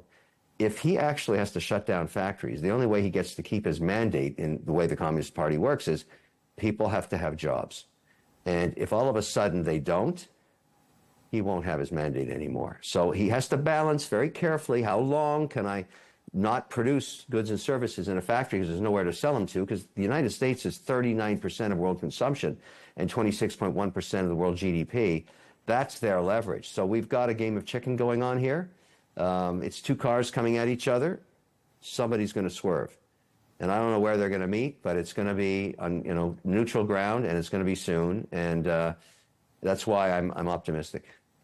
Okay, and amidst all of this turmoil and uncertainty, until such time as we, have that victory lap by the White House, I mean, what sort of opportunities would you say are out there at this particular moment for investors?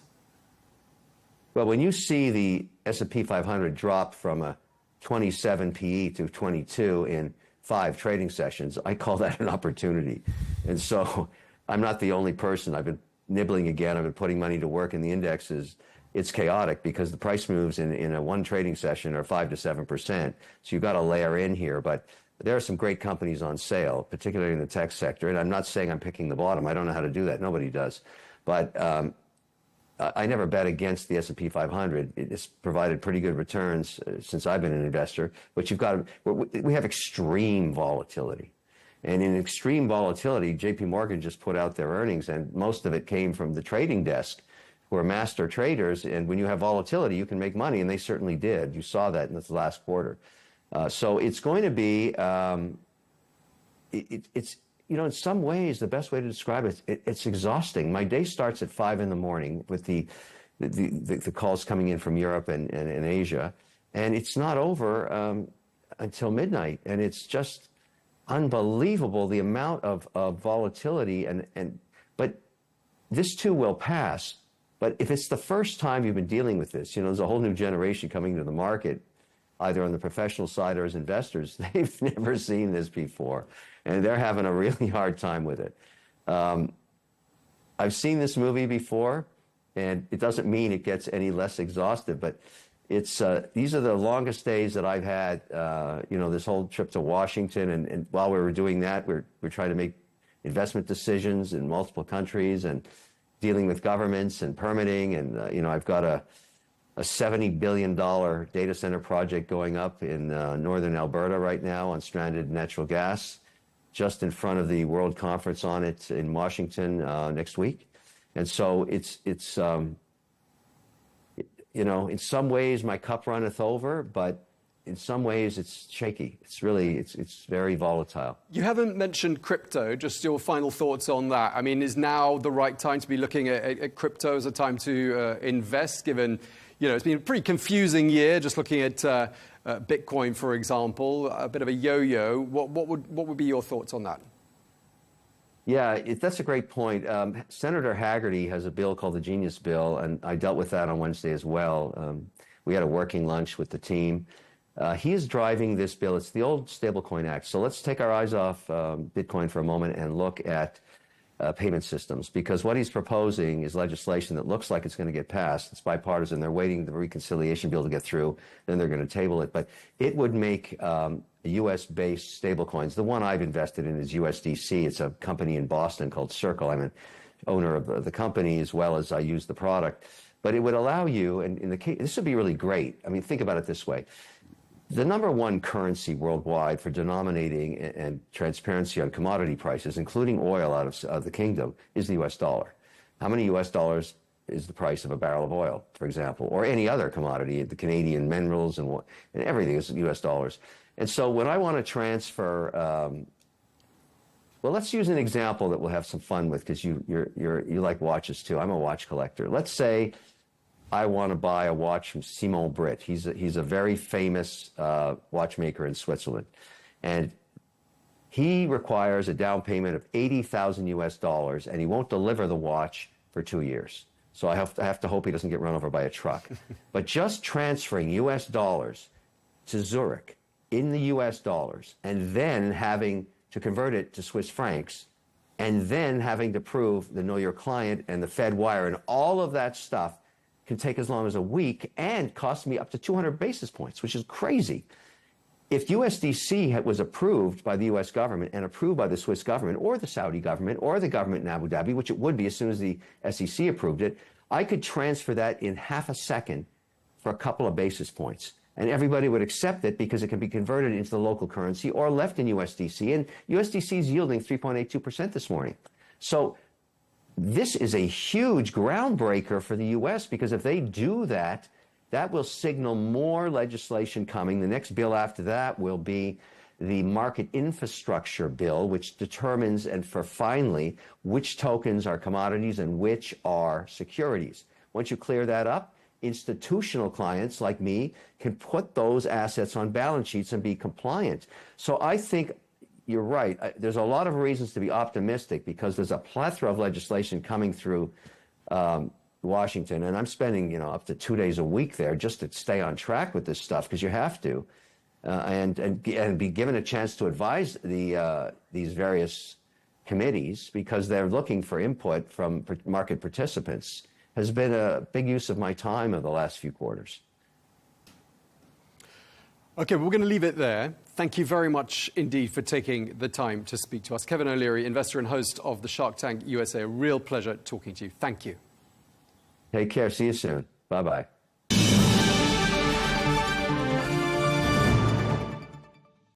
We're joined now by Vuga Usi, who is the COO of the BitGet Crypto Exchange. Vuga, thank you very much indeed for coming to see us here at Al Arabiya News. For people who don't know the first thing about cryptocurrencies, could you just start by telling us what BitGet does and what sort of services you offer?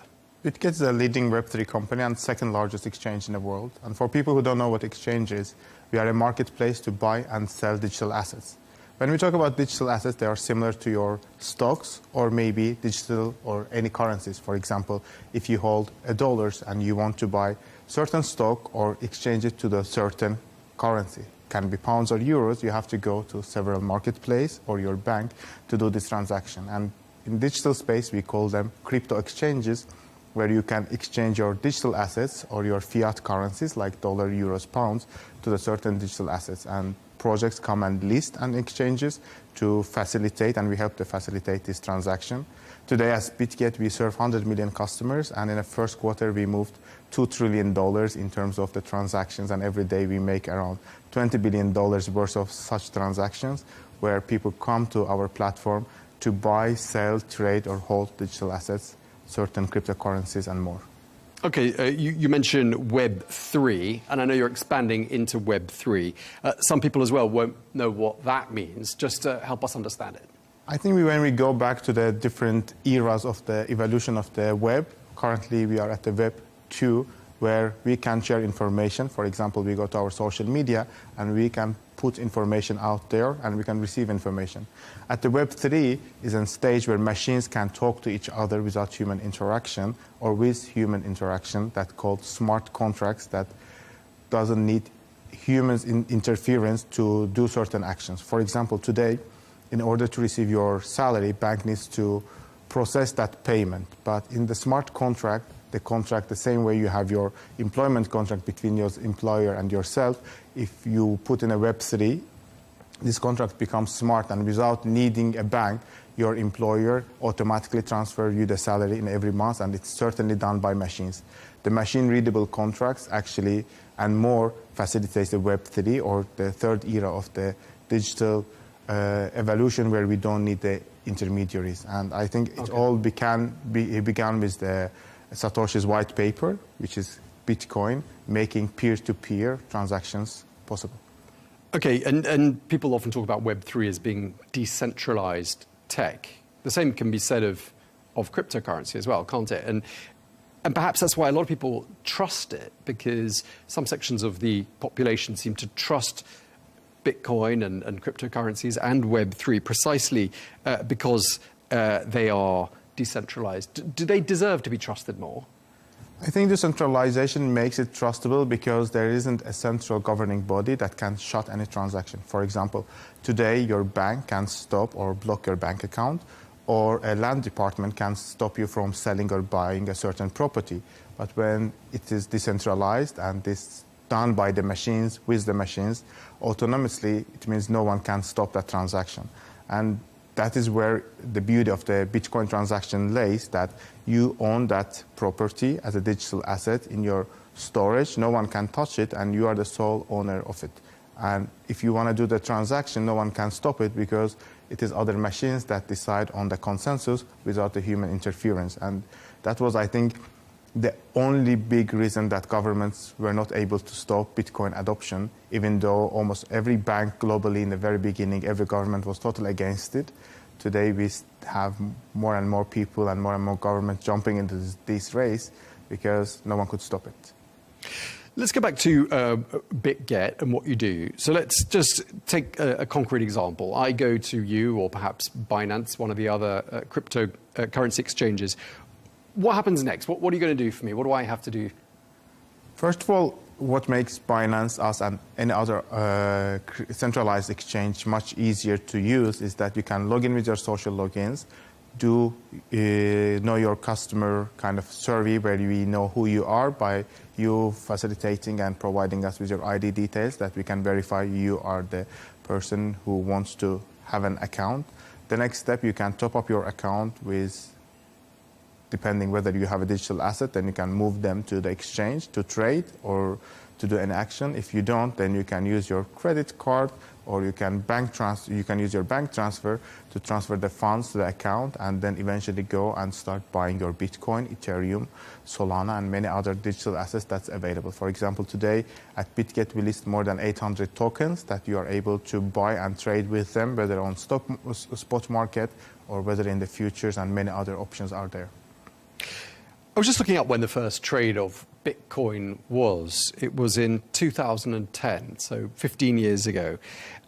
Crypto obviously very new. I mean, how do you feel about how far it's come during the course of these last 15 years?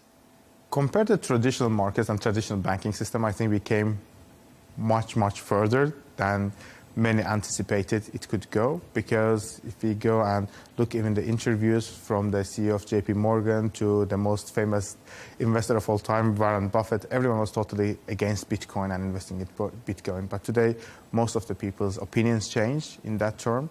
And also we see a huge solidarity in terms of ecosystem, because many viewers already, I'm sure they learned about Bybit hack that recently happened, and both Binance and us, we decided to go and help that exchange in order by lending them more Ethereums that got stolen from them, to make sure that industry doesn't suffer and they are able to recover. How many times you heard that if a bank goes down, another bank goes, yes, either government come base them or other bank comes buys them in a very cheap price. But in our industry, we realize that we don't have any support from any centralized organization or a government, and we have to support each other. And I think this example in itself shows a great way that we all came. I'm going to be asking you a bit more about that Bybit security breach in just a moment, because I think that's a really interesting case study that perhaps other exchanges can learn from. And it sounds like you will talk to each other. But answer this question for me. Someone watching says there are lots of currencies out there. There are commodities you can hold as a safe haven, like gold, silver, platinum. Why do we need a cryptocurrency?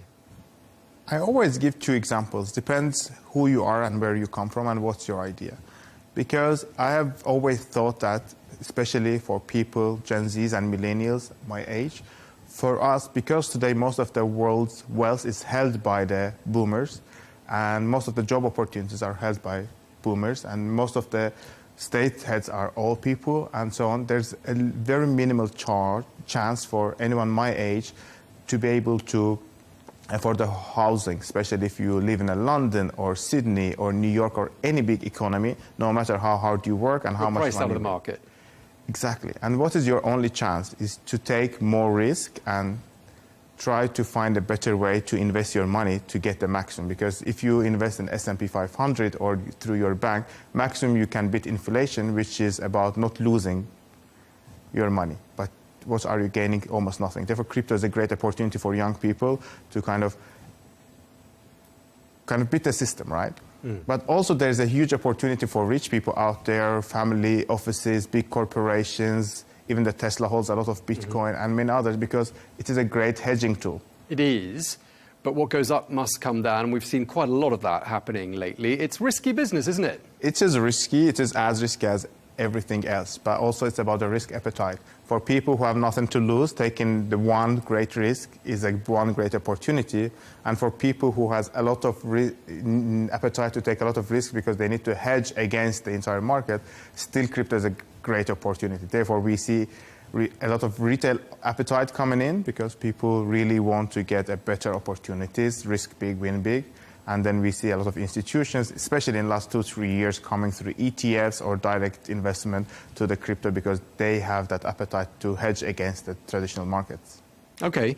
You, as the Chief Operating Officer of BitGet, presumably have growth as being one of your major goals, one of your KPIs. How do you actually measure growth? Is it going to be on a volume basis or the number of people you onboard? How do you calculate it? Both of them, because in the last 2.5 years, as a Chief Operating Officer, I'm very proud that BitGet grew from around 20 million customers to 100 million customers. It's 5 times growth. That's happened on your watch. Exactly.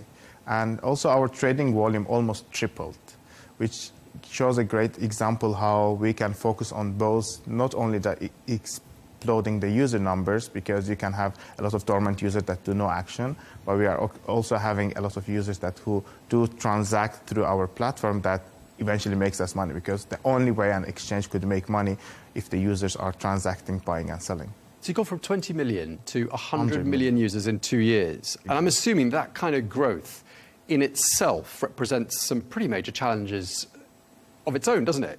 It is huge, from technology to security, from hiring a talent globally to actually making a very important bets and investing to the right places is what all we did. And we were not only lucky, as people assume, especially if you have that kind of a growth, but we also had a very long-term vision, because most of our big investments were done in the middle of the very red or bear market when the markets were super down. People were cutting costs. We went shopping. And that is, I think, the biggest motto of the crypto industry. We always say that when the market goes down, you have to go shopping because that's when you fill your bags.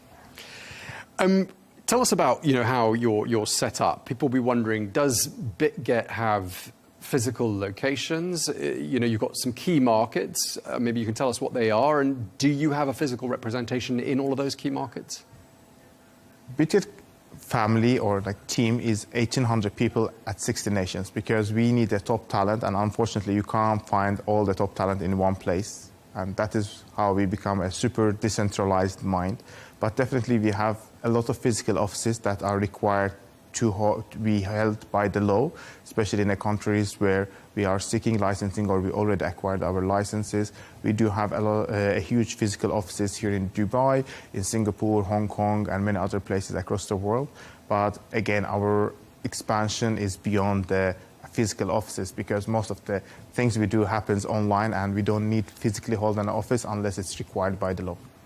Okay, and what about hiring? I mean, that must be quite difficult when you're trying to cater for that enormous growth in the number of people you've onboarded. What's your talent pool? Because this is a new industry. You're growing fast. How do you find the people? It's a very scarce talent pool, especially if you want to hire people with existing experience. And that's why 2 years ago, we decided to go and actually grow more talent for everyone in the industry, not only ourselves. We pledged to spend $10 million within our Blockchain for Youth initiative. Today, we partner with 60 universities globally, leading universities from Sharjah University, Zurich, UCL, and many others, to actually go and explain young students what crypto and what Web3 is and how they can join this revolutionary technology and help the ecosystem to grow. Because usually when we talk about crypto and Web3, people think that it's a place where you always have to these big screens and continuously trade. But actually we need the talent from lawyers to marketing specialists, from HRs to accountants, that almost 90%, for example, employees at BitGet, they don't trade. And they don't even touch trading.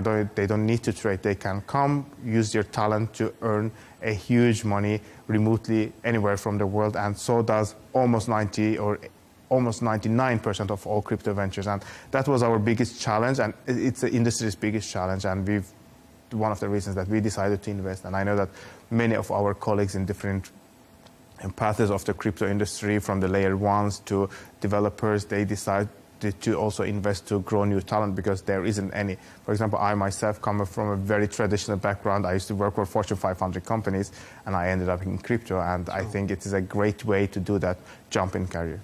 I mean, there's this perception that crypto is where the money is. That's where people are earning big money. I mean, are the salaries big? Do you pay your staff in cryptocurrency? Definitely, we pay in the cryptocurrency in the markets where it is legal tender. And unfortunately, not all countries accept the salary payments in crypto, but luckily in UAE here we are. And definitely, salaries are very competitive. And in January, I think BitGet was one of the corporations within the crypto, but also globally, that distributed the huge bonuses. The lowest bonus was around the double of the monthly salary of an employee, but there were people who got almost as their annual salary worth bonus thanks to their performance. And I think every venture in crypto is very much like a performance-driven, and there's a huge opportunity to earn.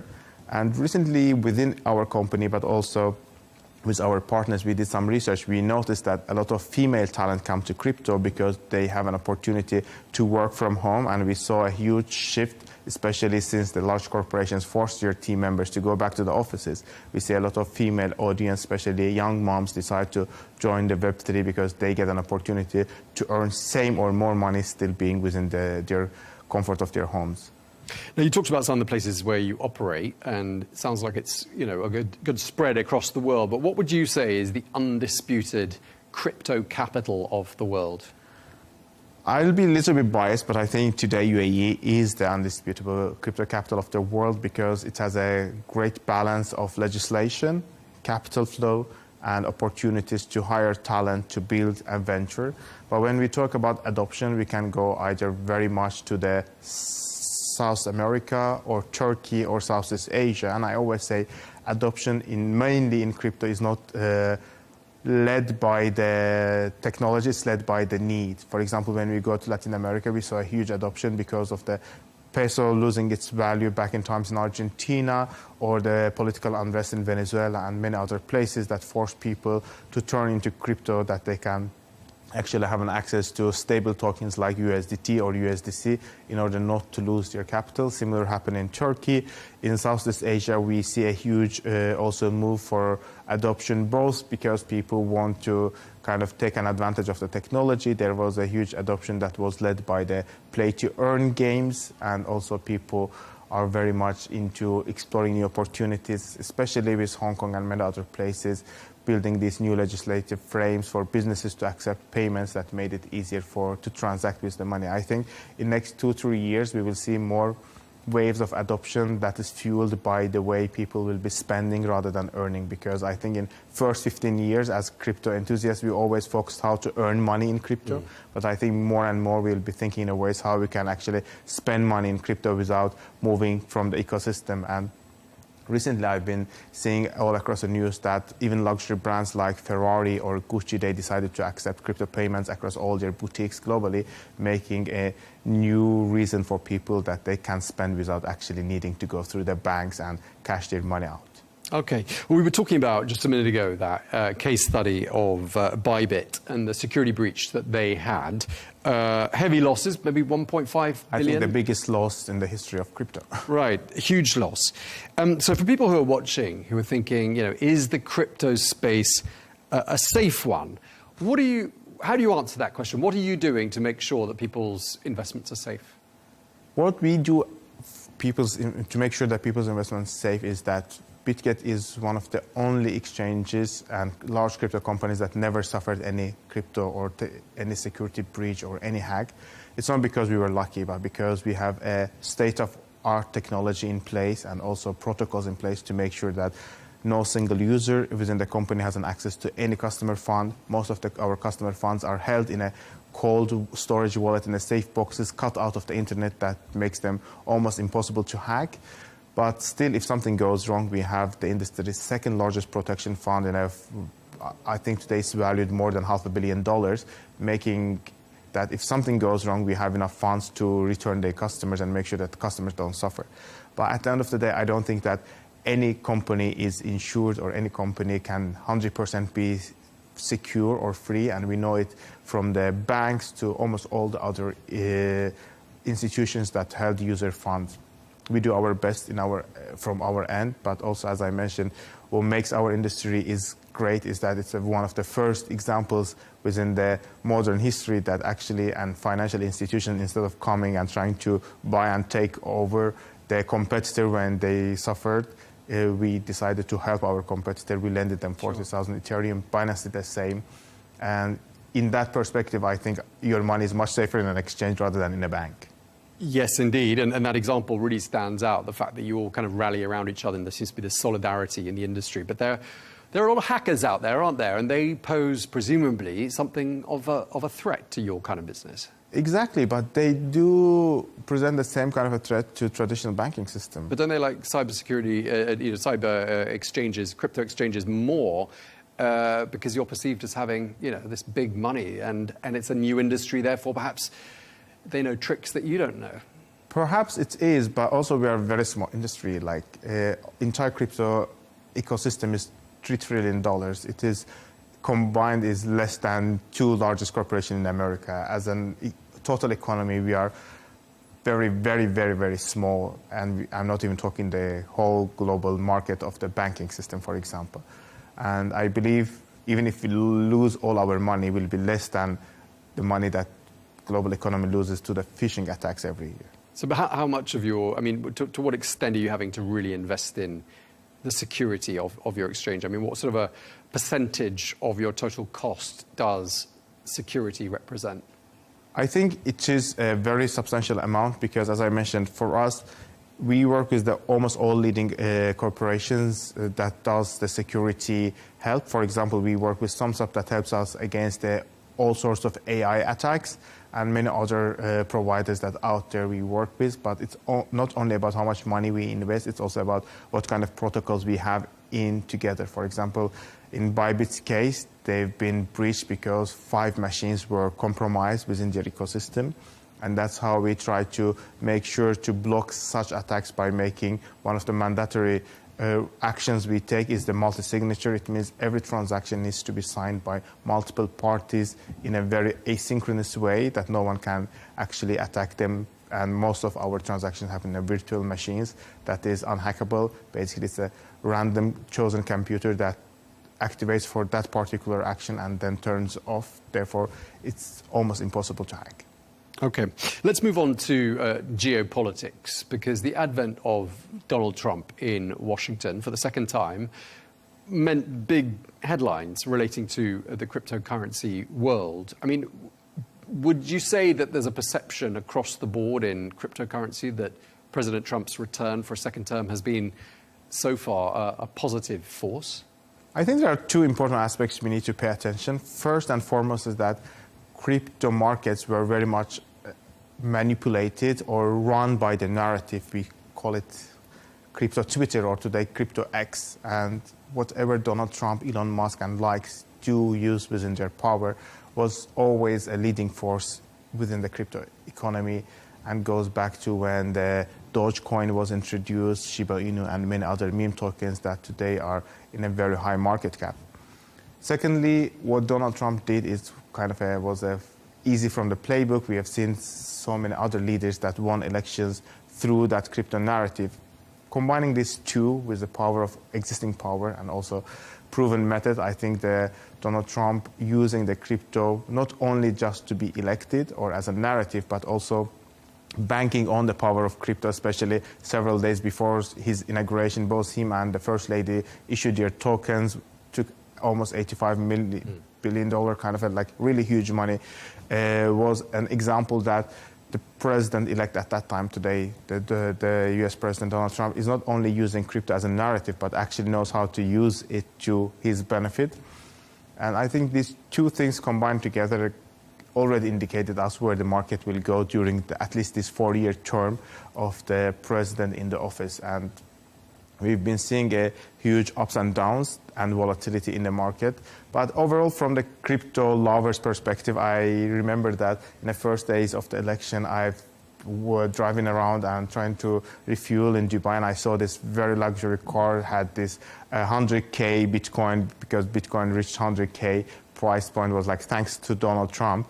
I think that was the sentiment within the entire crypto ecosystem, that Donald Trump and US economy and him promising that he will introduce an eased legislation will actually fuel the growth of the crypto industry. Because during the previous President Joe Biden's time, there was a harsh rules. We saw Binance founder CZ go to jail. We know what they were doing with XRP and countless lawsuits against almost all large corporations.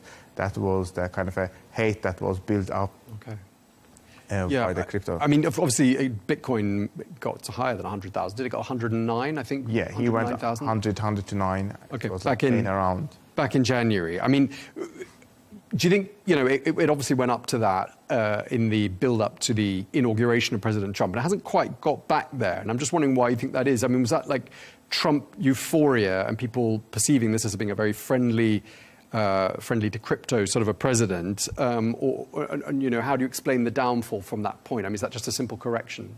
I don't think it's a simple correction. I think it's a very wise way of using the market to benefit the current people who have an insider information, because we saw how that we saw the Bitcoin at 100K, then it went down, and eventually President Trump did 2 tweets. First, there was promise that there will be digital reserve currencies, and they will be buying cryptocurrencies such as XRP, Cardano, Sui, and others, and then eventually Ethereum and Bitcoin, to establish the digital or crypto reserve of the United States. And price went up back to almost 200K. And people who already had an insider information, they were longing the market, they were doing huge investments and benefiting actually from this volatility. And today, price even went back to, 75 when the stock market crashed. But we saw the similar strategy what President Trump did with the stock market, right? He came and announced that there will be tariffs to every country globally, and then he goes to his true social media and told that it's time to buy, and 2 hours later he signed the executive order to postponing tariffs for 90 days except China. Markets recovered, then people who had insider information actually benefited from this. And I think today it's a very interesting question that how much this volatility can benefit Trump, his allies, and people who have an insider information, and what kind of power move is this, rather than is it going always up or is it going always down? Because it's clearly that people who have an insider information are benefiting the most from this volatility. Okay. And of course, we've been saying, massive volatility, certainly the last week or so on the traditional markets and for cryptocurrencies as well. But do you think, there is this perception that cryptocurrencies are something of a safe haven, a bit like people used to consider gold to be a safe haven. Do you think that's an accurate term to describe a cryptocurrency? I think when we talk in a short term, definitely it is not, because it's much volatile than the traditional markets and traditional assets like gold, silver, or real estate. But when we look in a long-term perspective, for example, Bitcoin in last 10 years definitely beat S&P 500, definitely beat almost all large real estate markets, whether it's London, Paris, New York, Dubai, or Beijing, or Tokyo. If you invested to Bitcoin, definitely you were making much more money than any other investment vehicle out there.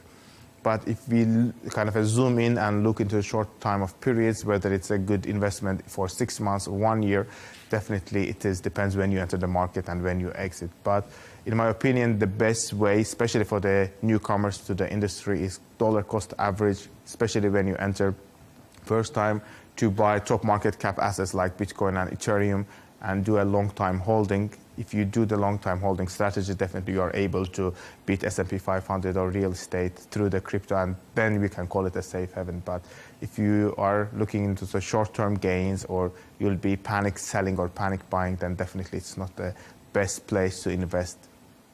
Okay, what attracted you into the crypto space? Why did you decide to leave the Fortune 500 companies that you had worked for? I believe you worked with Sony, you worked with Danone from memory. Exactly, I worked with Facebook and many others. Eventually, I went to build my own Web2 startup, and I sold it. I exited. The company was valued at $2.7 billion. And I eventually got some money, and when you give 20 someone a lot of money, and I didn't know how money works actually, because I never was even driven by money. I just was excited to build a company. But once I got the money, I wanted to buy a home, and I wanted to buy a nice car and do something for my parents abroad. And every time I wanted to do any transaction, and even first time when all this money came to my bank account, I had to go to the bank and prove that I have the money. And I really got tired of talking to the bank and every time telling them why I need to do what I need to do with my own money. And last drop in my kind of a patience was when bank wanted me to invest with the 2-3% annual return investment, while I knew that there's an opportunity to invest in crypto and do 8-10 times. That was kind of my moving moment. I decided to come and invest more into crypto, and since then I've been here almost like 8-10 years, and it was a great journey. I definitely lost some and I definitely earned some, but I think it was one of the wisest decisions from my end to come and invest in crypto rather than staying in a traditional banking system. I would have lost much more than I lost in crypto. Okay, so someone thinking they might leave their classic 9-to-5 job in a Fortune 500 company, come into the crypto world. Would you say that there are a lot of skills that, from your experience, that are transferable from a more traditional job into a cryptocurrency exchange job? Definitely, especially if you are doing something related to HR or law or finance, accounting, or marketing, social media.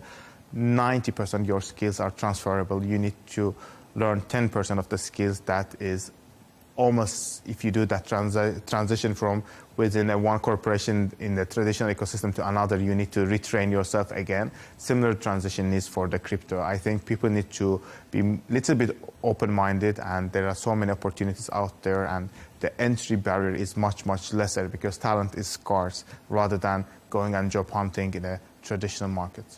Just lastly, one of the big headlines coming out of Paris, where this crypto summit is taking place. The founder of Cardano blockchain, Charles Hoskinson, predicting Bitcoin could hit $250,000 as early as this year. Does that sound likely to you? Definitely. I think, as I mentioned before, people who have insider information were benefiting from the market volatility, both in traditional ecosystem and also crypto world. And Cardano was actually one of these projects that's been down for almost 5-6 years, as far as I remember. But they made a huge bump in the price since the President Trump included them in his tweet. And I think the Cardano founder knows much more than we do and people behind the screens do. I think if he says, then we should listen. And there's a huge chance that Bitcoin prices will hit 250, I think, by the summer, especially if the markets recover. It's a much more likely scenario.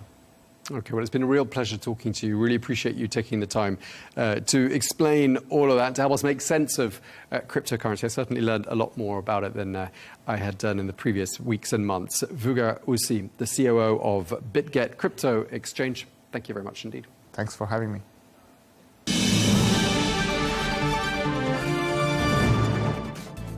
That is all we have time for today's edition of Global News Today. Thank you very much indeed for watching. Do join us again tomorrow for a look back at some of the highlights of the programme. Thanks for watching. Stay tuned.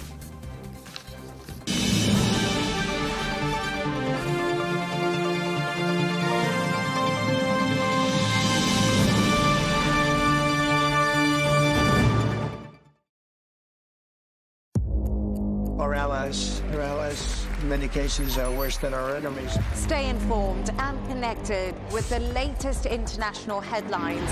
There obviously is a risk. From breaking news to in-depth analysis. It would appear that this war is coming to an end. Who buys this stuff? Investors, pension funds. We deliver the most important developments straight to your screen. Iran always wanted to deal with militia. Join us for compelling, expert-driven conversations. A curfew order has been established.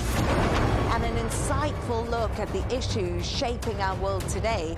There are a lot of proposals about European architecture for security. I'm Leigh Ann Gerrans, and this is W News. We dealt with this when I was Chief of Staff in the first term. Where you don't just hear the headlines, you get the full story. It feels like decades are passing by in a matter of weeks. Seismic shifts in the world order. Never, ever will be part of America. With so much happening and so much noise. Whether it's political upheaval, Canada has been ripping us off for years. Economic shifts or social movements. And no one wins from tariffs. I think America can be more friendly to the rest of the world. For in-depth analysis and all the latest developments across the globe. To have an inclusive policy together. The meetings with Hamas gave me some hope. We're in another nuclear arms race. The most important developments straight to your screen. Welcome to the dressing room. I'm on my own. I need backup. And an insightful look at the issues shaping our world today. It was not going to happen, that war, and it happened. Join us on Arabiya News, where the world talks.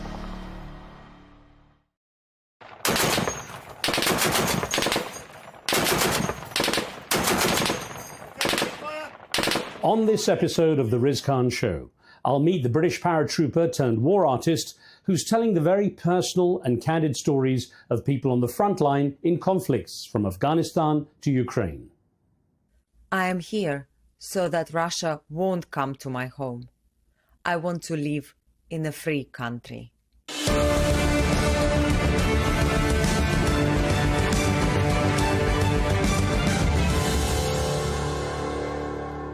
Welcome to the show. I'm Riz Khan. As diplomatic efforts to find peace in Ukraine continue to ebb and flow, most media attention focuses on the words of world leaders in Washington, Moscow, Riyadh, Kyiv, and other European capitals. But while a ceasefire proves elusive or perhaps evasive, soldiers and civilians continue to suffer in relative silence. Derek Keelan served as an officer in the elite British Parachute Regiment before jumping, literally, to an entirely different career as an artist. His paintings of the English Lake District are popular, but away from the easel, Derek's fascination with life on the front line continued. And he found a unique way to combine his art with his military experience that would tell the stories of people at the edge of existence, from war zones to Mount Everest. Well, he recently returned from the conflict in Ukraine and joins me now from his home near The Hague in the Netherlands, a place known as the International City of Peace and Justice. Derek, thanks for the time. Now, the Parachute Regiment, or the Paras as they're known, are supposedly some of the toughest in the British Army. So tell me about that journey, you know, from soldier to artist that you went through. Yeah, it's an interesting one, isn't it? I've always been a painter at school. I painted at university, and I decided to join the army, and I went to Sandhurst, and I went through Parachute Regiment selection at Sandhurst, which was a rigorous interview. And the chairman of the interview board, he said to me, what did you do in the summer before you came to Sandhurst? And I said, I went to Paris. And he said, what were you doing? I said, I was visiting art galleries. He said, what did you visit? I said, the Tuileries Gardens. Which art did you like? And I thought, this is quite a bizarre interview for the Parachute Regiment. And I got into that regiment and then discovered that it's quite an erudite mix of people, of writers and artists and poets and the usual warriors. So I kind of fitted in, and I always parachuted with a tin of paints and a sketch pad, and I was in trenches in various places in the UK and other places, drawing and painting, and I think it slightly endeared my soldiers to me. And they were fantastic, and they kind of loved it. And I kind of learned that the Parachute Regiment accepts all kinds. It likes a bit of creative flair, and it likes a bit of warrior spirit. When you said you travelled with paints while you were parachuting, I'd be most impressed if you were painting while parachuting, but let's not go there. Now, most people would imagine artists to be there in a studio in front of an easel, not on the front line of a war zone. So how did you get to take your art, your passion for art, to a war zone, to the front line in Afghanistan? Well, I had a career change. I went to art college about 20 years ago now, and I'd been painting before that. And when I went to art college, I got a residency in my local city in the UK, and I was on top of the tallest building in the city, and I was painting the city from above, a bit like the great German painter Gerhard Richter, who would paint bombed German cities from above after the war. So I was kind of following that, and I'd open up my studio to visitors. People would come up in the lift, have a look at the view, have a look at my work. And I thought, this is going quite well. And one day a woman visited, she came up and said, it's all very well, you painting the city from above, but you have no idea what people in this city think. And she was a campaigner for the preservation of a local Art Deco theatre, 1930s theatre. And I suddenly realized she was right. I was isolated from the real world. So I immediately after that, it was a bit of an epiphany. I decided to ask people whether they loved this particular city, Carlisle in the north of England, and what they would like to change. And I called it Love Carlisle because I thought it wasn't very loved. And I set up a diary room, like a Big Brother diary room in the middle of the city. And I asked people to write on Post-it notes, coloured Post-it notes, what they loved and would like to change about the city.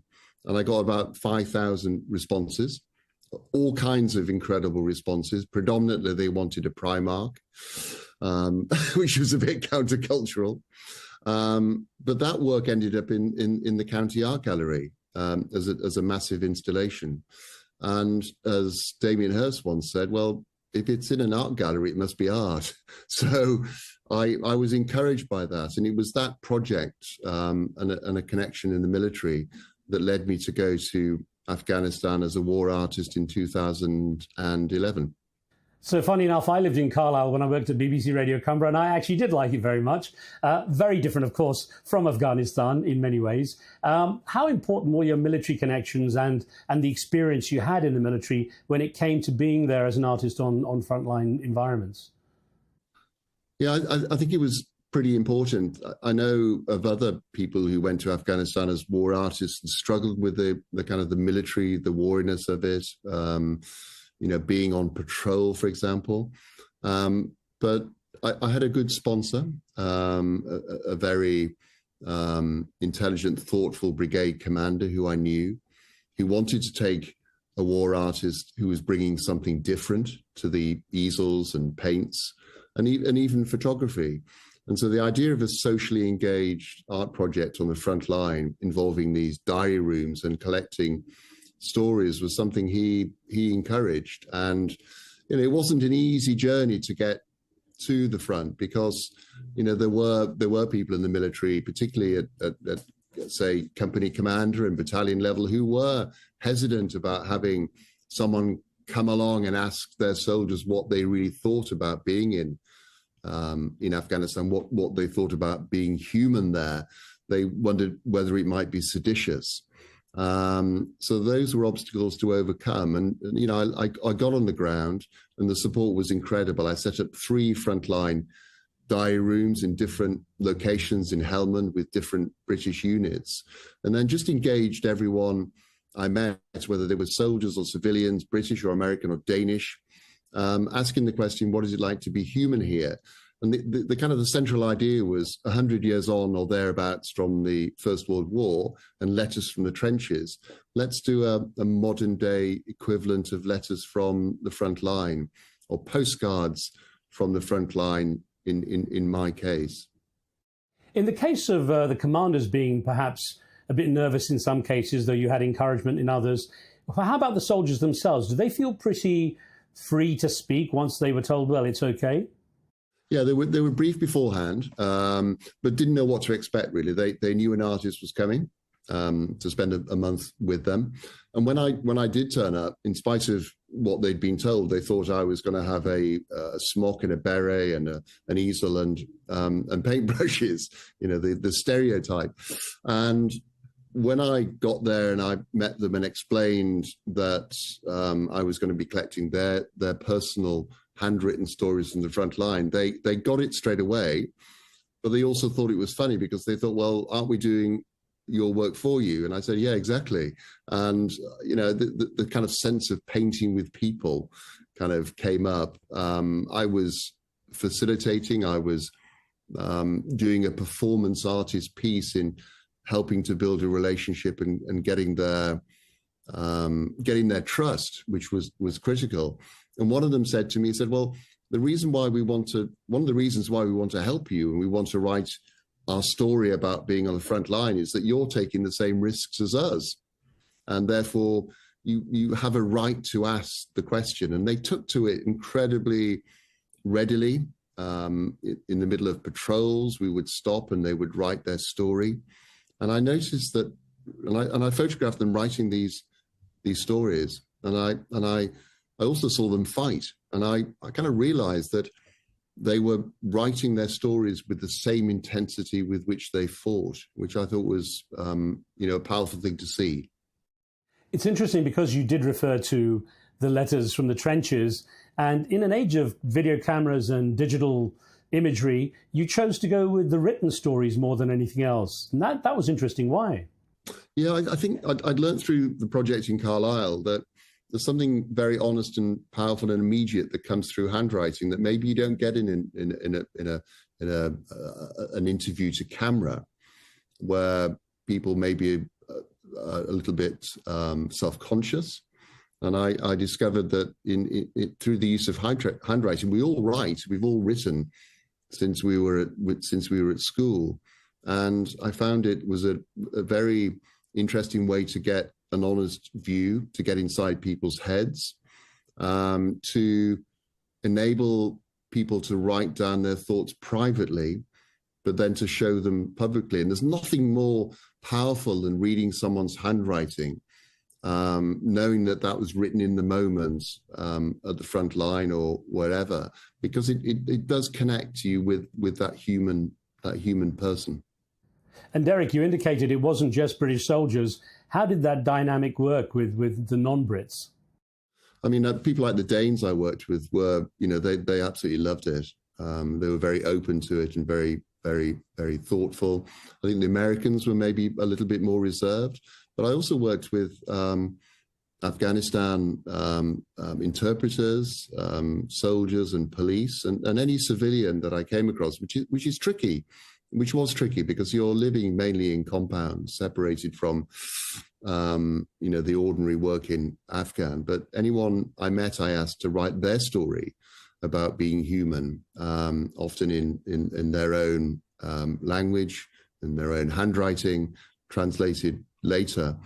And they would write about hope as well in the same way, or they would write about their families as well in exactly the same way, regardless of nationality.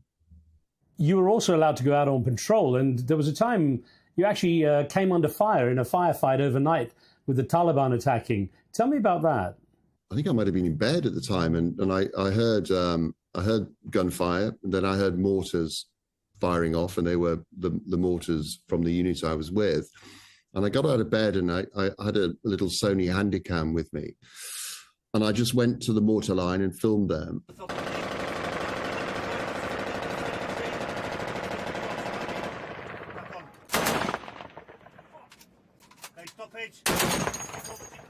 And then in the dark, I just gradually worked my way up to one of the sentry boxes where there was a big 50 caliber machine gun. And I was looking out over a schoolhouse, maybe half a kilometer away. And that's where the Taliban were. They were firing rounds into our little patrol base. And we were firing back. So there was an exchange of fire.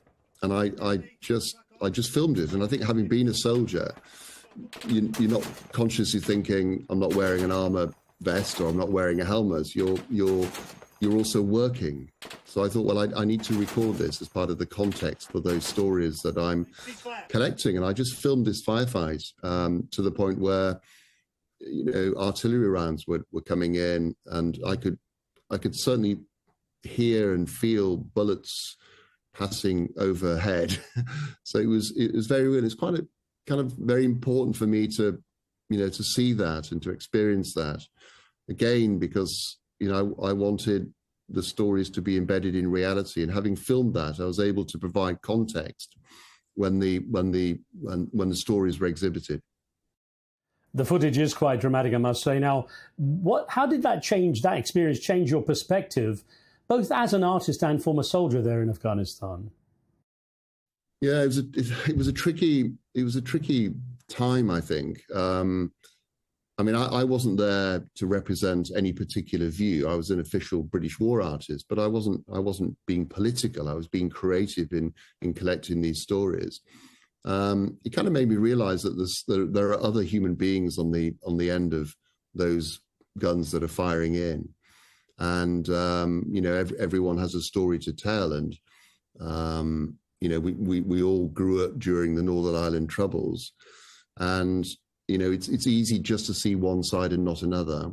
I think it's important to understand. You don't necessarily have to empathize, but you have to understand. And I think that gave me a real understanding of the other side. And just wandering around Afghanistan, being in patrols and coming across families and children and farmers, it was kind of heartbreaking in a way.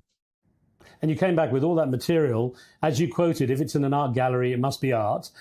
Who got to see the exhibition? Well, it's interesting because I went through a censorship process, first of all, in Camp Bastion. A colonel looked through all the work, and the only thing that he took out were the names of those who'd been injured. So if the soldier's been injured, they didn't want to reveal a name, but happy to reveal those who had been killed. And other things that I thought were maybe sensitive were released. So the work was then cleared for public viewing. And the first thing that happened was that it went on show in the Ministry of Defence main building in Whitehall, because I think the army thought, well, maybe the civil servants need to see what it's really like in the front line. I thought that was a really good start point. And then it went to the Imperial War Museum. So it was, still in the war theatre. But after that, it went on exhibition in galleries. Middlesbrough Institute of Modern Art, for example, up in the north, is one of the Tate network of galleries. They did a very good installation of that exhibition. It toured. Parts of it went to Australia and the States. I mean, my mission in all of these things is to get these stories out there. You kind of feel, privileged to be there. In my case, not painting, but collecting handwritten stories. And therefore, afterwards, the job is to get the stories out into the wider world, to get these stories out. It's never about me as an artist. It's about me trying to help get these voices heard and seen. And so I've been doing that with the Afghanistan stories ever since. And I'm still involved with a charity in the north of England that helps ex-service people into the creative arts. And I do a talk every year to them. So I'm still involved, and I still get these stories out there whenever possible. Well, that project in Afghanistan, the success of it, led you to take that format to a very different, but perhaps equally dangerous situation over to the Himalayas and Mount Everest, where the mountaineers were preparing to climb. Now, how did that experience, having done that, the war zone in Afghanistan, compare with suddenly being up there in the Himalayas? Yeah, I'm kind of interested in people, humans in difficult and stressful and challenging situations. Before I went to Everest Base Camp, I did a project for a couple of years with Bournemouth University and their Dementia Research Institute, looking at people who live with dementia and using their stories to help reveal the truth. And so the theme of trying to understand people in challenging, complex, difficult personal circumstances is one that runs through all of my work, I think. So, going to Everest Base Camp, whilst also being a personal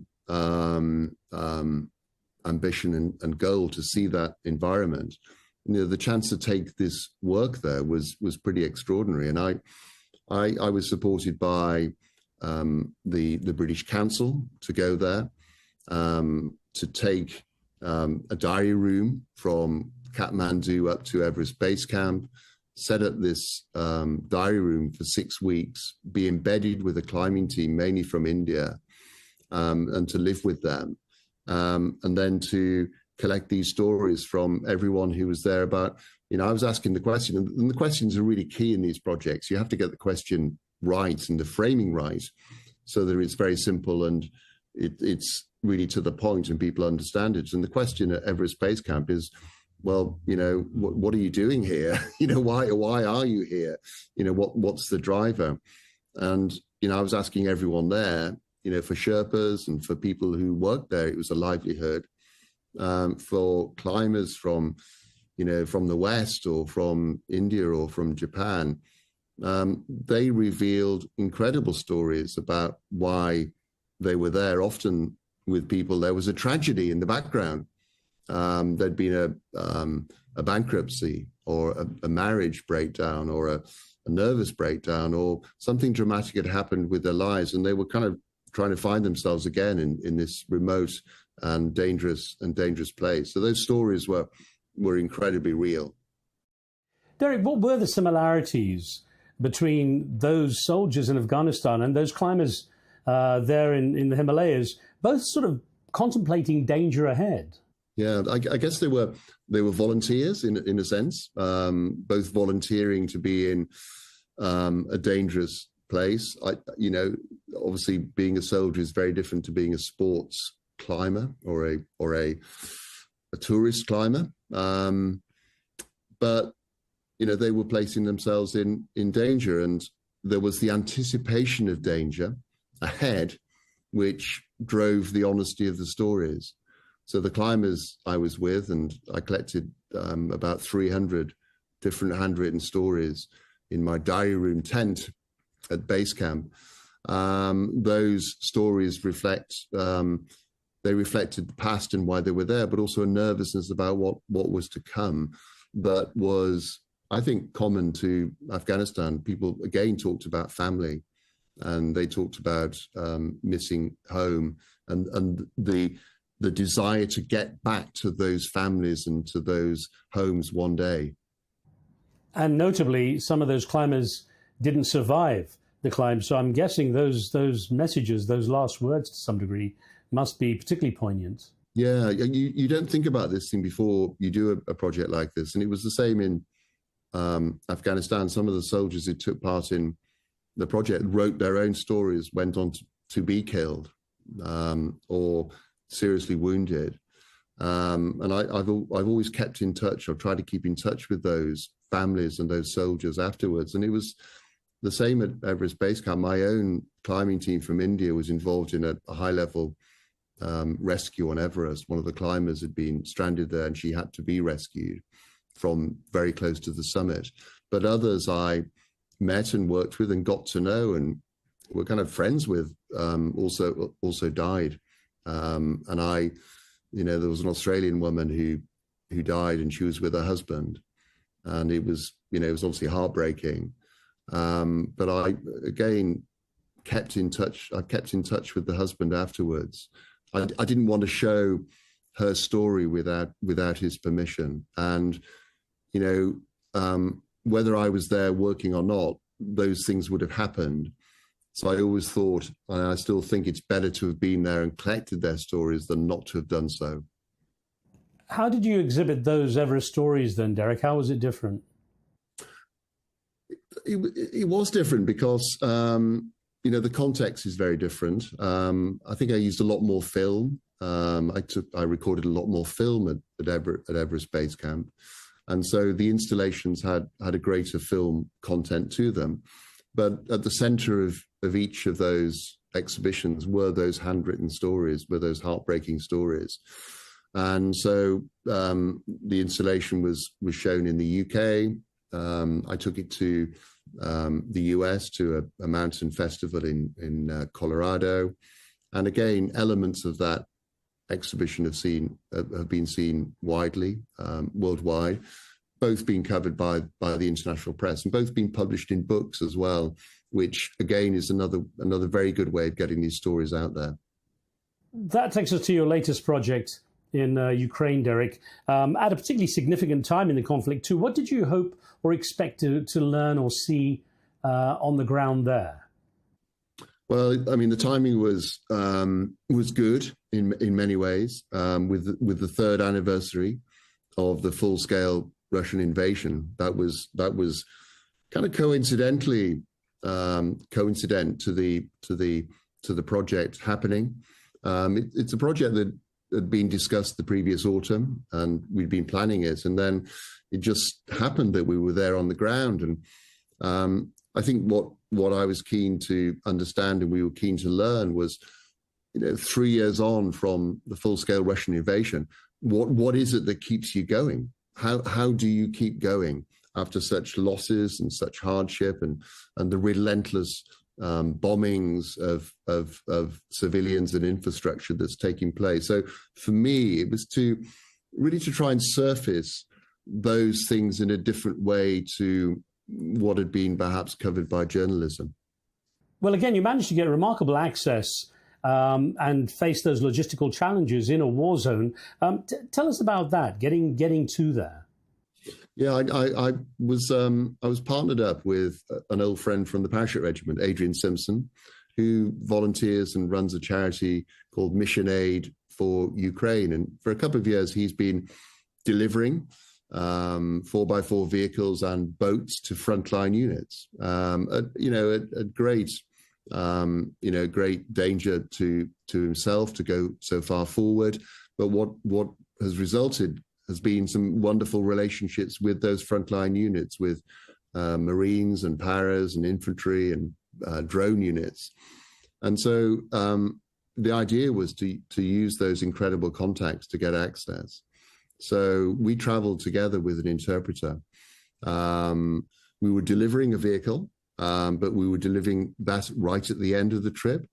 So we used that vehicle to travel through some of the major cities, but then almost circumvent the entire front line from the north front above Sumy, and then right round through Luhansk and Donetsk and round to Mykolaiv, getting as close to the front line as we could to meet meet up with those frontline units. So the access was, was extraordinary.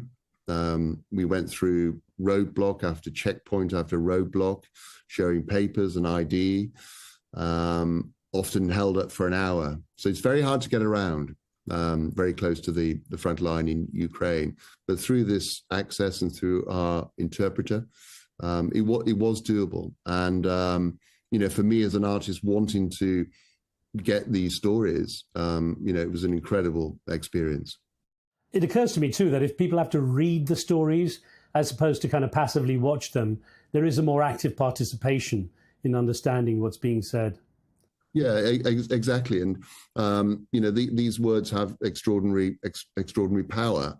They connect straight to the individual. And in the case of the work in Ukraine, I asked people to write their story in a slightly different way on a larger piece of paper and then hold that to camera and to be filmed holding that. And I think what it does in this case is it connects even more strongly the story to the person. But that person who stared down the camera for maybe 15 or 20 seconds, I didn't tell them what to do, but in most cases they stared the camera down quite defiantly, which I thought was interesting. Sometimes people also smiled occasionally, but someone who saw those films early on said, "Gosh, they're quite unsettling, aren't they, as a viewer?" And I thought that's good feedback. That's exactly what we want to do. These stories are meant to unsettle, because unless they unsettle you, they won't change you and they won't change your view. So, Derek, let's get through some of these messages that you managed to record while in Ukraine. I mean, there's one here, filmed it in Nikopol by the Dnipro River, it's about 3 kilometers from the Russian lines. Tell me about that, the woman who was a lawyer. Yeah, incredible and heartbreaking. I met this woman who had been a lawyer before the war, and had given up that life to set up and run a dog's home for stray and lost dogs. When it's one of the consequences of a war and invasion that we don't necessarily think about straight away. We think about people and we think about humans fleeing away from the war, from the disaster, from the bombing, but they often leave behind their pets. And many people had fled from what is now the occupied territories and had to leave their dogs behind. They just weren't allowed to bring them.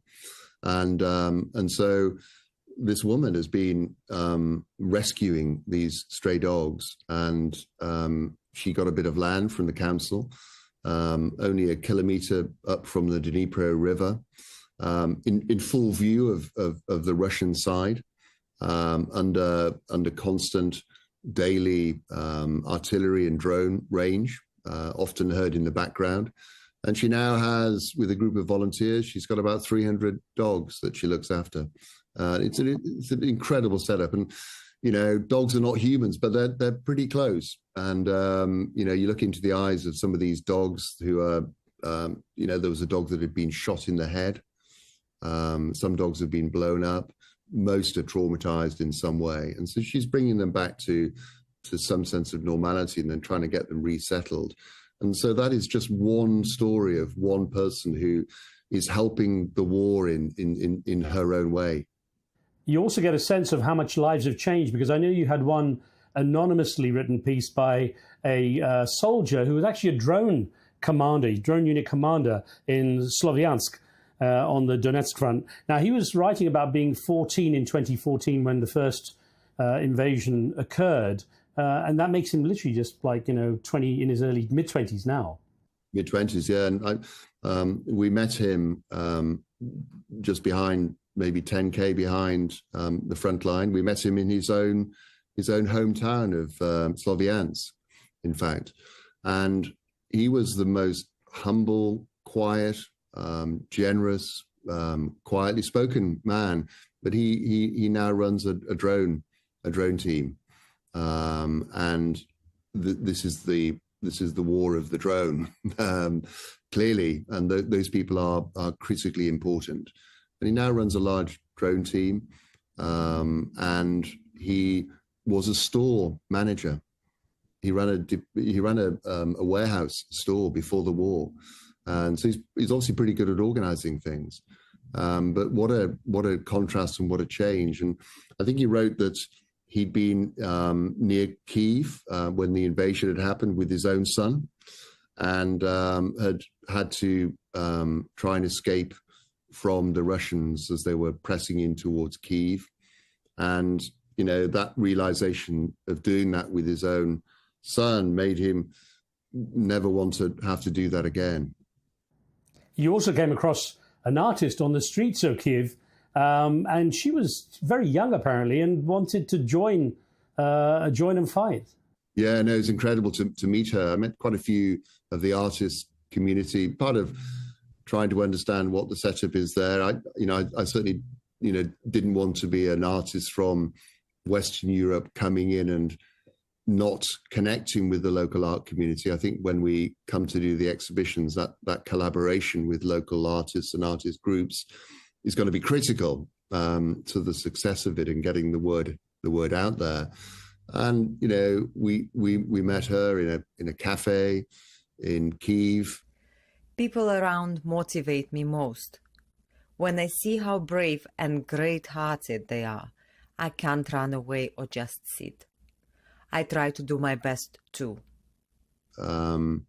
She knew people who lost their homes. She was young. She wanted to help. She felt she wasn't doing enough. She wanted to go and fight, but she thought, well, there are people better able to do that than me at the moment.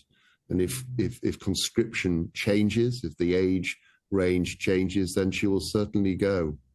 And she was like she was wonderful, but fragile, and you wondered how that was going to work out for her. Many people obviously contribute their own way. There's one story that was interesting of the artist who paints portraits and then donates the money to the military. Yeah, no, exactly. Yeah, there's a group of artists in Kyiv who do this, portrait for donation. And I met them, and I had my own portrait painted, and I donated. And these are people. These are three women. Their husbands, their partners are all fighting, and I think they are. Maybe as artists we often struggle to think how we can help, and how to make our work meaningful and important and relevant. And they had found out how to do that by raising money through these portraits, and then writing about it, and then holding it up in the streets of Kiev, almost a million miles from the front line, but very connected to that front line.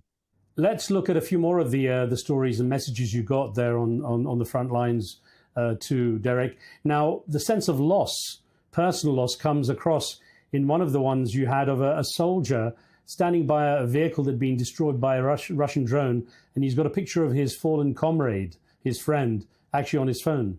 Yeah, indeed, yeah. So, again, not choreographing it too much. I let people decide what to do in front of camera when they were holding their story. In his case, uniquely, he got his phone out and showed a photograph of a comrade who I learned had been killed recently. And as I was filming, he spoke about that comrade. And whilst I'm not necessarily including the sound from these films in the final work, the fact that he's speaking to camera and showing something, a photograph of a dead colleague, I think is powerful enough. People suffer a lot without the power generation and stuff. And there's one you have of a soldier standing in the snow at a village near Izium, which was largely destroyed by the Russians, wasn't it? Yeah, exactly. Yeah. I'd met him previously in Kyiv, and then we met up again on the outskirts of Kharkiv, and then traveled down to this particular place. And he was very keen to show us where the fighting had been at its most intense in 2022, when they were pushing the Russians back out. And we stopped in this village, and I filmed him. He said, "You can't walk any further than where the vehicles were, because there were minefields still."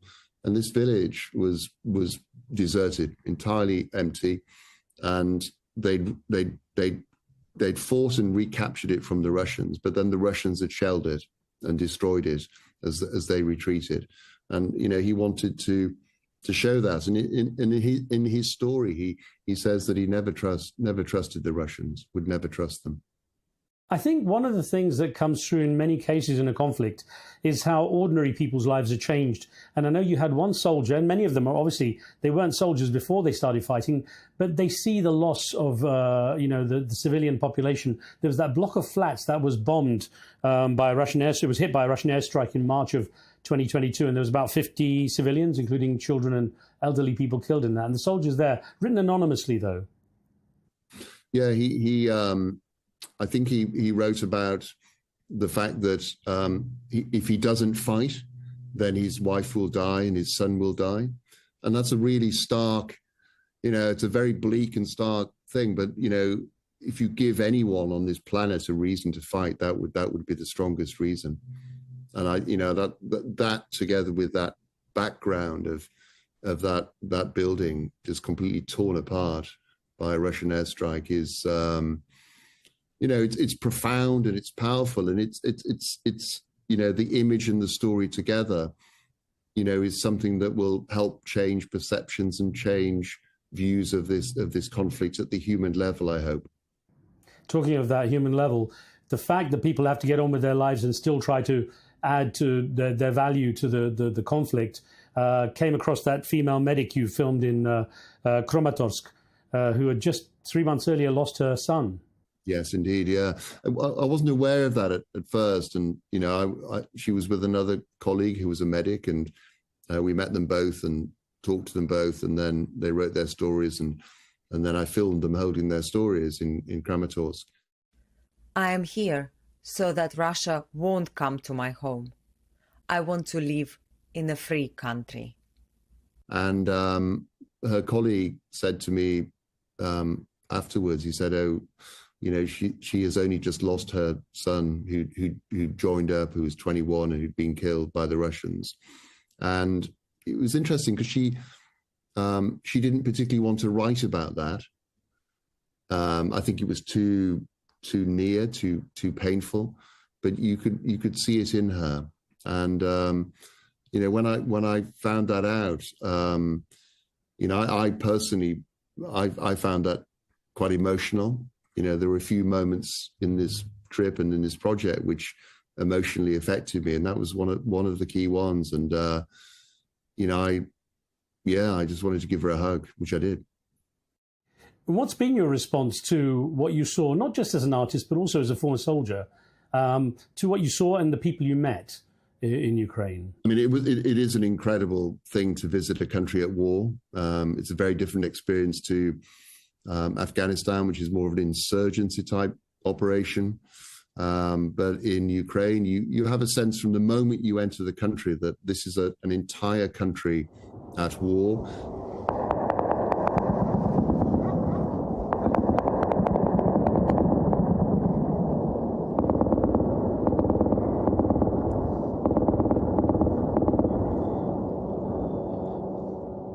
Every city I was in was attacked by drones and had sirens going off at night.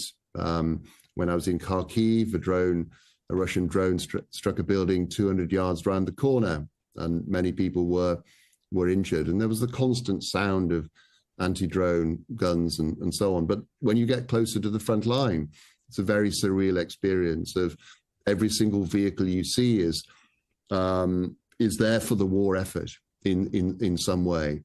And many of the vehicles have anti-drone technology on the roof to defeat drone attacks. We obviously didn't, so that was a little bit of a worry for us. But going forward to meet those forward units and also to meet civilians in the big cities, the overriding sense you have is, yes, it's a country at war, but it's a country incredibly steeled, and determined. It's a people who won't willingly give up. Considering the state of war you've just described, entirely present in the country, what sense did you get that people are hopeful that there will be peace soon? It's interesting. A lot of people talked about peace, and when we engaged them as part of the art project, they wrote about peace. They wrote about the need for peace for themselves and their families and their friends. There's a desperate yearning for peace. But when you talk to them, there's also a strong sense that peace will not be at any price. So the numbers are disputable on both sides in terms of killed and injured. That they haven't been fully revealed, but it's a great many on both sides. Enormous numbers of Ukrainians have died and been killed in the war or by shelling, and also what happened prior to the full-scale invasion. So because that's happened, I got a strong sense that this is a nation and a people who don't want to willingly give up and have fought for nothing. So they wouldn't want to give up land to Russia for peace, it seems. I think not. That is my sense. And the soldiers I met, they said, we definitely don't want to give up our land. This is our homeland, our motherland, or however they described it. And the blood of their soldiers is in the ground, and it's not something they want to just give up to an invader. What did you learn about what the people there thought of President Zelensky and President Trump? Yeah, it was interesting. There are figures out which kind of reveal the real perception, but I got a strong sense on the ground that the tide was turning, probably in both ways. There was a sense beforehand that Zelensky was not as popular as he'd been, and also a sense beforehand that Trump was quite popular. And when I was there, the tide was turning, and I think it has turned. Zelensky is now incredibly popular there now, in the sense that they believe he's fighting for their cause, not necessarily agreeing with some of the tactics, but agreeing with the strategy of fighting for that country and giving it all. And also a sense strongly that maybe Trump isn't there for them, or a realization that he isn't there for them. And one of the soldiers said to me, and he wrote about this, he said, well, it doesn't matter what Trump says, it won't affect how far my anti-tank gun can fire. And the reality on the ground is very separate to the political debate taking place at a high level, but people are nervous. And of course, what we saw happen in the White House between President Zelensky and Trump was not exactly the best thing for the people of Ukraine to see as a reassurance, I guess. Did you at least were giving their voices a platform by documenting their stories? Do you think people feel in general that their voices are being heard? There's certainly a lot of coverage, and it obviously comes and goes with whatever's happening in the world. And obviously, we're all consumed by tariffs and trade. So the public gaze does shift, but inevitably it will come back to Ukraine. There has been enormous coverage by the media.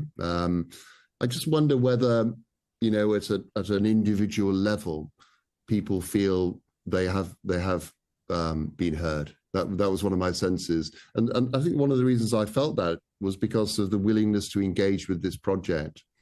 No one said, I don't want to take part. Everyone wrote their hearts out. Everyone wrote with a great honesty and integrity about how they felt. So I don't think it's possible to get to a point where you've exhausted those voices. They still need to be heard. Freedom still matters. One day I would love to lie in a bed without having nightmares, without sweating and calming my hands down. And that's it. But we must take responsibility for everyone who fought before us, yesterday or 100 years ago, because we will be here forever. It's always a choice to get up and continue doing your own thing, where everything is filled with meaning. Because some have sacrificed the most for those meanings, freedom still matters. I think one of the most important things in this discussion we should think about, Derek, is the fact all these stories you tell, whether it be Afghanistan, Everest, or Ukraine, or anywhere else you go, they're only a fraction of the huge, the massive stories that are actually out there. And this is a sampling, and it just shows how much there is to tell. So, you potentially have a lot on your plate. Yeah, I think so. And I think it is only a sample, but I'd like to think it's a representative sample. If you asked another 1,000 people, you'd get variations of the same. And so, it's a bit like, it's a bit like kind of Me Too, really. That could be my story. That could be your story. That could be anyone's story in that conflict. And therefore it is universal and therefore it's relevant. I think it's the idea that so many people are affected is what I'm getting at. Yes. Yeah, the scale is incredible. Taking that into account, Derek, and, considering the connections you make when you're out there in these environments on the front line, whether it be at Everest, Afghanistan, Ukraine, do you feel you have a duty to represent their voices? Well, I do very much so. It's a bit like if you're a painter, you want your work to be seen. I mean, it can be terrifying to have your work seen, and for me, it is the most important thing that the stories that were given in the moment, they were given freely and willingly, built on a short relationship of trust. I'm compelled to get these stories out there. I think that's why the stories were written. They were written to be seen, and my role is, without question, to get them out there in whatever way possible. They have to evoke an emotion, yeah. Tell me about your future exhibition plans, Derek. Well, having only just returned recently, I've only been back less than a month. I think before we went, the idea was to collect the work and then plan the exhibition schedule, the installation, put it together in whatever form that would be. And whilst we were in Ukraine, we visited some galleries. We connected with some people in the art sector in Kharkiv and in Kyiv. And I've also got connections in the gallery and art world in the UK and Europe.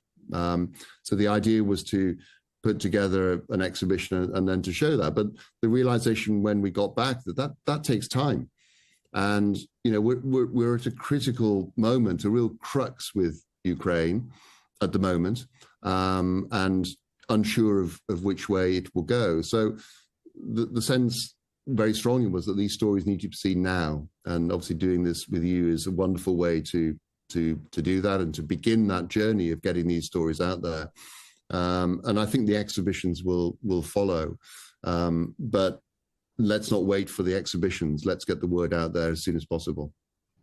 Well, let's look ahead too, Derek. And what would be the next project in your mind? I mean, would Gaza, for example, be like the ultimate?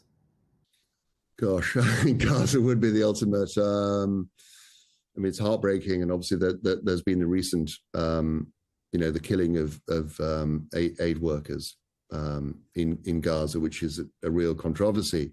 There's an untold story there somewhere.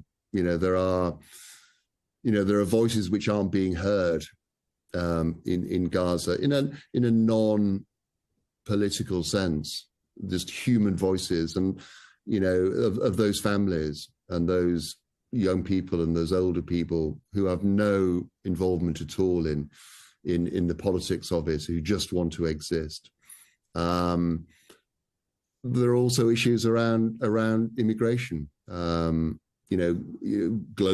it is an issue, and it's an issue in the West. And I live in the Netherlands, and it's clearly an issue here. So that is also something which greatly interests me, the human story of immigration and migration. I think the Gaza thing would be incredible. It's again how to get access. I'm confident that if I was on the ground, I could get the stories, but it's how to get the access. And I'm open to suggestions. Well, I know whatever you choose to do next, Derek, you will definitely evoke some thought with your style of artistry, if you like. Thank you very much for taking the time with us. It was really good to hear the stories. Thank you very much. Thanks, Riz.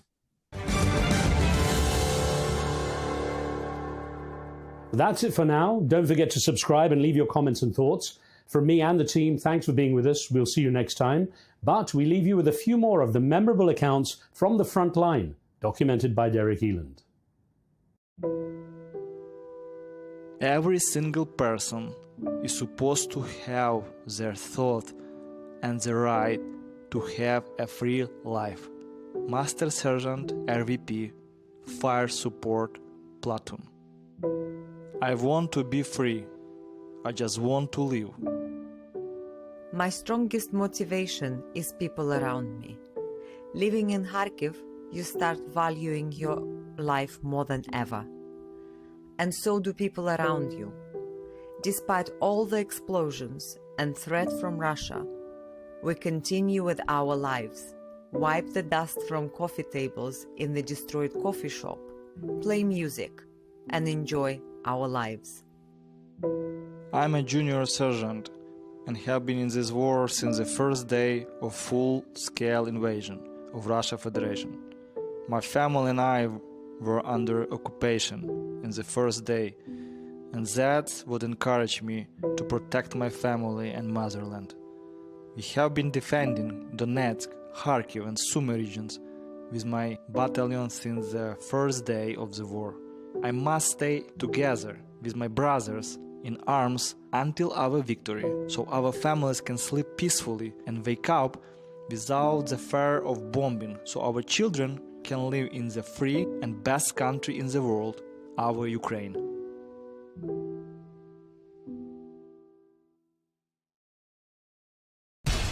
We have to take care of our people, and we're going to take care of our people first. For in-depth analysis and all the latest developments across the globe, make sure you join us every weekday. President Trump is trying to negotiate a ceasefire.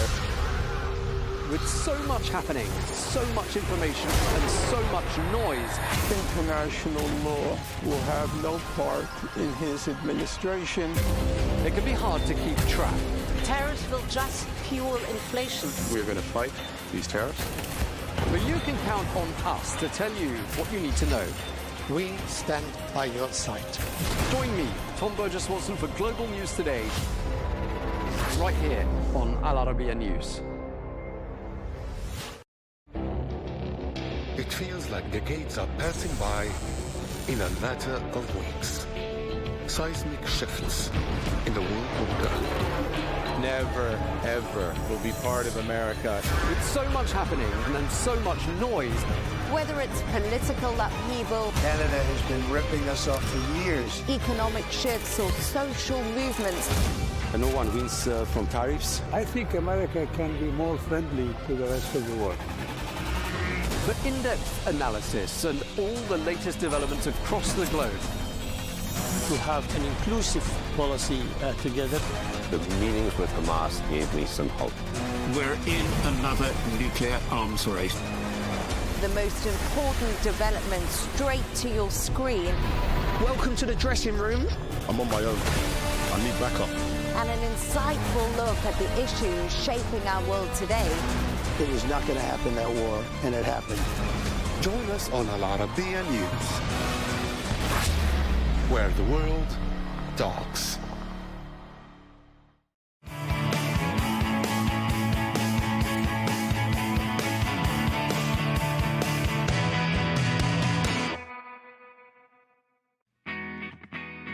Hong Kong.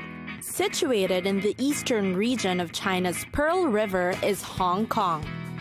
Its name roughly translates to fragrant harbor, as the city's natural geographic features make it an ideal water port. Hong Kong greatly embodies the Chinese concept of yin and yang, a balance of contrasting features. It's a modern city with a beautiful skyline, But at the same time, Hong Kong's roots are deeply rooted in rich Chinese and Buddhist cultures.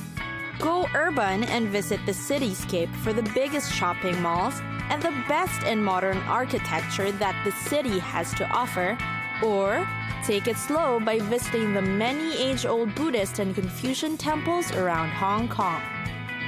Because of its British colonial history, Hong Kong is also a veritable melting pot of East meets West cultures in Asia. You'll see that this is especially evident in the contrasting architectural marvels around the city. Hong Kong is considered as one of the international hubs in the region and is home to the biggest international companies operating in Asia.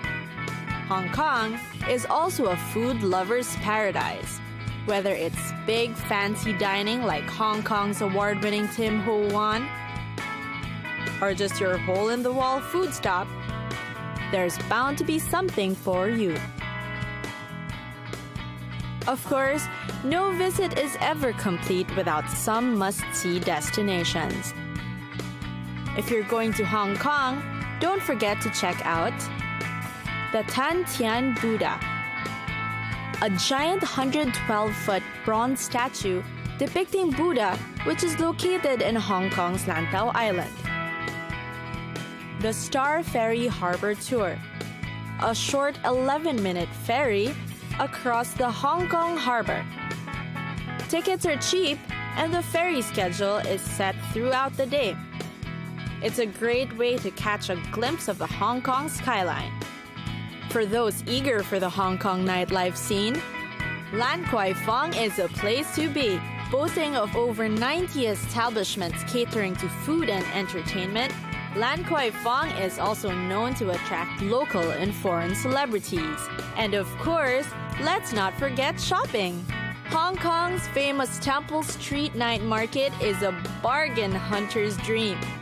Everything from fashion, electronics, toys, and souvenirs are here.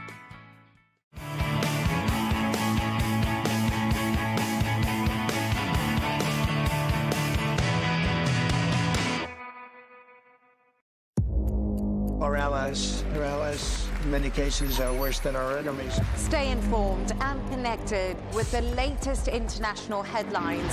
There obviously is a risk. From breaking news to in-depth analysis, it would appear that this war is coming to an end. Who buys this stuff? Investors, pension funds. We deliver the most important developments straight to your screen. Iran always wanted to deal with militia. Join us for compelling, expert-driven conversations. A curfew order has been established. And an insightful look at the issues shaping our world today. There are lots of proposals about European architecture for security. I'm Leigh Ann Gerrans, and this is W News. We dealt with this when I was Chief of Staff in the first term. Where you don't just hear the headlines, you get the full story.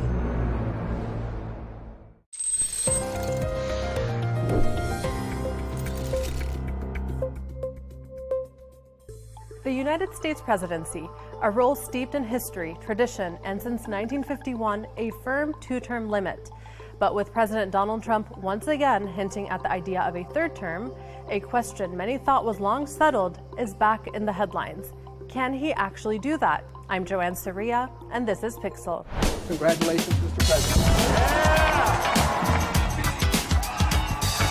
We're going to beat this coronavirus, or whatever you want to call it. Congratulations.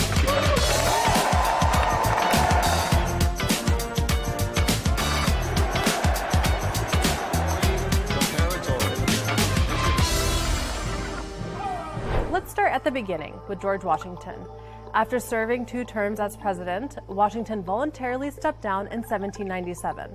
It wasn't required by law, but it set a powerful precedent that U.S. presidents shouldn't hold on to power indefinitely. That unwritten rule held strong for over 150 years. Presidents like Thomas Jefferson, James Madison, and James Monroe all followed Washington's example. In fact, it became so ingrained in American political culture that no one even seriously tested it until the 1940s. Enter Franklin D. Roosevelt. Elected during the Great Depression and leading the nation through World War II, FDR was elected 4 times, the only U.S. president to ever do so. His extended presidency raised concerns about the concentration of power in a democracy. And so after his death in 1945, Congress acted. The result was the 22nd Amendment, ratified in 1951. It states no person shall be elected to the office of the president more than twice. That sounds pretty clear, right? 2 terms maximum. Despite that, Trump does have a habit of dropping hints about a 3rd term. So many people are saying, you've got to run again. They love the job we're doing. Most importantly, they love the job we're doing. In 2018, he praised China's President Xi Jinping for making himself president for life. And Xi is a great gentleman. He's now president for life. Maybe we'll have to give that a shot someday. Was the comment on giving that a shot one day a joke? Maybe, but he's kept the idea alive. By 2020, he floated the idea of postponing the presidential election, raising eyebrows nationwide. And more recently, in interviews, he said he's not joking about wanting a 3rd term. I'd love that. His 3rd term. Boy, I'd love that. That would be a good one. I'd like that. This has fueled speculation, not just in the media, but among constitutional scholars and political observers alike. So how could this happen? One theory says Trump's running mate, say J.D. Vance, wins in 2028, with Trump as his vice president, then steps down, allowing Trump to return. But legal scholars point to the 12th Amendment, which bars a twice-elected president from being elected as vice president. Could Congress repeal the 22nd Amendment? Technically, yes, but it's a long shot. Amending the Constitution requires a 2/3 majority in both the House and the Senate, plus ratification by 3/4 of the states. That's a steep hill to climb. Over the years, other presidents have hinted at a 3rd term. Ronald Reagan, popular in his day, reportedly joked about it. Bill Clinton once said he thought he could win a 3rd term if it were allowed, but none seriously pursued it. So is Trump actually planning a 3rd term? Or is this just classic Trump keeping the media and his supporters on edge? Some believe he's testing the waters, gauging public reaction. Others say it's all part of his brand, provoking controversy and staying in the headlines. For now, the Constitution is clear. But could Trump try to change it? Maybe. But history and the law suggest he could be up against an uphill battle. I'm Joanne Soria. See you next time on Pixel from Al Arabiya News.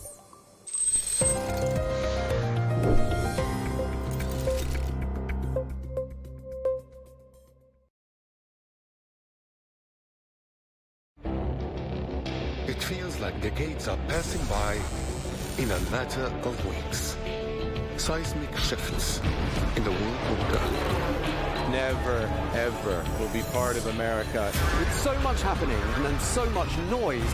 Whether it's political upheaval, Canada has been ripping us off for years. economic shifts, or social movements, And no one wins from tariffs. I think America can be more friendly to the rest of the world. For in-depth analysis and all the latest developments across the globe. To have an inclusive policy together. The meetings with Hamas gave me some hope. We're in another nuclear arms race. the most important developments straight to your screen. Welcome to the dressing room. I'm on my own. I need backup. And an insightful look at the issues